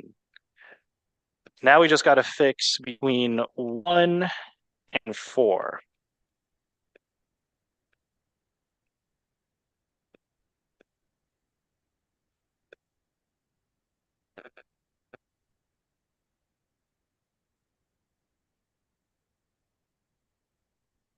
So what are we thinking, commissioners? How can we change? We need more population on 1, need less on 4.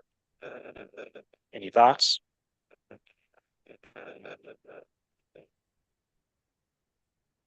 Well, Wyandottes right there. Let's try taking Wyandotte.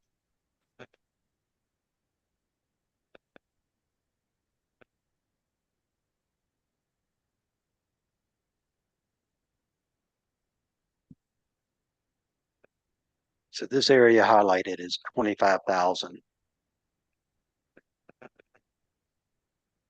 And it's only in 4, so let's add that to 1.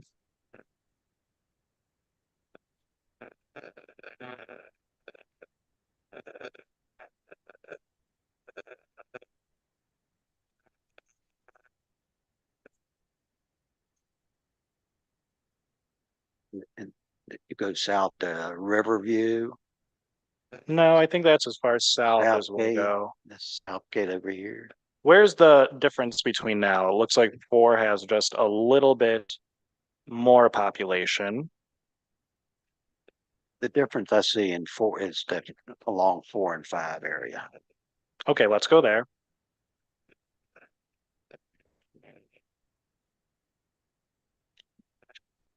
should we turn on the neighborhood or the neighborhoods don't go down that? No, we don't need the neighborhoods No. right now.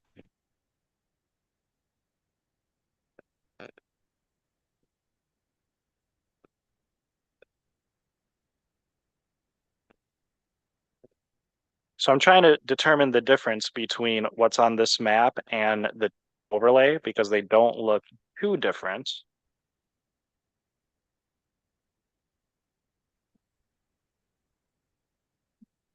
It's the Westland area between 5, 6. And then this area here, which is Romulus. Wick, Romulus. yeah, parts of Romulus. Commissioner Orton? Well, I see that District 4 and 5 are both over. So where's the district that's under? Is there one that we're not seeing that is less?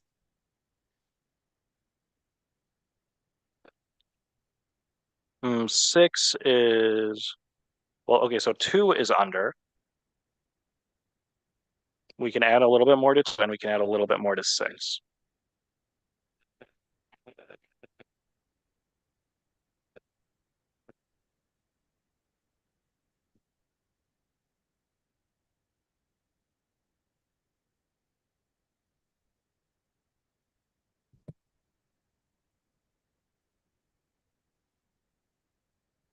No, I don't want that.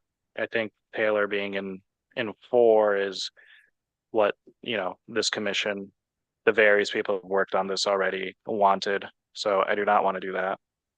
Why don't you grab the last precinct that's in the northeast corner of Van Buren Township and put that into 5? Yeah, right where Ken just hit us. Back to the left, above there. Just that one precinct that's got the freeway running through it. That's probably going to be too much population. Yeah, just that one right there. I can't see the population. 3,000. Okay. 3,132. So that would bring your 4 into specs, and then you'd have to take some out of 5 and put it into 6 or potentially 13 if 13 is the other border. So you're moving population from 4 through 5 to 6. Mm-hmm. Let's do that. So let's assign that to 5.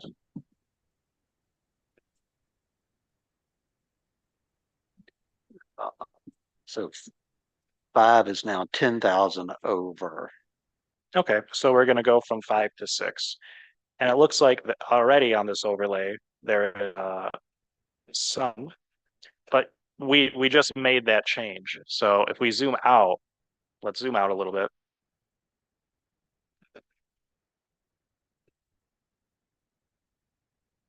What are we thinking with Westland commissioners? Better in 5 or better in 6? Well, we only need that little part, essentially, that 7,000 people. Now, I think that's the same part that we assigned 6 previously.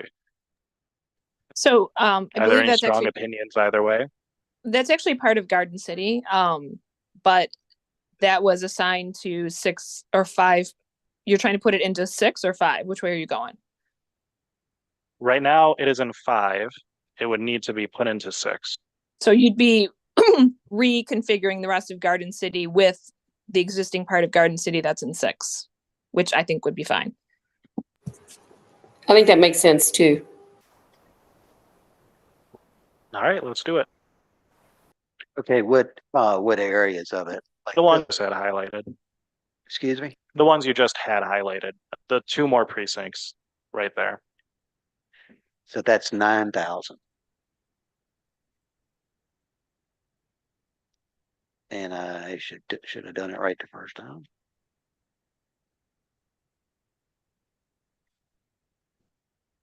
Six. So 5 is 0.23% high. 6 is 1.8%. 4 is 2%. That's good enough for now. Can you just zoom out so we can get an overview? Yeah.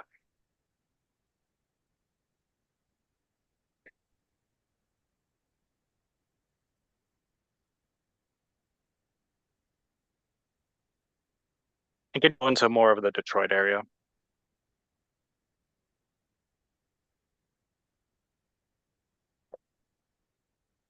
Okay, so really not a whole bunch changed with this map. We added on some of the changes that various commissioners made earlier, but didn't go as far into it as changing District 12. And we also reconfigured District 2 to be more in line with what we heard from the community today. So can you save this?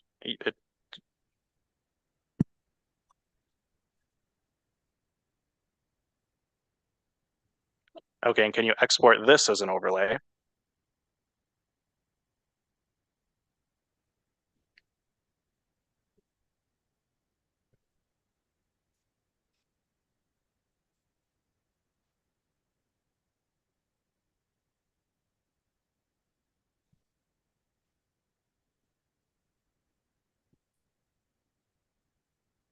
Okay, that's done.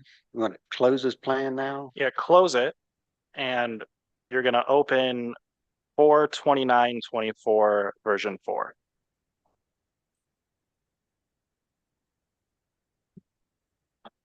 We made a copy earlier. Yeah, version 7. Yeah, version 7.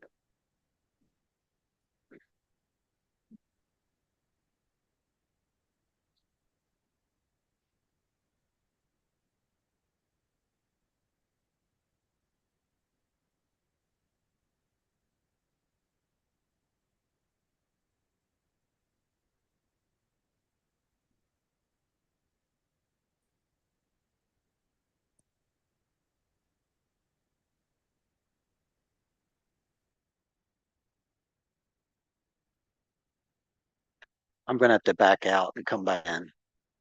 So Okay. Take just a moment.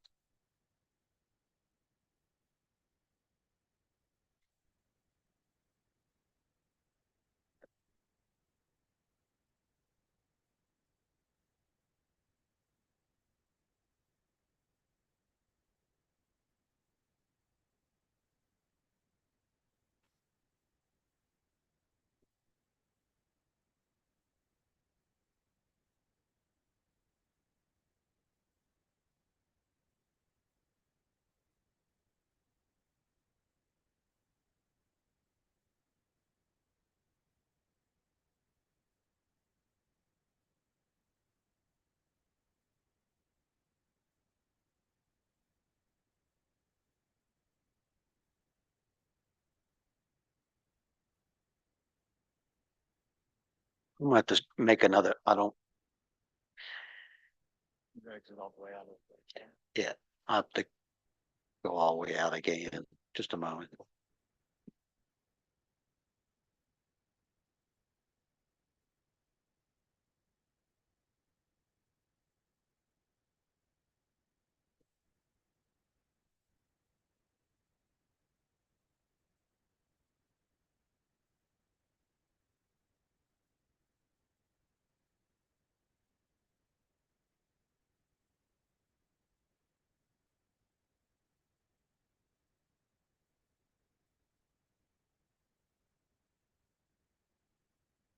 While we're getting that up, we can take some public comment. We have 3 more speakers. We'll start with Mira Moore. Myra, sorry about that.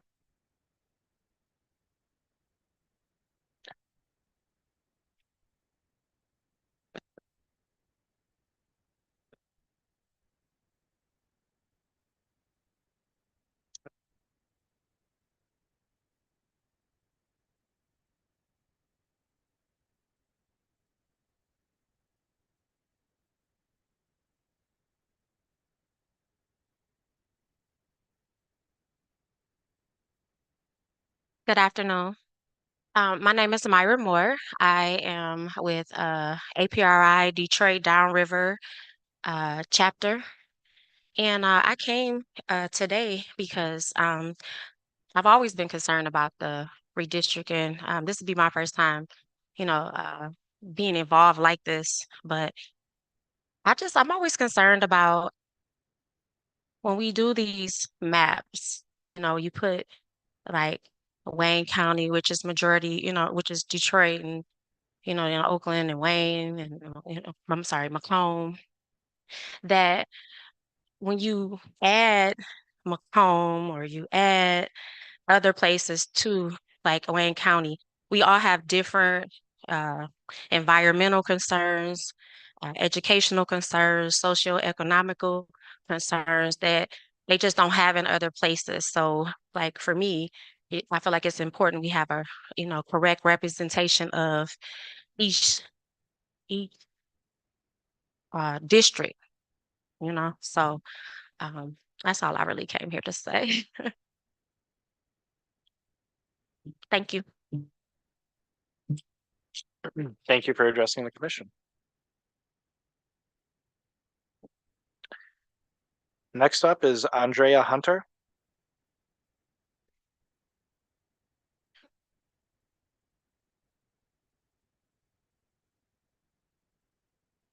Good evening, and thank you for pronouncing it right. You're the only person that ever have done that. Where's Andrea? Hello? Yeah, thank you for pronouncing correctly. I'm the president of the Detroit Downriver APRI chapter, and we are a community-based 501c3 entity. So most of our things, of course, is politically, socially, not party-wise. We do not do, as a 501c3. Our concerns is that mines, especially working at the steel mill as the president over there, the areas that have high zip codes with districting for air quality, things like that, we have bigger concerns as far as environmental because all of the racial proportions of cancers, asbestosis, breathing issues and problems. The other counties like Macomb, where most of the people working those entities are office workers.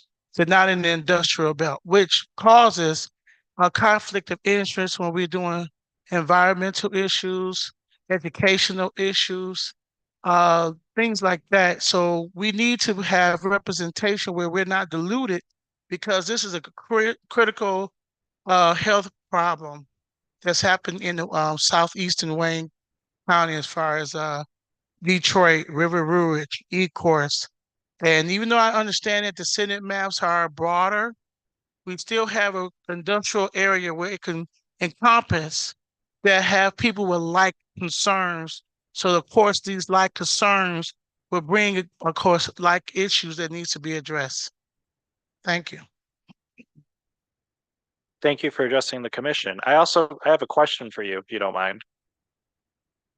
Before I saw you walking away. How far south does your organization work? Like how far downriver? We work downriver from Detroit, and as you know, all the way down from River Rouge, past Grosse Hill, almost down the Flat Rock, all past there. So we cover the cities of Rouge, Trenton, Ecorse, Southgate, Lincoln Park, Allen Park, what's that, Rockwood. We almost go to, like we're almost always down there before we get to Monroe area. But like I said, most of the things, of course, with factories, they have to have water to operate. So that's down the river area. But we've had a lot, especially as a president of my paying job was as a president of the Great Lakes Works or Zug Island area, US Steel. As a local president there, 1299 for years. I just retired April 30th, but for years when I was the president there, uh, we understand that anything the course to do combustion fuels, even though the factories, you got Trenton Engine down there. In Trenton, you got all these different factories, and we constantly are worried about. I have a lot of people with breathing issues. A lot of people have oxygen tanks, and economically, healthcare is a big thing for paying all this kind of stuff. Sleep apnea issues that has, night things they have to wear, but this goes to the health care, which is costly. This goes to both out of environmental and health social safety issues that's not problems in people in Macomb County or Oakland. because their work environments or home environments are not around major factories. Thank Did you. I answer that? Oh, yeah, you did. Okay. We also have one more question from Commissioner Kellum. Surprise. Hi.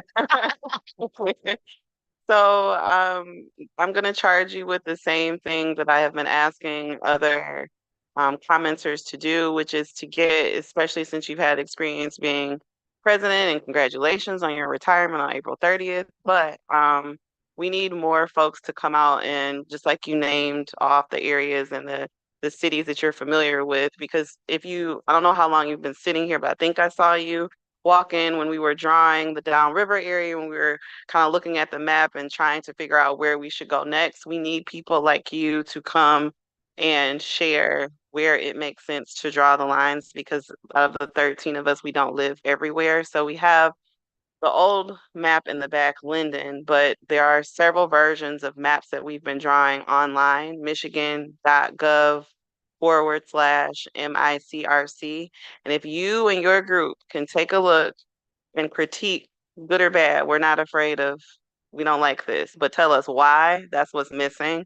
That would be great. And to come to, we have 2 more public hearings. We have an opportunity for folks to speak to us online. You don't even have to show up. You can be in your bed giving comments about the map, wherever, whatever you're doing. That is what's most valuable to us as a commission right now.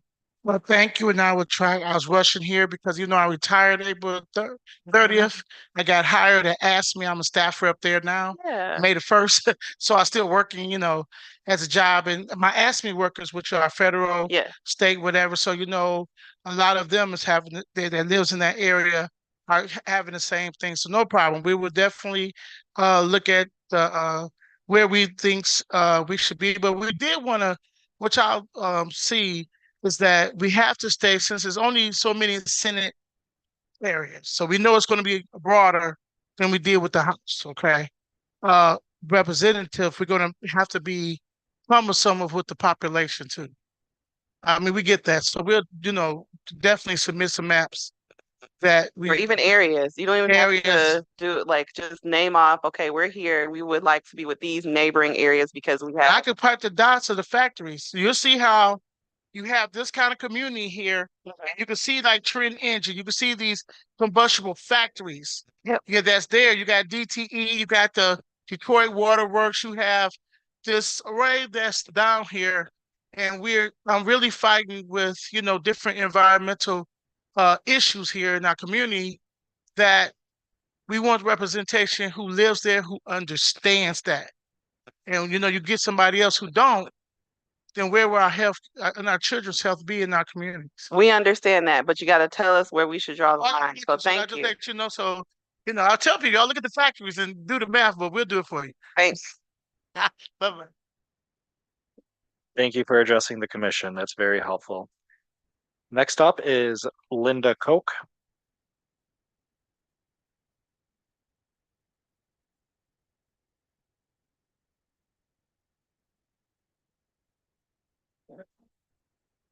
Hello, my name is Linda Cook, and first of all, I want to say I'm a strong advocate of fair representation, no matter what. I've lived in Warren since 1979.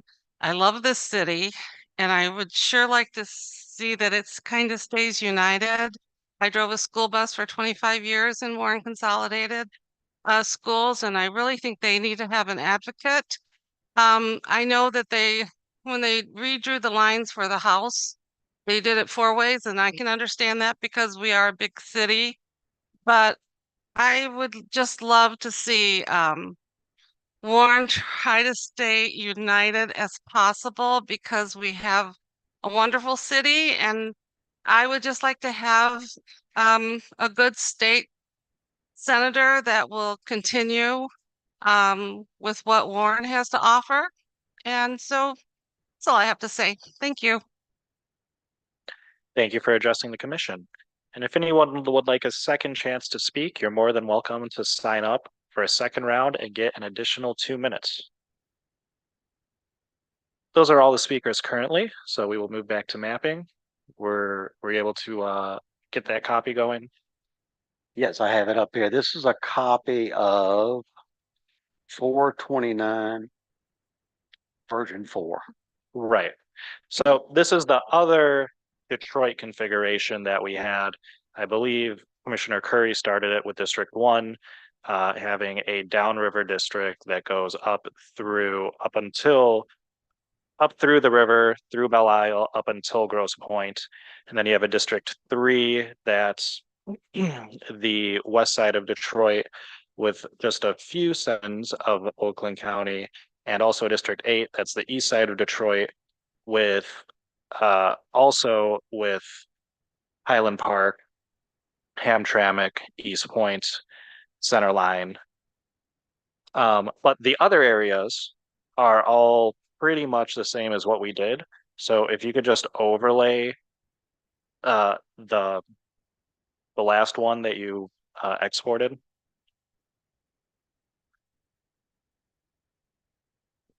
So these are the two you asked to add in as overlays. You're talking about the last plan? Yeah, the last plan I was just working on. Yeah, I didn't create that shape file, but I can do it. Oh, yeah. Sorry, I thought you did.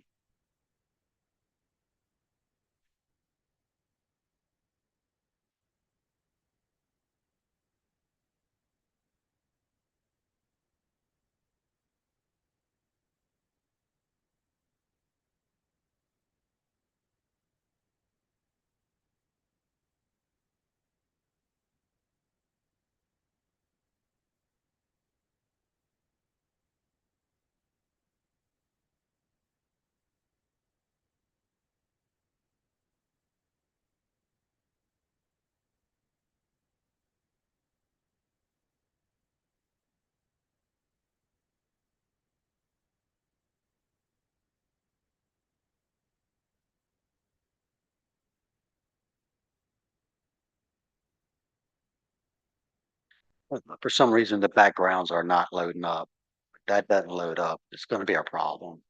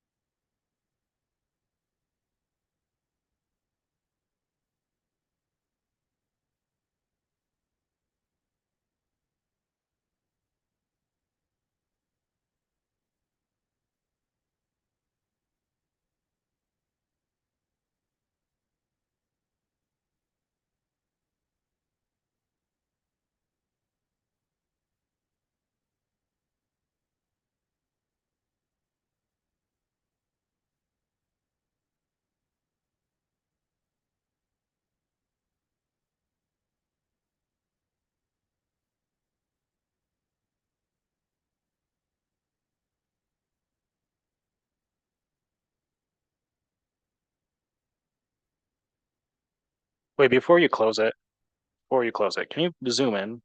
I don't think this is right.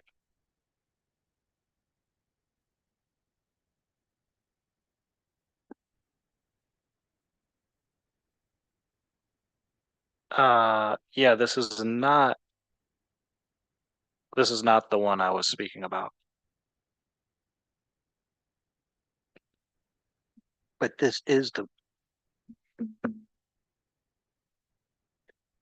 I want to back all the way out and restart it because it's. This should have been the one we were working on. No, because the Detroit area isn't right. None of it is. Yeah. It's not. This looks like the same one that was just up, the copy of 429 version 4.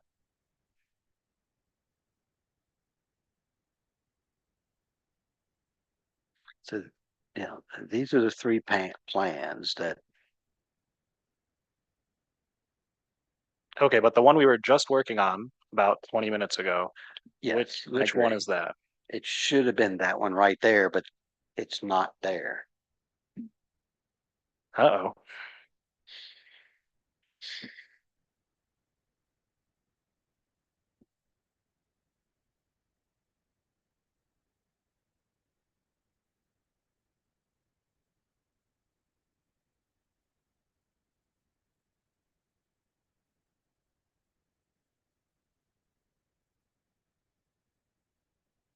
Okay, I'm going to have to restart everything. I'm I'm going to shut down this laptop and just restart it. I have no explanation. Okay. Commission, how about we take a 10-minute recess?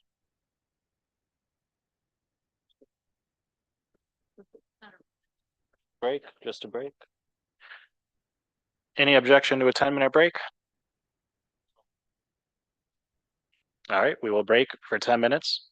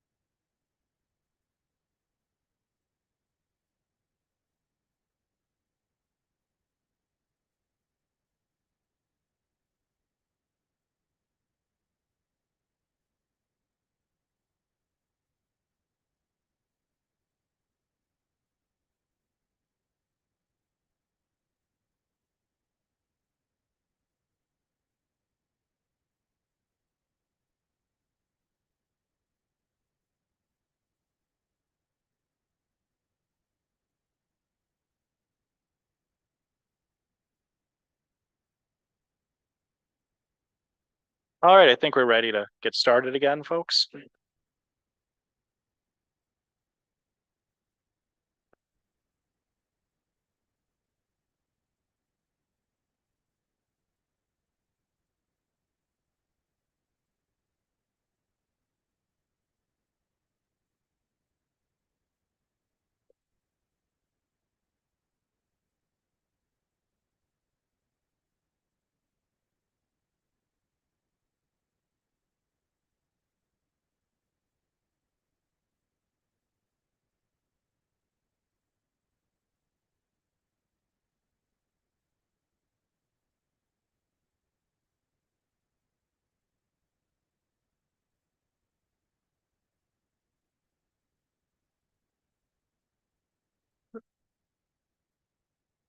All right, do we need a new role since it was just a break? Wonderful.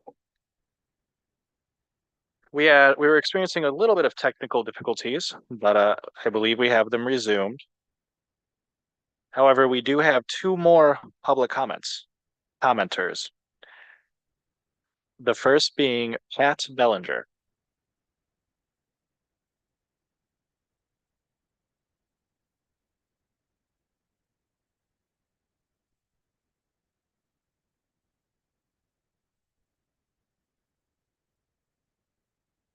Is there a Pat Bellinger who'd like to speak? Oh, we will return to you. We also have Gary Moorhead.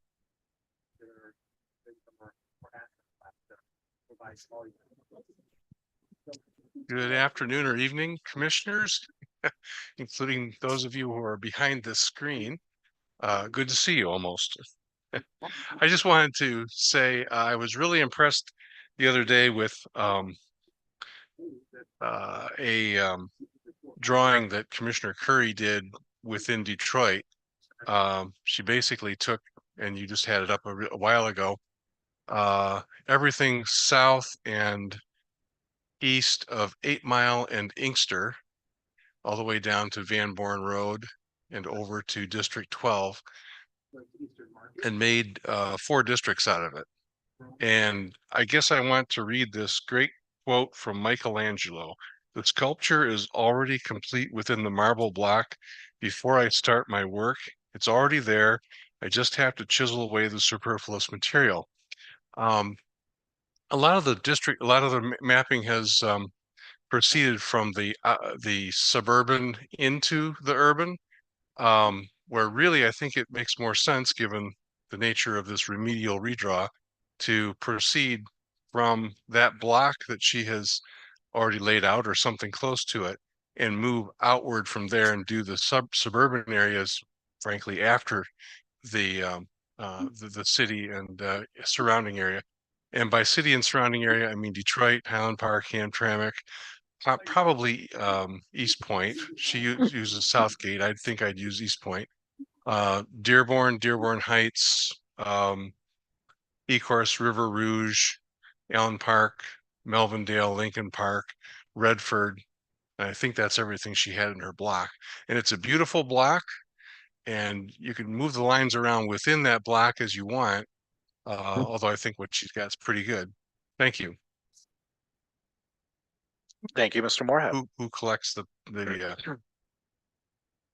okay. We will return to Pat Bellinger if he is here.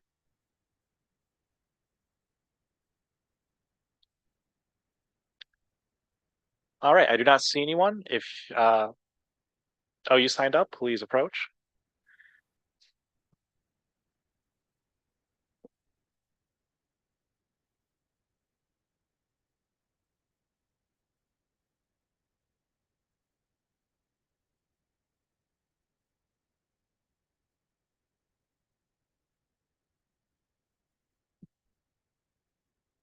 Hello, my name is Pat Bellinger, and I'm a citizen of Sterling Heights, Michigan.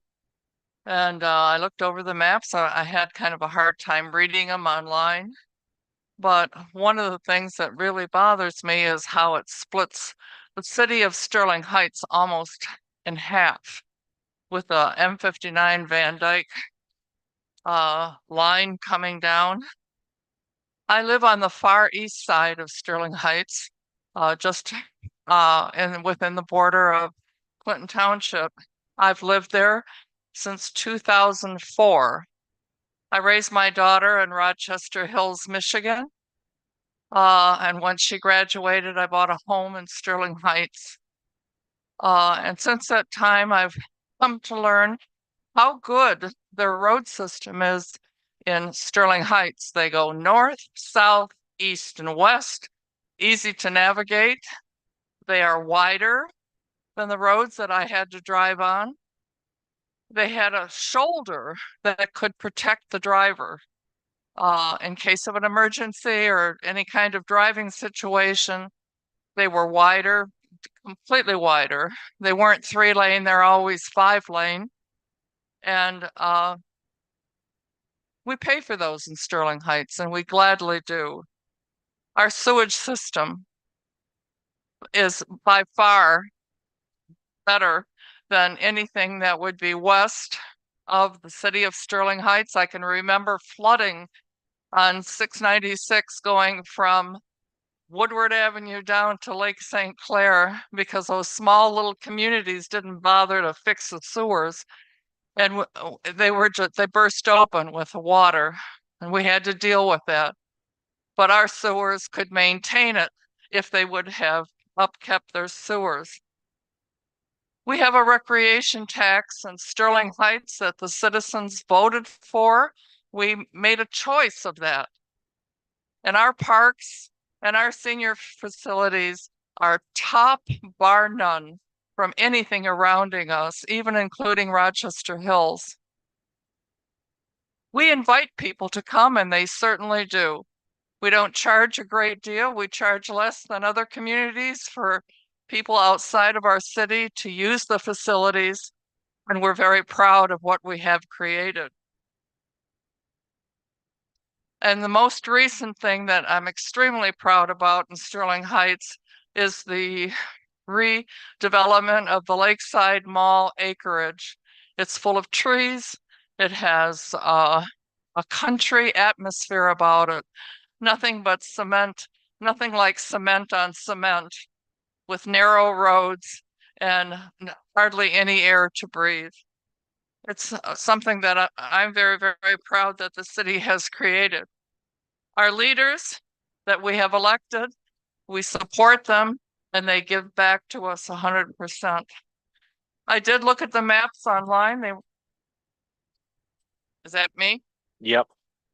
I did look at the maps online, and 350 seem to be the best of all of them. And I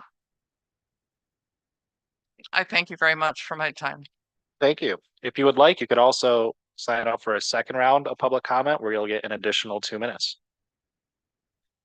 And thank you. All right, we will return to mapping. We had some technical difficulties, so let's make sure we didn't lose anything.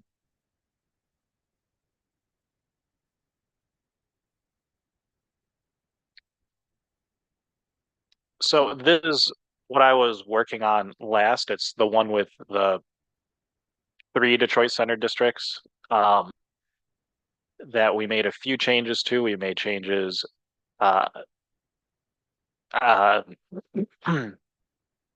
districts 13, 6, 4, and 5. I just wanted to make sure that we didn't lose anything. So if we can take a quick look at this. This one does not split Sterling Heights. So you have that one precinct added around Walled Lake. You have Northville combined. You have those 2 precincts on District 4 that were added to District 5. Is there a population deviation issue here? I don't believe so. Or are we good? I think this is all of them. So there's all the districts we're concerned about, and Commissioner Zatella, does this Westland and Garden City look like what we just did, or is there a precinct missing? I thought you had a version 7 that was open that you made those changes to. Am I wrong? Or was this the one you were making changes to? No, this is the one we were making changes to, and then I wanted to overlay this one on version 7, but this is the one we lost. So I just wanted to make sure we Yeah, didn't so lose anything. okay. Then Garden City is intact in this map. Wonderful. Okay, so now this is saved. It's version 6 now, right, Ken? Yes, sir. Okay, and then I had asked you to make a copy of 4/29/24 version 4, and you did that, and you named it today's date version 7.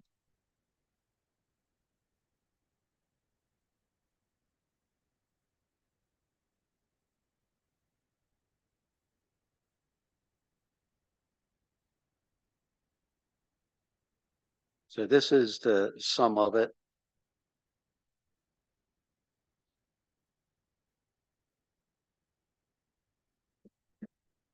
Okay, so this is the map that has one of the other Detroit configurations, I think started by Commissioner Curry with that downriver Detroit district into Grosse Pointe, District 3 being West Detroit, and District 8 being East Detroit with East Point, Centerline, and Warren. But the rest of it is pretty similar. There's a difference in Sterling Heights including Troy and Warren instead of Troy and Madison Heights. And there's a small change in District 7 due to District's 3 configuration. But by and large, it's the same. So I'm wondering if you could overlay what we were just looking at on top of this. So we can just get in those relatively minor changes that the commissioners made earlier into this as well. Into this Detroit configuration as well.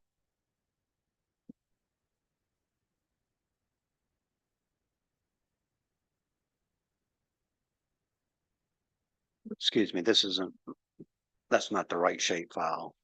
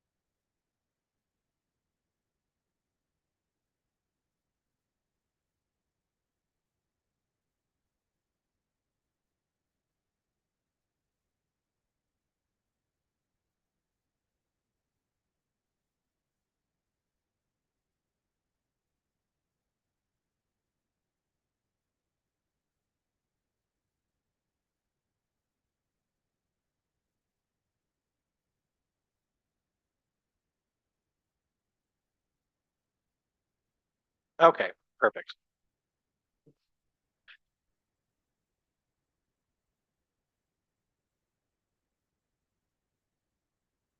So Okay, we let's start should have with it now. those changes to 6 and 13, just adding all of Northville into 6.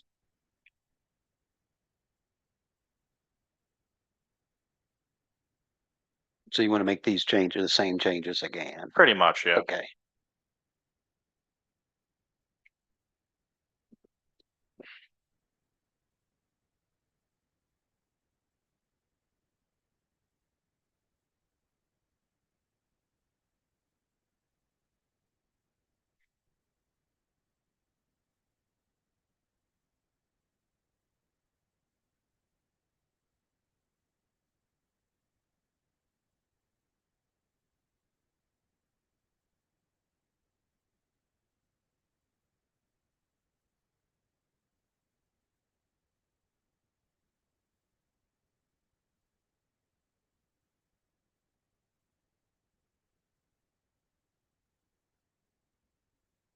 Shall I do these changes where these two precincts go into 2 and all of this goes into 3? Well, so this has a little bit of a different configuration because 1 doesn't curve around Dearborn like in the last configuration. So let's hold off on that for now. Let's instead work on, well, you can do 5 for now because we're gonna end up moving, These two precincts? yeah, into 5. 5.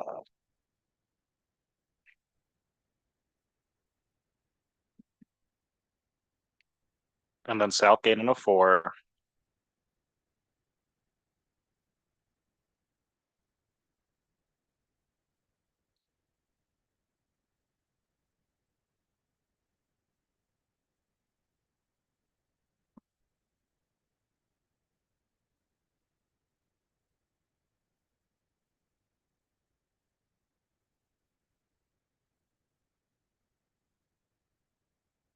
Are we going to do the Lincoln Park area into 2?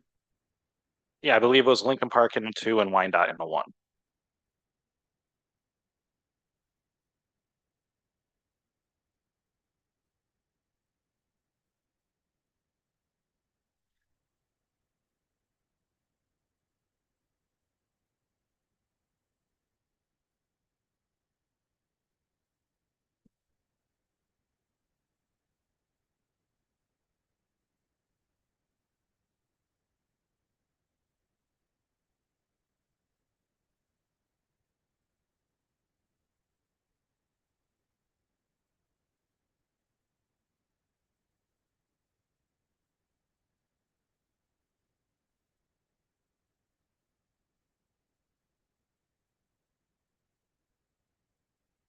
Okay, now let's go back on the northern border of 1 and 2.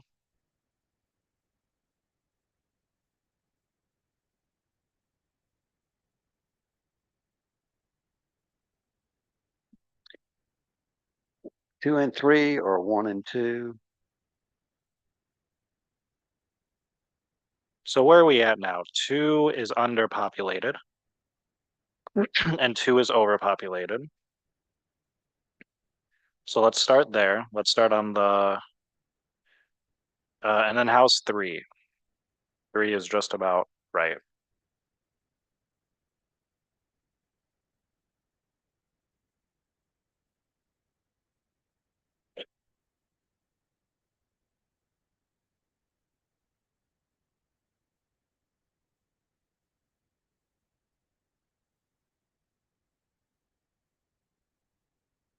So we would have to go from,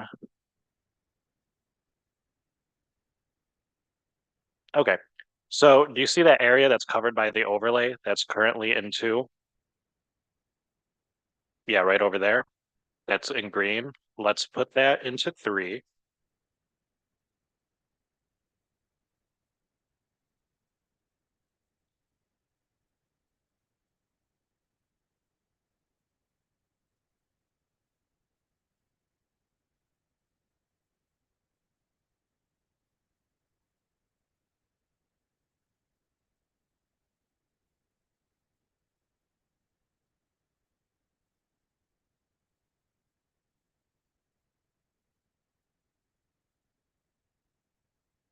continue down into Whitlock or Daytona Avenue.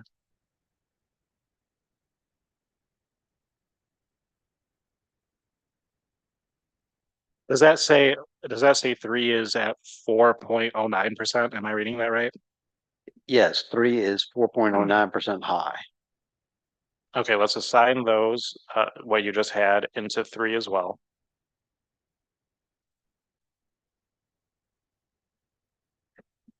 And All now, right, and then we're going to look between 3 and 1. Oh, actually, that was way too many people. Let's undo that. yeah.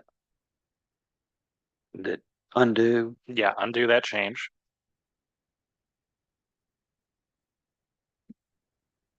So now we're at 409%, 10,000.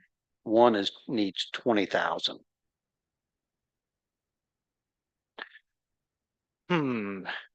Okay, folks, so we're looking at 3 and 1. 3 is a little over and 1 is a little under. Are there any areas of 3? You can turn off the overlay now. Are there any areas of 3 that we think can go into 1? And let's turn on the neighborhoods as well.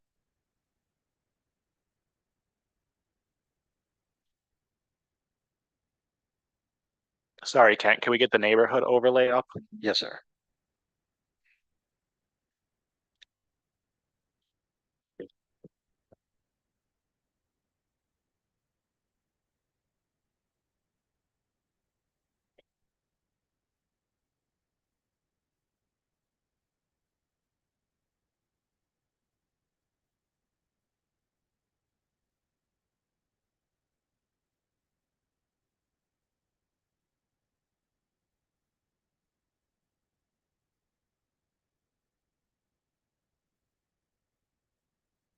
So I don't want to change, how 1 is configured too much. I want to keep kind of the spirit of it the same, of it being this downriver plus downtown central Detroit district. So I'm trying to figure out what neighborhoods from 3 that can be added into this. So if we can just zoom in on the border between 3 and 1 around Midwest. What do we think about Oakman Boulevard? Oakland Bar Boulevard Bar- seems pretty obvious, right? That it does to me. What's everyone else think? Everybody else is asleep. No, I'm paying attention. I just think you're gonna end up with the same wrapped around district because of the amount of population he needs. If we do, then I might just undo it. I don't want that for this one. Okay, if we do, these precincts are a little oversized, but you're still, all of that's only 6,500. So we would do it at the block level, really. You should get Pilgrim Village. Yeah, no, but can you put the population up as well?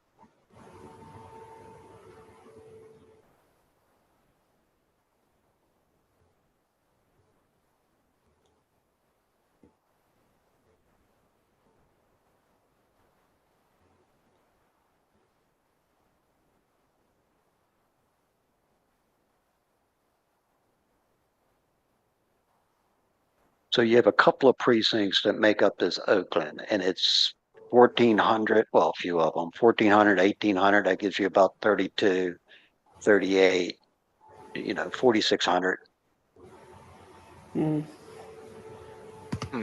Okay, can you zoom out? You could always move some of 3 into 2 and then 2 into 1.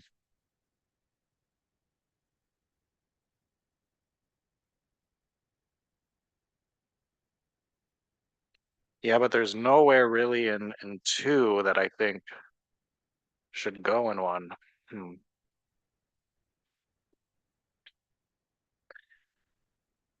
You know what? Zoom out more. All right, we're gonna hit the undo button a bunch of times. Well, I'll take a look at this some other time and Anthony, I was gonna suggest pulling from, I think it's 8 is kind of that brown colored one. Is that right? I can't read the number. Yes, this area right here where my cursor is 8. Yeah. That's Hamtramck. are you suggesting, well, Hamtramck and Highland Park, they're both gonna have, I think we've heard that we want those to be together. Are you speaking more so on the districts like north of 94 here? Well, you could go either way. I mean, you've kind of got the Bengali COI split anyway, because it's those districts west of Hamtramck as well. So you could pull Hamtramck in and kind of grab more of that Bengali community, or you could go kind of where I think Kent just highlighted that on that edge over there and try to grab those lines up. So all that area is 11,000. So well, we wouldn't have those. So if you assign those to 1, Well, then I wouldn't necessarily do that much, but yeah, you can it'd be take a lot. 9,000 comfortably out of 8. Because 8 is over by 3 and you can knock it down to -6 and still be good.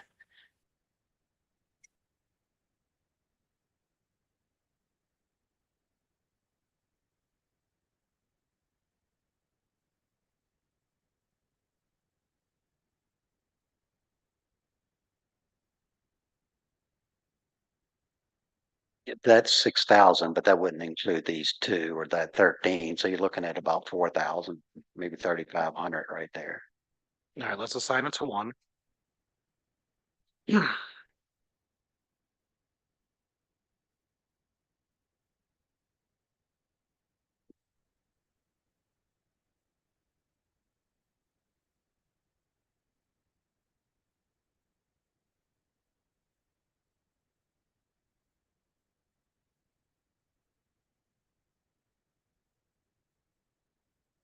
So 8 is point 7 low. Well, 1 still needs Yeah, 15,000. 1 still needs more. You want to go this way into Ravendale?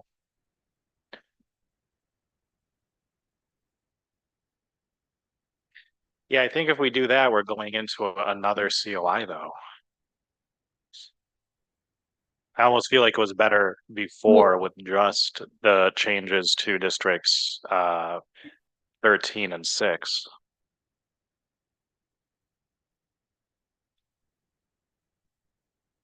Any other opinions? What would you do here, Commissioner Cullum?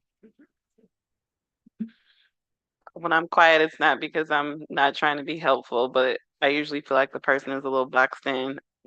I mean, I know what you like about this district, but I don't think you're going to be able to maintain it because of population, because of the things that Commissioner Zatella has already shared. So I don't have anything genius to tell you. Really, I just wanted to take it and add in the changes that other commissioners made earlier into it. So let's hit pause on it. Let's undo some of the district decisions that we made here.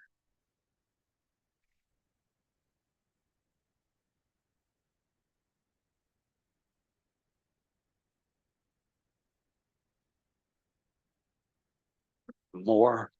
Yeah, you're gonna go all the way back to basically where we started messing with District 2. Start messing with District 2. I don't know when that will be.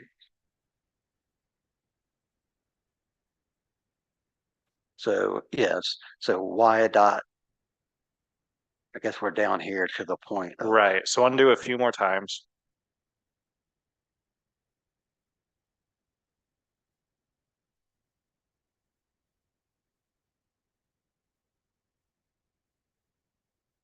There we go.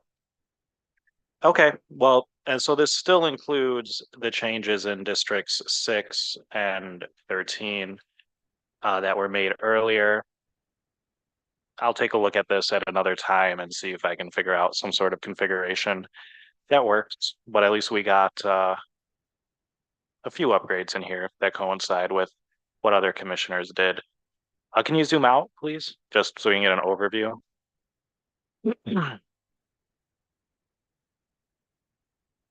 Okay, and this one also did not change District 12. Okay, that does it for me. Thank you, Ken. Sorry for the technical trouble, everyone.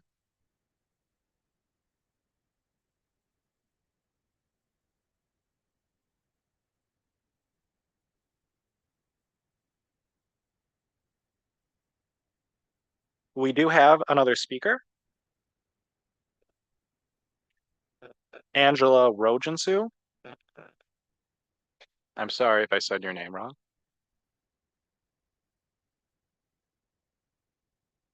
It's gonna be hard. Let's see.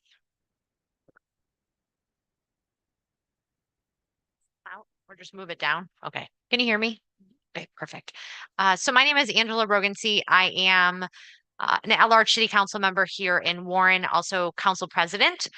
So it's an interesting time for me to be here versus up there, which is usually where we meet. I'm here today to talk a little bit about the things that I think are important in your decision making as it relates to Warren. I was born and raised in Macomb County. I've been in Warren for 12 years. I've been on council for 5. I've door knocked this entire city 2 times. This is my second term.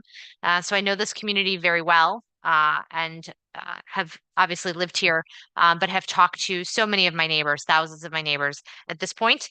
One of the things the city of Warren has really suffered from is a lack of advocacy at a state and federal level. And we did not have a prior administration that really was external facing.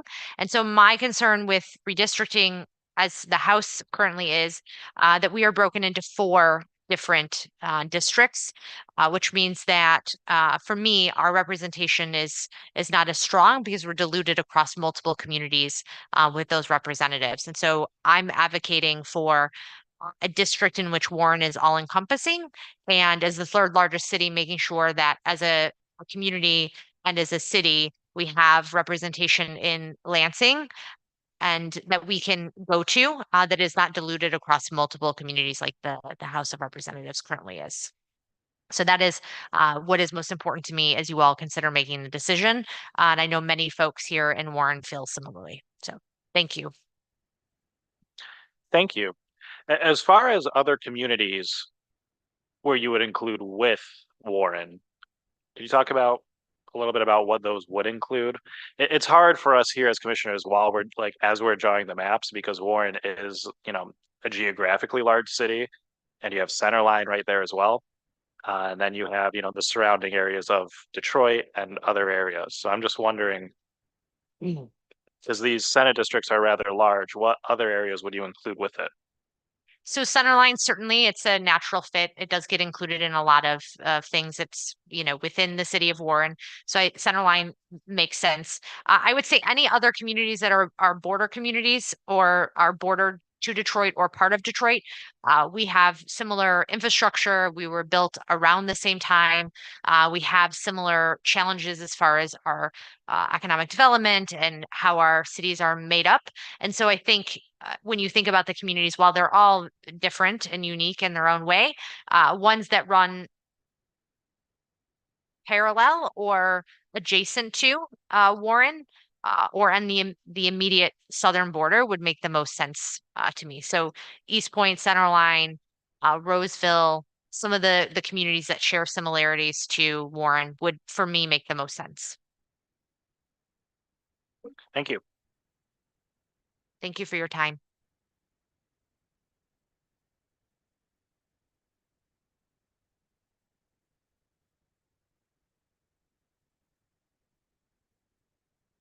Okay, we will move on back to mapping. And next up is Commissioner Kellum.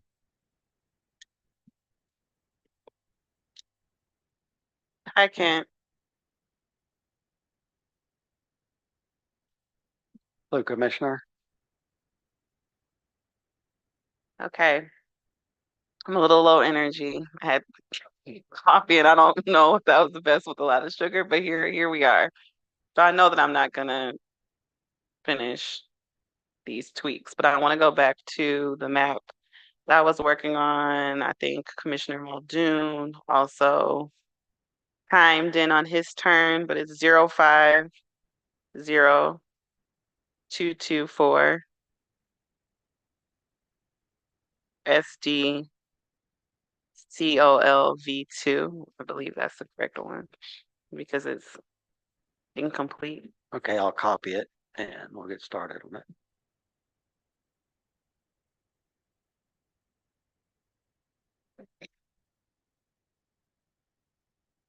Was the plan? No, I think I collected the one wrong one, Yep, didn't I? yep. 05022. Yep, the one right up. Oh no, it's supposed to be V2. This one here, 0502, version 2? Yes. Okay. Correct.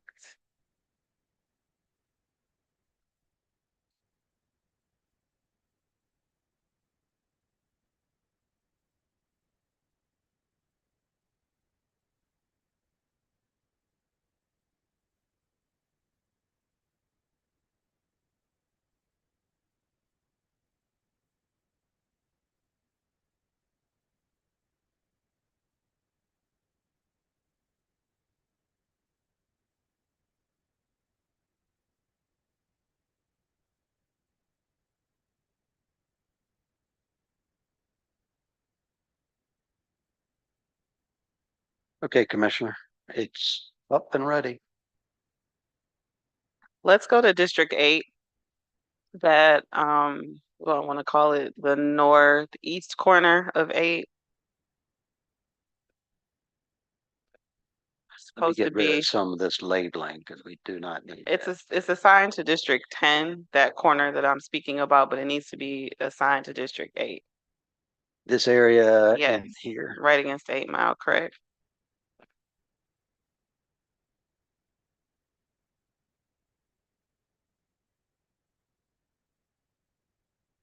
Assign that to 8.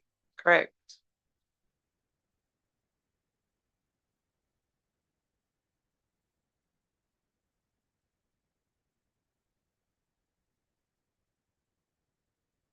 So now 8 is 13% over and 10, well, 10 is 13% down. Okay. 8 is 4.5% over. Okay. Can you go back up to that little chunk of 10 that's into 8?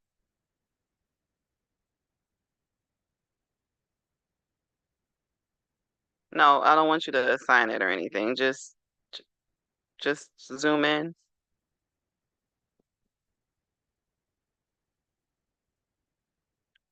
Can we move around the matrix, that blue matrix, or no, that has to stay there? Can't see. Not that one. There's the one in the upper left corner, the selection matrix. Thank you. Thank you, thank you.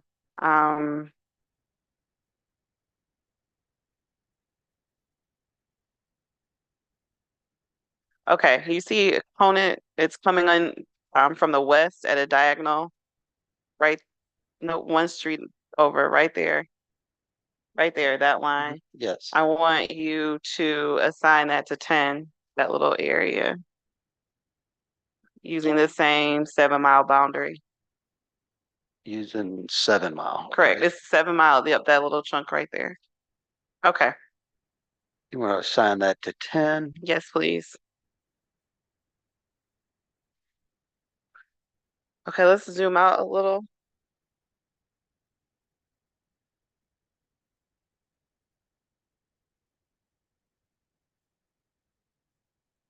A little bit more. From my memory, I know that 10 needs some adjustment. So can you zoom out again, please?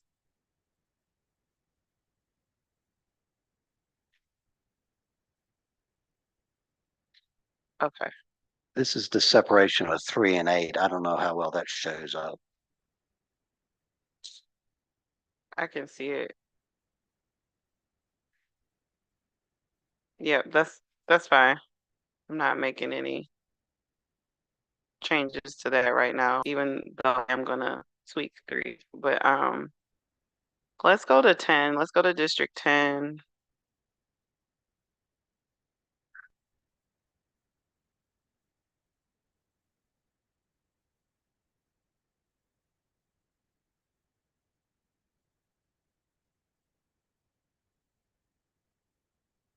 And zoom in on the western corner of it, or western edge. I'm going to use DeQuinder as a dividing line. I want to clarify, when I say dividing lines, I always read the public comment. And there was, when I was working on the kind of downriver, downtown, east side district, I wasn't saying that Alter Road is the dividing line between Grosse Pointe. I'm familiar with that area, even though I don't live over there. That's the way that I was describing it as I was drawing.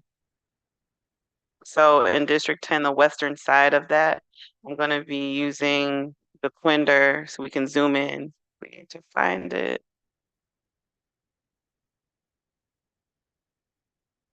This is 10 Mile up here. Is it the east-west? There's 9 Mile here. The Quinder is going to be north-south. So there's Hilltop. Living. Not in 9. It's going to be the eastern edge. I think it's right there where the line is, but I want to clean that up. Right, that line right there, I believe it's the Quinder. It looks like it starts with a W. Can't see.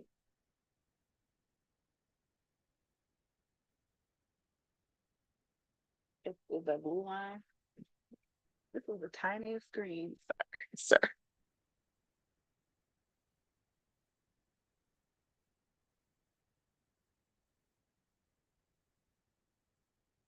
I think the Quinder is east.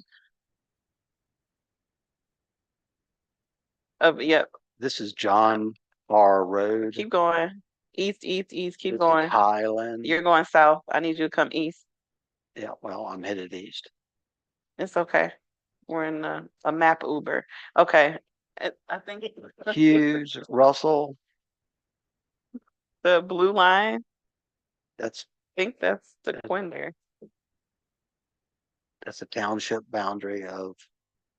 It's the Quinder. Okay. Okay. So can you, for right now, everything to the left of the Quinder, can you assign to 9? I know that's gonna put me over. So you don't have to tell me in your sweet voice. Now you're over. 7,700. That No. goes to 9. I know. I just needed to go somewhere temporarily.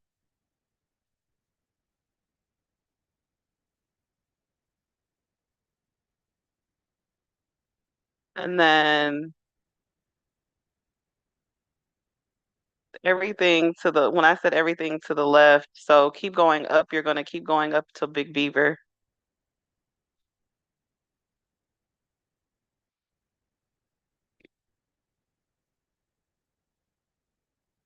Go north. Yep. This is Madison Heights right here. That's 12 Mile. You're just gonna go right beyond 14. There's 13, so that's 14 all the way up.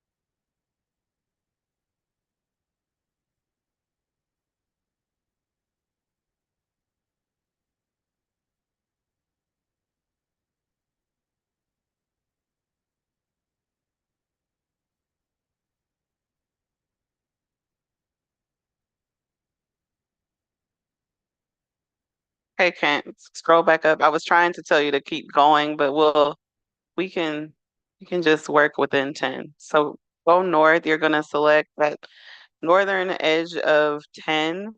You're going to keep selecting using DeQuinder as the boundary all the way up to Big Beaver. The Utica? I'm just talking streets right now. Okay.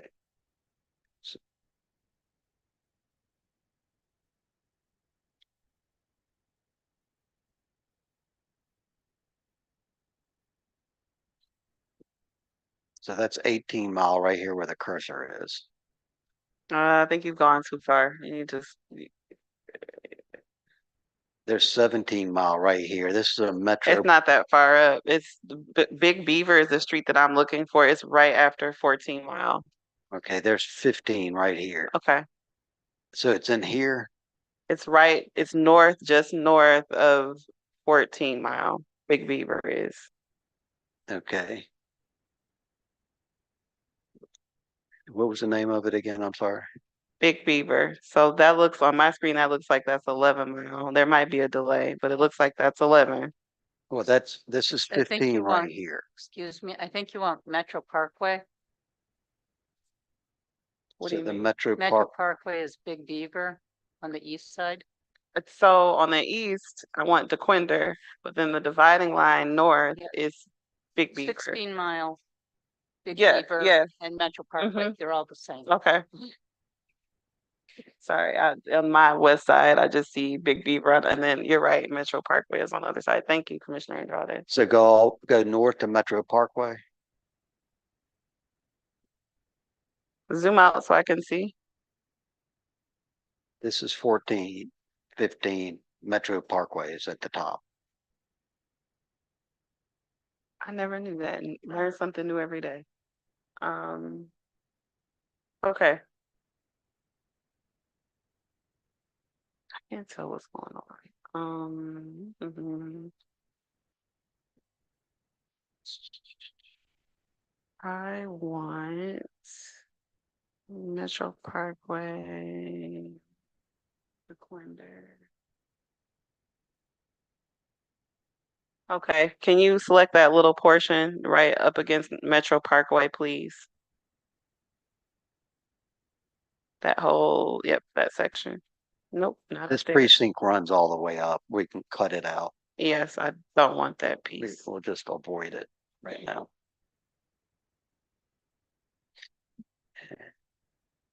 That should go to 10. 10, yep.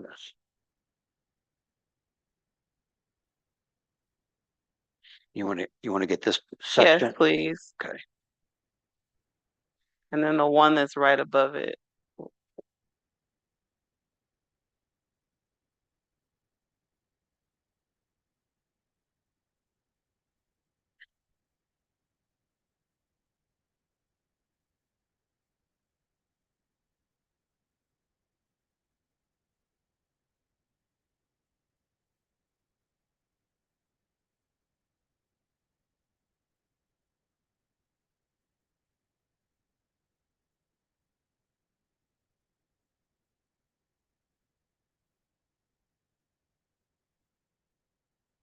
Continue northward. Sorry, my mic keeps going off. Just that part right there where your cursor is, don't zoom in anymore, but that section, yep, and to what's to the left of it as well.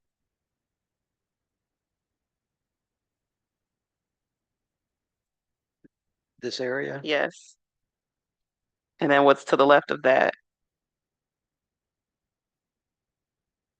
That precinct.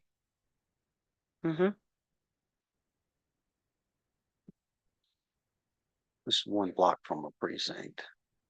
Okay. Continue leftward? Nope. Nope.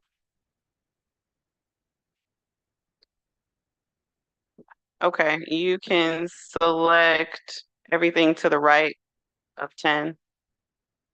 We're gonna go up north using Mound Road. So we're going to be left. Yep, you're gonna take some of 11 and put it into 10. Okay, doing it by precinct, I assume. but still using haze as the boundary. I can't see because of the matrix. I think in the lower half you're using haze, but Yes, this vertical line right here haze. is haze. Okay, great. Thank you, King. So So everything, south of something like this, yes, correct, and that's 10, correct? correct.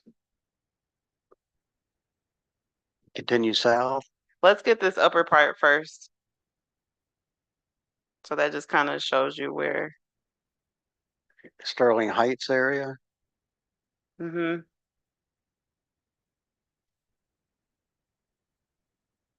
That.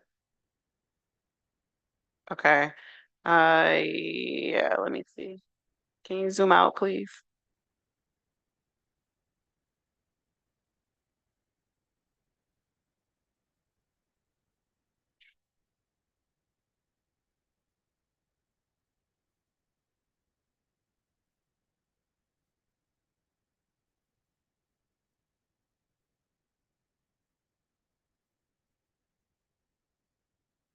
This is 19. I believe this is 19. Okay, the western border right there before you zoom in. Nope, zoom back out.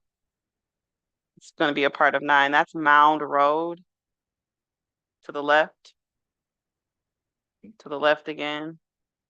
Don't zoom in, just up. Okay.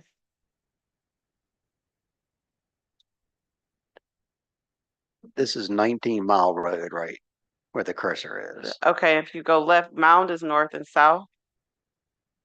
Okay, move left. Yeah. But I can see Mound right here. You don't have to really move the map. Oh, okay. So it's right to the right of number 9. Where you see that number 9, Mound Road is right there. Yes. So if you include that into 10, when you zoom out, I'll lose track of where I am. Okay, I was just getting there. That's So this okay. is the road, Mound Road, right? Right here where my cursor or arrow is. Okay. So you're gonna put that into 10. Okay.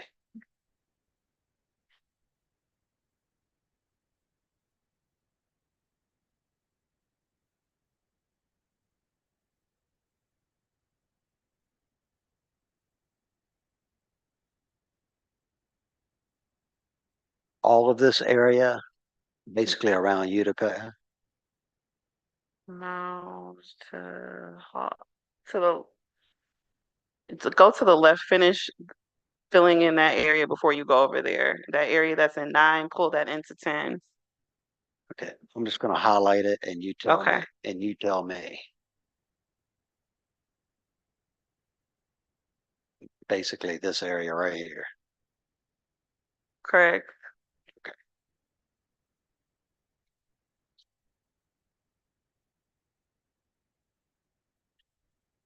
And that's Rye Road. Okay.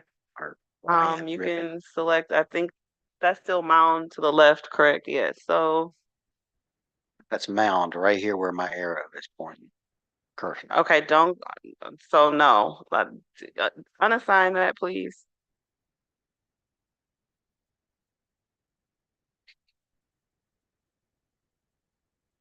Okay, Mound is the eastern border.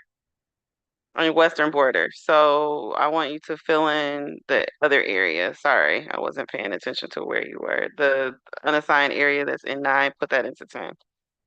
This area I'm selecting in here. Mm-hmm. Yes. And that's fine. Assign that to 10. And those little precincts that are left over, assign that to 10.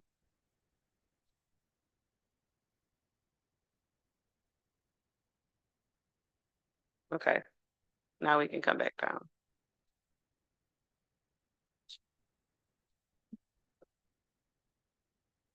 You can assign that area into 10 as well. This area part of 11? Yes. Okay.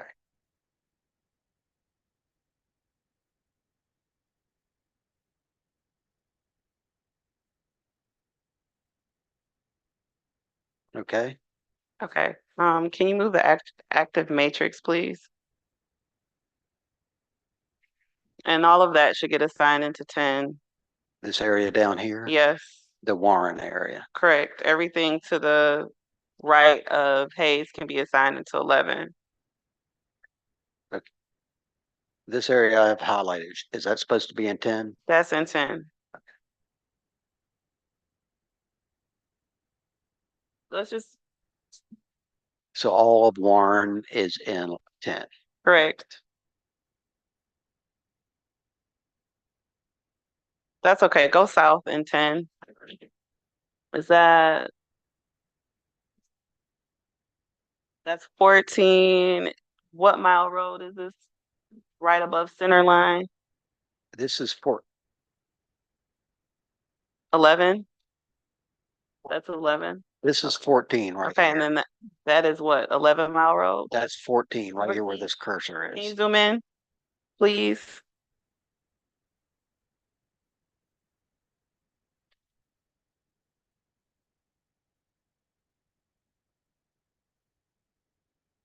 That looks like 11 Mile Road. It is? I understand. This road right here that's Masonic and that's 13. It's like 11 Mile Road. Am I crazy? Oh, that's okay. And that's Common One- Road and there's Martin Road. Here's 11 is all the way down here. It's fine. I'm looking for 10 Mile Road, but I swear from now, all I wear is reading glasses. Geez. Okay. So go south to 10 Mile Road. That was funny. Keep going.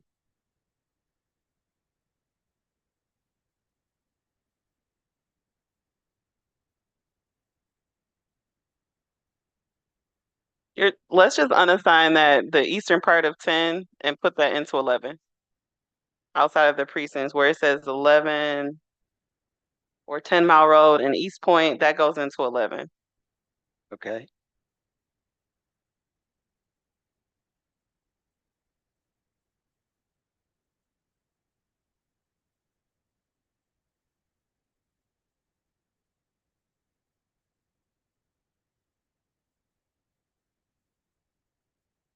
Okay, can you zoom in, please, Kent? Okay, where are we zooming in? Just Right where you just assign that into 11. I just want to check something. we have a little bit of a, let me fix this real Okay. quick.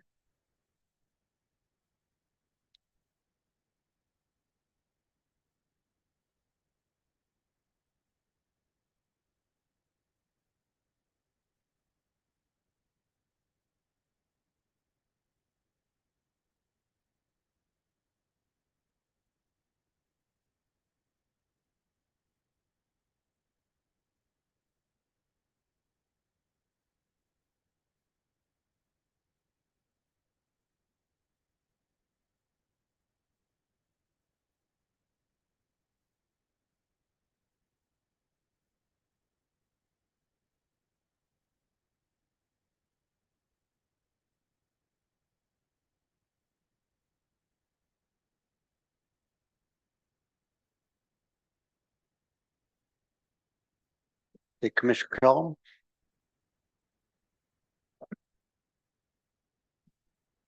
Can you zoom into the border of 10 and 11, please? Right there where you are, just zoom in. Okay. This is Hayes right here.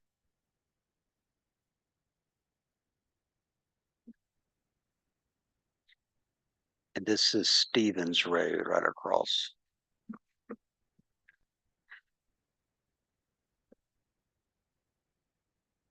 Okay, I need Hayes and 10 Mile, which is right above. Right where I'm pointing at this time. Yep. It's 10 Mile.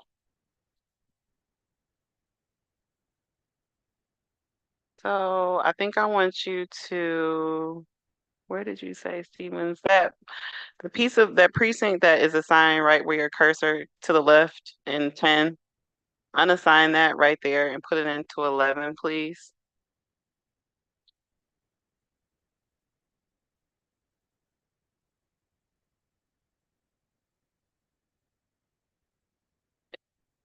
go up some. So it says Shirley, Chesterfield Avenue, to the left, not all of that, just the rectangle going east and west. Okay, we switch back to blocks. Sorry, I did say precinct. No, I'm sorry. I meant what I said. Unassign that precinct. Sorry, Kent. I apologize. Okay. Are we moving this area right? Yes, into 11. Okay, I'm sorry. My apologies. we got it. We got it. So we're using this road as the, Yeah, you really could have kept it how it was when you had that little reverse L. yeah, that would have been the whole precinct. That's what I wanted. Yeah. Okay, I just, we'll do that. thank you. That's the entire precinct. Okay. And what about this little area? Uh, This is I think that says 9 Mile. Yeah, this is 9 Mile right across here. yes, you can unassign. You can assign that into 11 as well.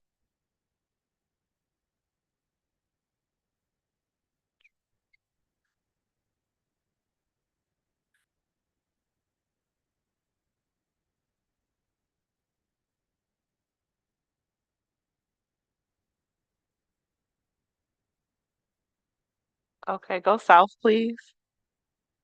And then that chunk, that precinct, the lower half of that precinct can go into 11, 9 Mile and Hoover. This area. That area, yes.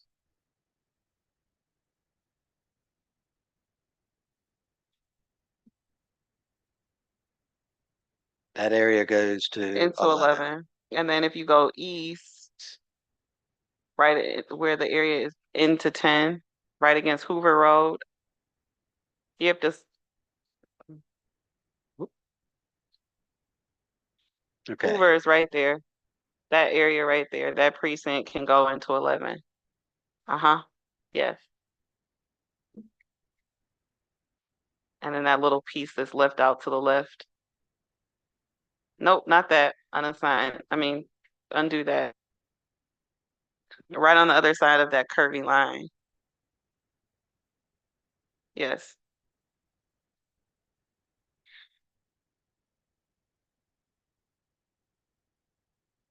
So this is 9 Mile. This is where the curse mile. And then the, Okay. thank you. And then the line going north and south should be Hoover. That's correct. Yes. Okay. Let's Hoover's go right to the there. top 11.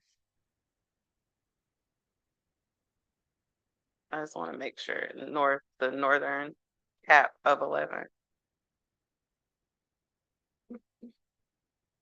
So this is the northern in Macomb County, northern part of 11.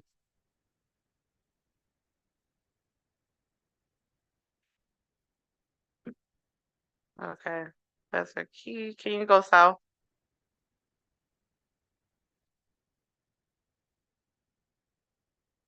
Hold on 1 second. That Mount Clemens, can you put that into 11, please? The whole township area.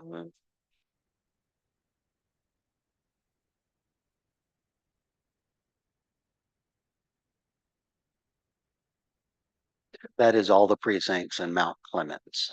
You want that in 11? Yes, please. And then can you go south? You could have stayed scrolling. Let me scroll zoomed in.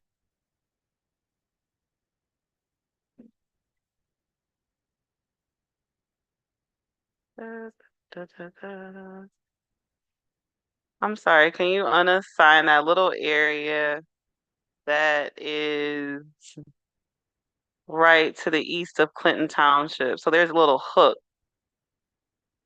that I want to stay in the Mount. Nope, nope, that's fine. Not that part. At the bottom of Mount Clemens needs to be unassigned. That little area, can you assign back into 12? This is this precinct, but well, let me clear this. Yes. This precinct should stay Into in 12. 12.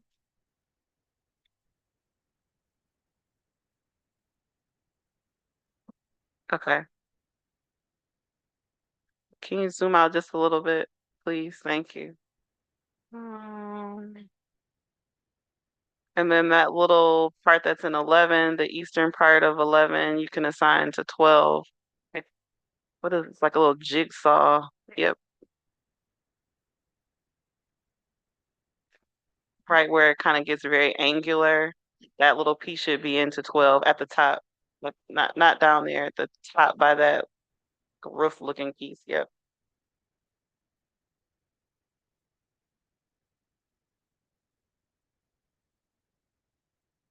The other piece of it too.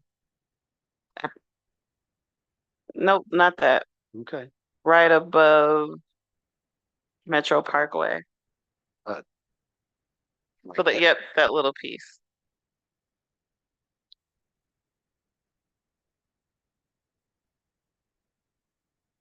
Okay, this is Little Mac Avenue or Monk. Commissioner Cullum, Sure. I'm gonna ask you just to pause for a moment. We do have We have company? We have company, Okay. and he's been waiting a little while, so I'd like to. Oh, you hear could have from him. stopped me 10 years ago. That's Okay. okay. We have a Mr. Paul Smith.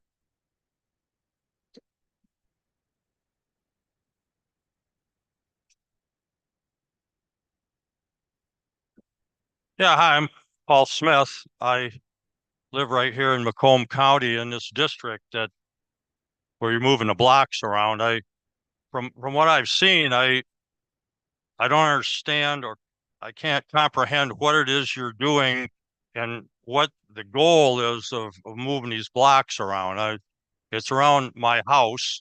As far as I can understand the U.S. Constitution, that every 10 years, which was 2000, 2010, 2020, according to the census, we move the districts and get an equal number.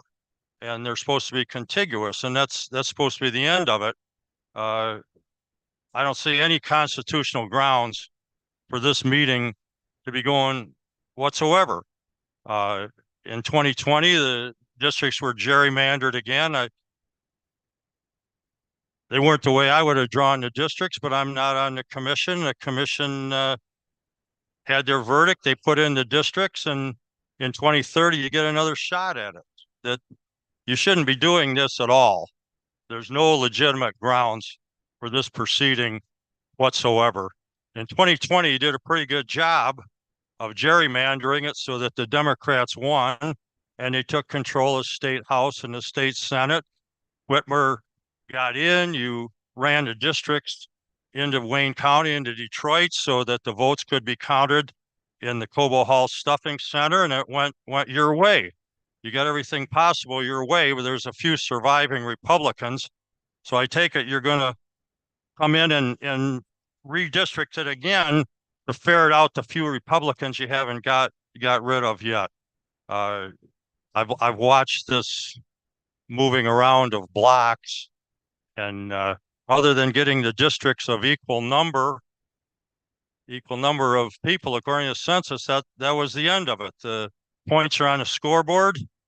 2020, you came up with the districts. You decided that Joe Biden was president and Gretchen Whitmer was the governor, and you got the votes to pass the constitutional amendment. So you're not recounting or relooking at these, but for some reason, this districting is being looked at again when it's not the time to look at it. You made your judgment in 2020 and live with it till 2030. You should adjourn this and quit messing with the election system even worse than you have already. And at least if you're going to move the districts around in Macomb County, at least learn the map to learn that which way the mile roads go and which way the Quinder and Mound and Van Dyke go. Thank you very much. Thank you, Mr. Smith. Commissioner Cullum, please proceed. Well, Mr. Smith, I wish you could stay and help me, but now I got my glasses on, so I hope I do some. Oh. Or can we help? Yeah, go ahead. So no, but I would like you to take a look at the maps. We are charged with redrawing the maps. We were a body that was randomly selected in 2018. And so that's why we're up here as citizens redrawing the map. So if you look at the maps online, not the one in the back, because the Linden map, that's what we're actively with redrawing now. And let us know specifically what you dislike or like about the options that we have online. That would be Well, great. so I'm not here to argue about the wiggles and jiggles and what changes you're making, but your whole grounds for making changes at all in other than 2020 or 2030, that we redistrict every 10 years, that the map that you people came up with for 2020 isn't the map I would have drawn, but I wasn't the committee and I had to go along with it. And I ran for state senate. You guys made a district that was 3 miles wide and 21 miles high that went all the way from M59 to the Detroit River, that was conveniently, again, run south of 8 miles so that the votes could be counted in Cobo Hall and come out your way. And they did. Well, But thank you, that Mr. was the Smith. district, that was the way it is. But looking at these ribbons going across county lines, that's not how I would have drawn it. Okay. But I didn't argue about it. I didn't complain about it. I'm saying you drew it, and that's what it is for 10 years. And you got no reason to be taking what you got and then coming back for the scraps that got away from you. And that's really what's going on. We to appreciate your try to comment. ferret out what's left of the non-Democrat districts. We appreciate your comment, Mr. Smith. So we have to continue our business for the day, but we thank you so much. Paying for all time is listening to the people and not fiddling around trying to figure out where the streets in Macomb County. Thank you so much. Okay. Commissioner Lang, I see your hand is up. Yes, Mr. Smith, I don't know if you can hear me, but I just wanted to let you know that the reason we are redrawing is it was required by a federal judge. He ruled against the previous maps, so that is why we are redrawing. You said you didn't understand why, so I just wanted to let you know this is a court-ordered redraw, and that's the purpose for it. Thank you.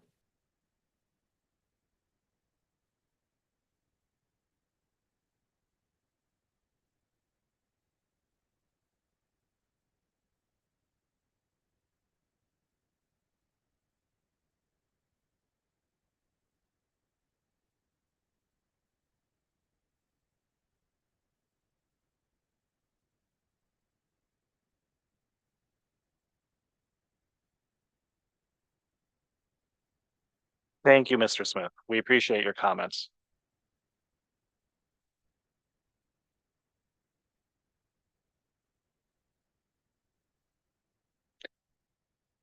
Okay, we have about 25 minutes left in the meeting. We're gonna have some time as well for the executive director's report, but we probably have about 10 minutes or so left of mapping, if you'd like to continue. Sure, it's totally up to you. If you want to take the rest of the time to handle business, we can. Oh, I was trying to give him a turn. Okay. I know. It's fine. You all love me. So, all right, Kent, we're gonna get back in the saddle. Let's keep going. So where was I? Okay. Mhm. Mhm, mhm, mhm, mhm.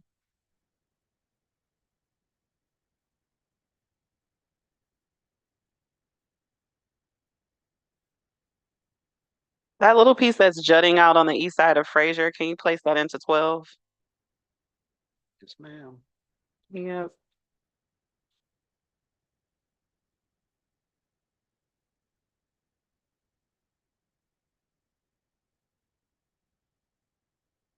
Mm, I think I told you too much of it. Right. Stop, stop, stop. Mm, mm, mm. The right where it says the population 881217, put that back into 11. Okay. And then I did tell you right then. Can you zoom in, please? Those two precincts, can you assign to 11? Excuse me? The two precincts right there, can you assign that to 11? Not over, unassign that little, The precincts cross over the highway. So you can do it by block if you'd like. yes, let's do it by block. I don't want to cross over into the highway.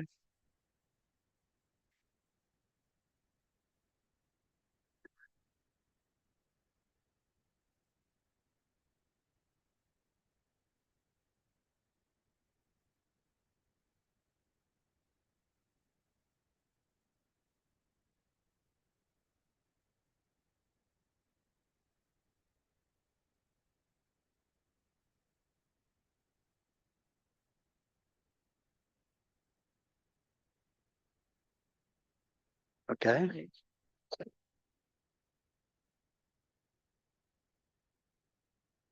Okay, can you zoom in? That's Margaret right there. Okay,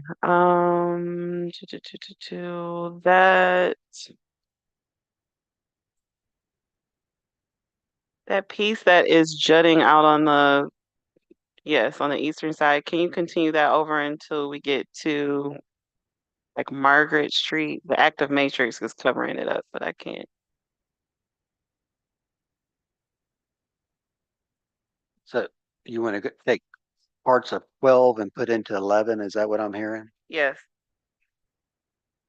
That is South Market. Okay.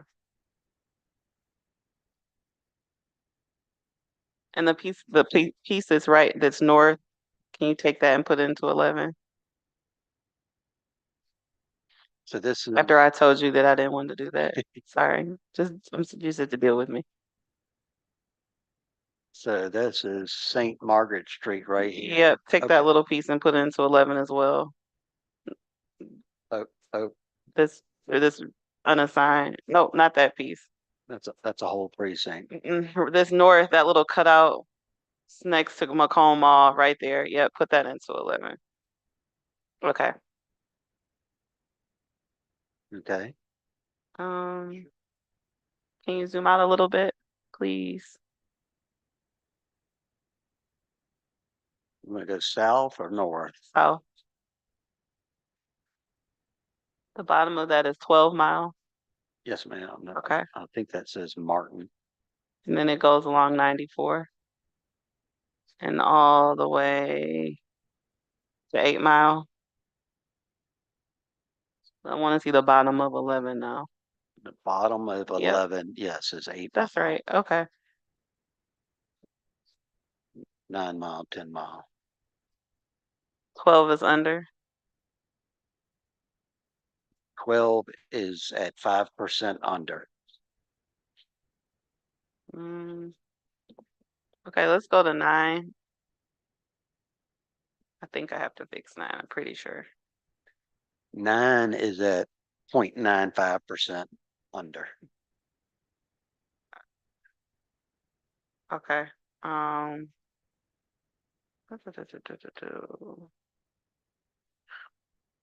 Can you zoom out a little, please, so I can see the entirety of 9?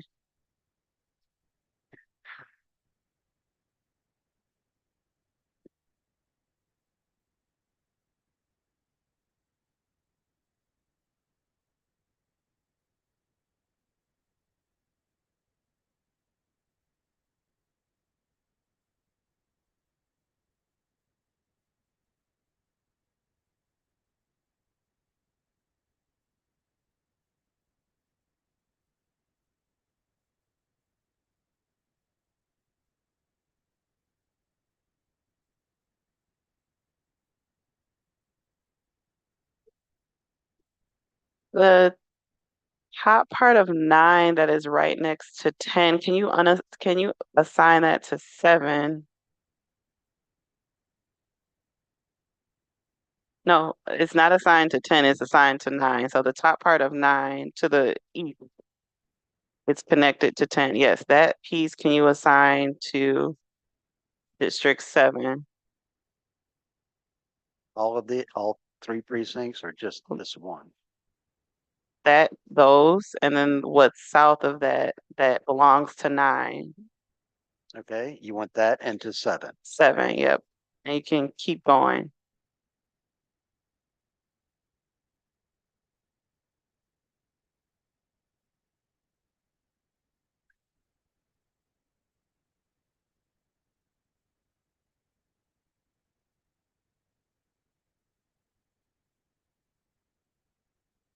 Okay, Okay. so 7 is now 42,000 high and 9 is 43,000 low. That's fine. I'm not gonna finish this today. Can you zoom in on the top of 9 where we just were?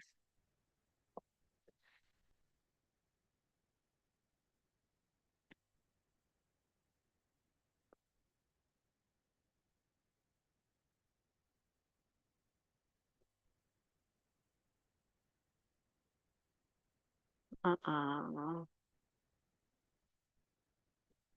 Mm,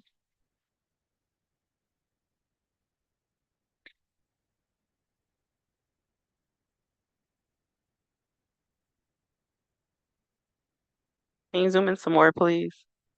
Excuse me? Can you zoom in some more, please, Kent? Is it East Waddles or Weddles? What's This is, north and south? Can you read those off to me? that's 75 right here. Okay. This is John R. Mhm. Road. What's next? This is, I'm unsure, but we'll get to it. Rochester Road Okay. is this road Mm, where my cursor is. okay, so that whole little chunk.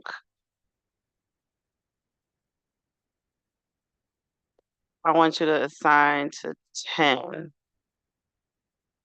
I'm sorry, to 7. 7. So everything east of Rochester Road, like this area, Correct.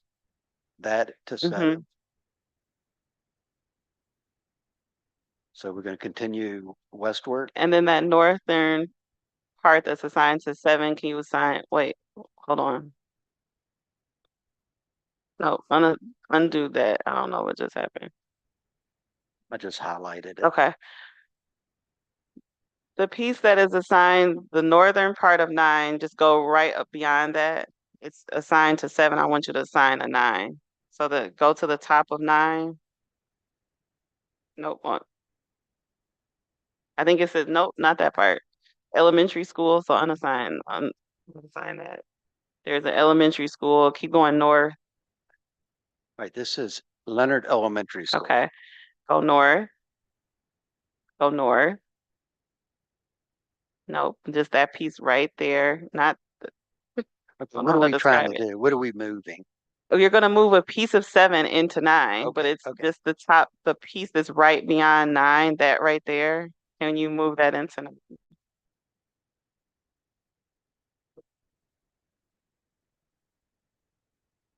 So there, 7 is 60,000 high, 9 62,000 low. Okay. You can assign the rest of that into 9, that piece as well. That entire block is Mhm. 6,600 into 9. This is South Boulevard. Yep, you can assign that piece. Not all the way across. I don't want you to go that far. Just that piece? Mm-hmm. Yes.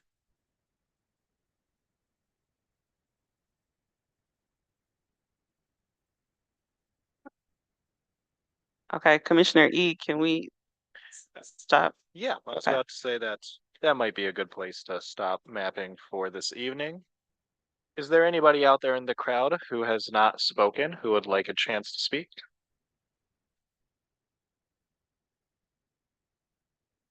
There's some. It's going. Cool. You can just approach the mic. You don't need to sign up. Just state your name for the record.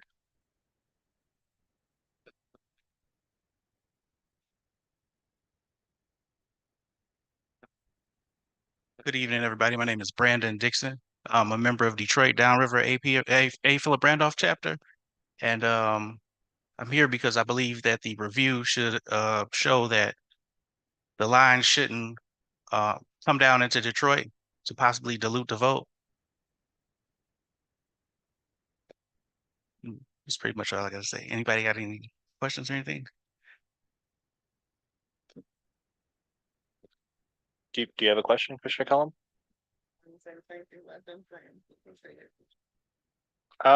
Yeah, well, thank you for your comment. We have multiple mapping options that are out there right now. I recommend you check the website, and so you can then let the commission know which version you might like best. Okay. You could even draw a map and submit it to the commission Okay. for consideration.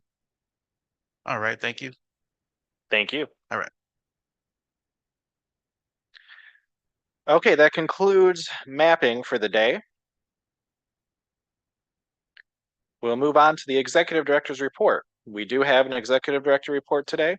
If there is no objection, I will ask MICRC Executive Director Edward Woods III to provide his report.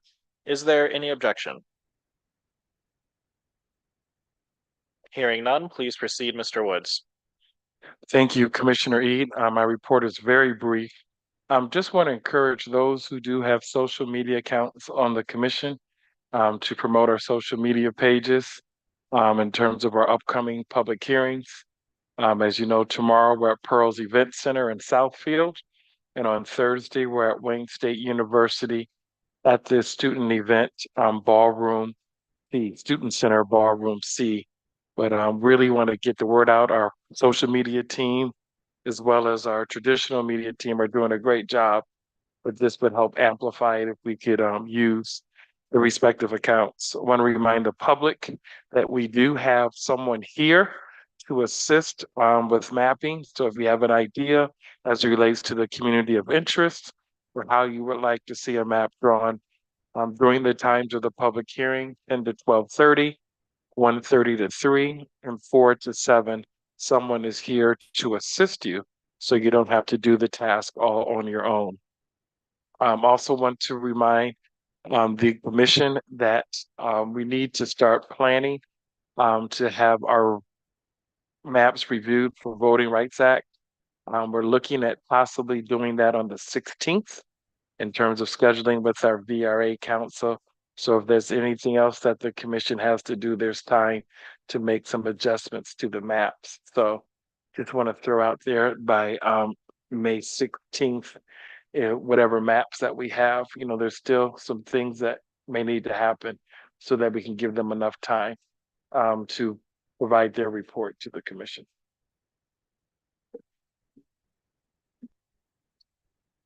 Thank you, Mr. Woods.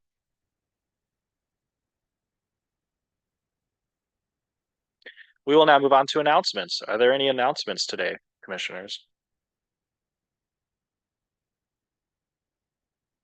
I do not see any. How about acknowledgements?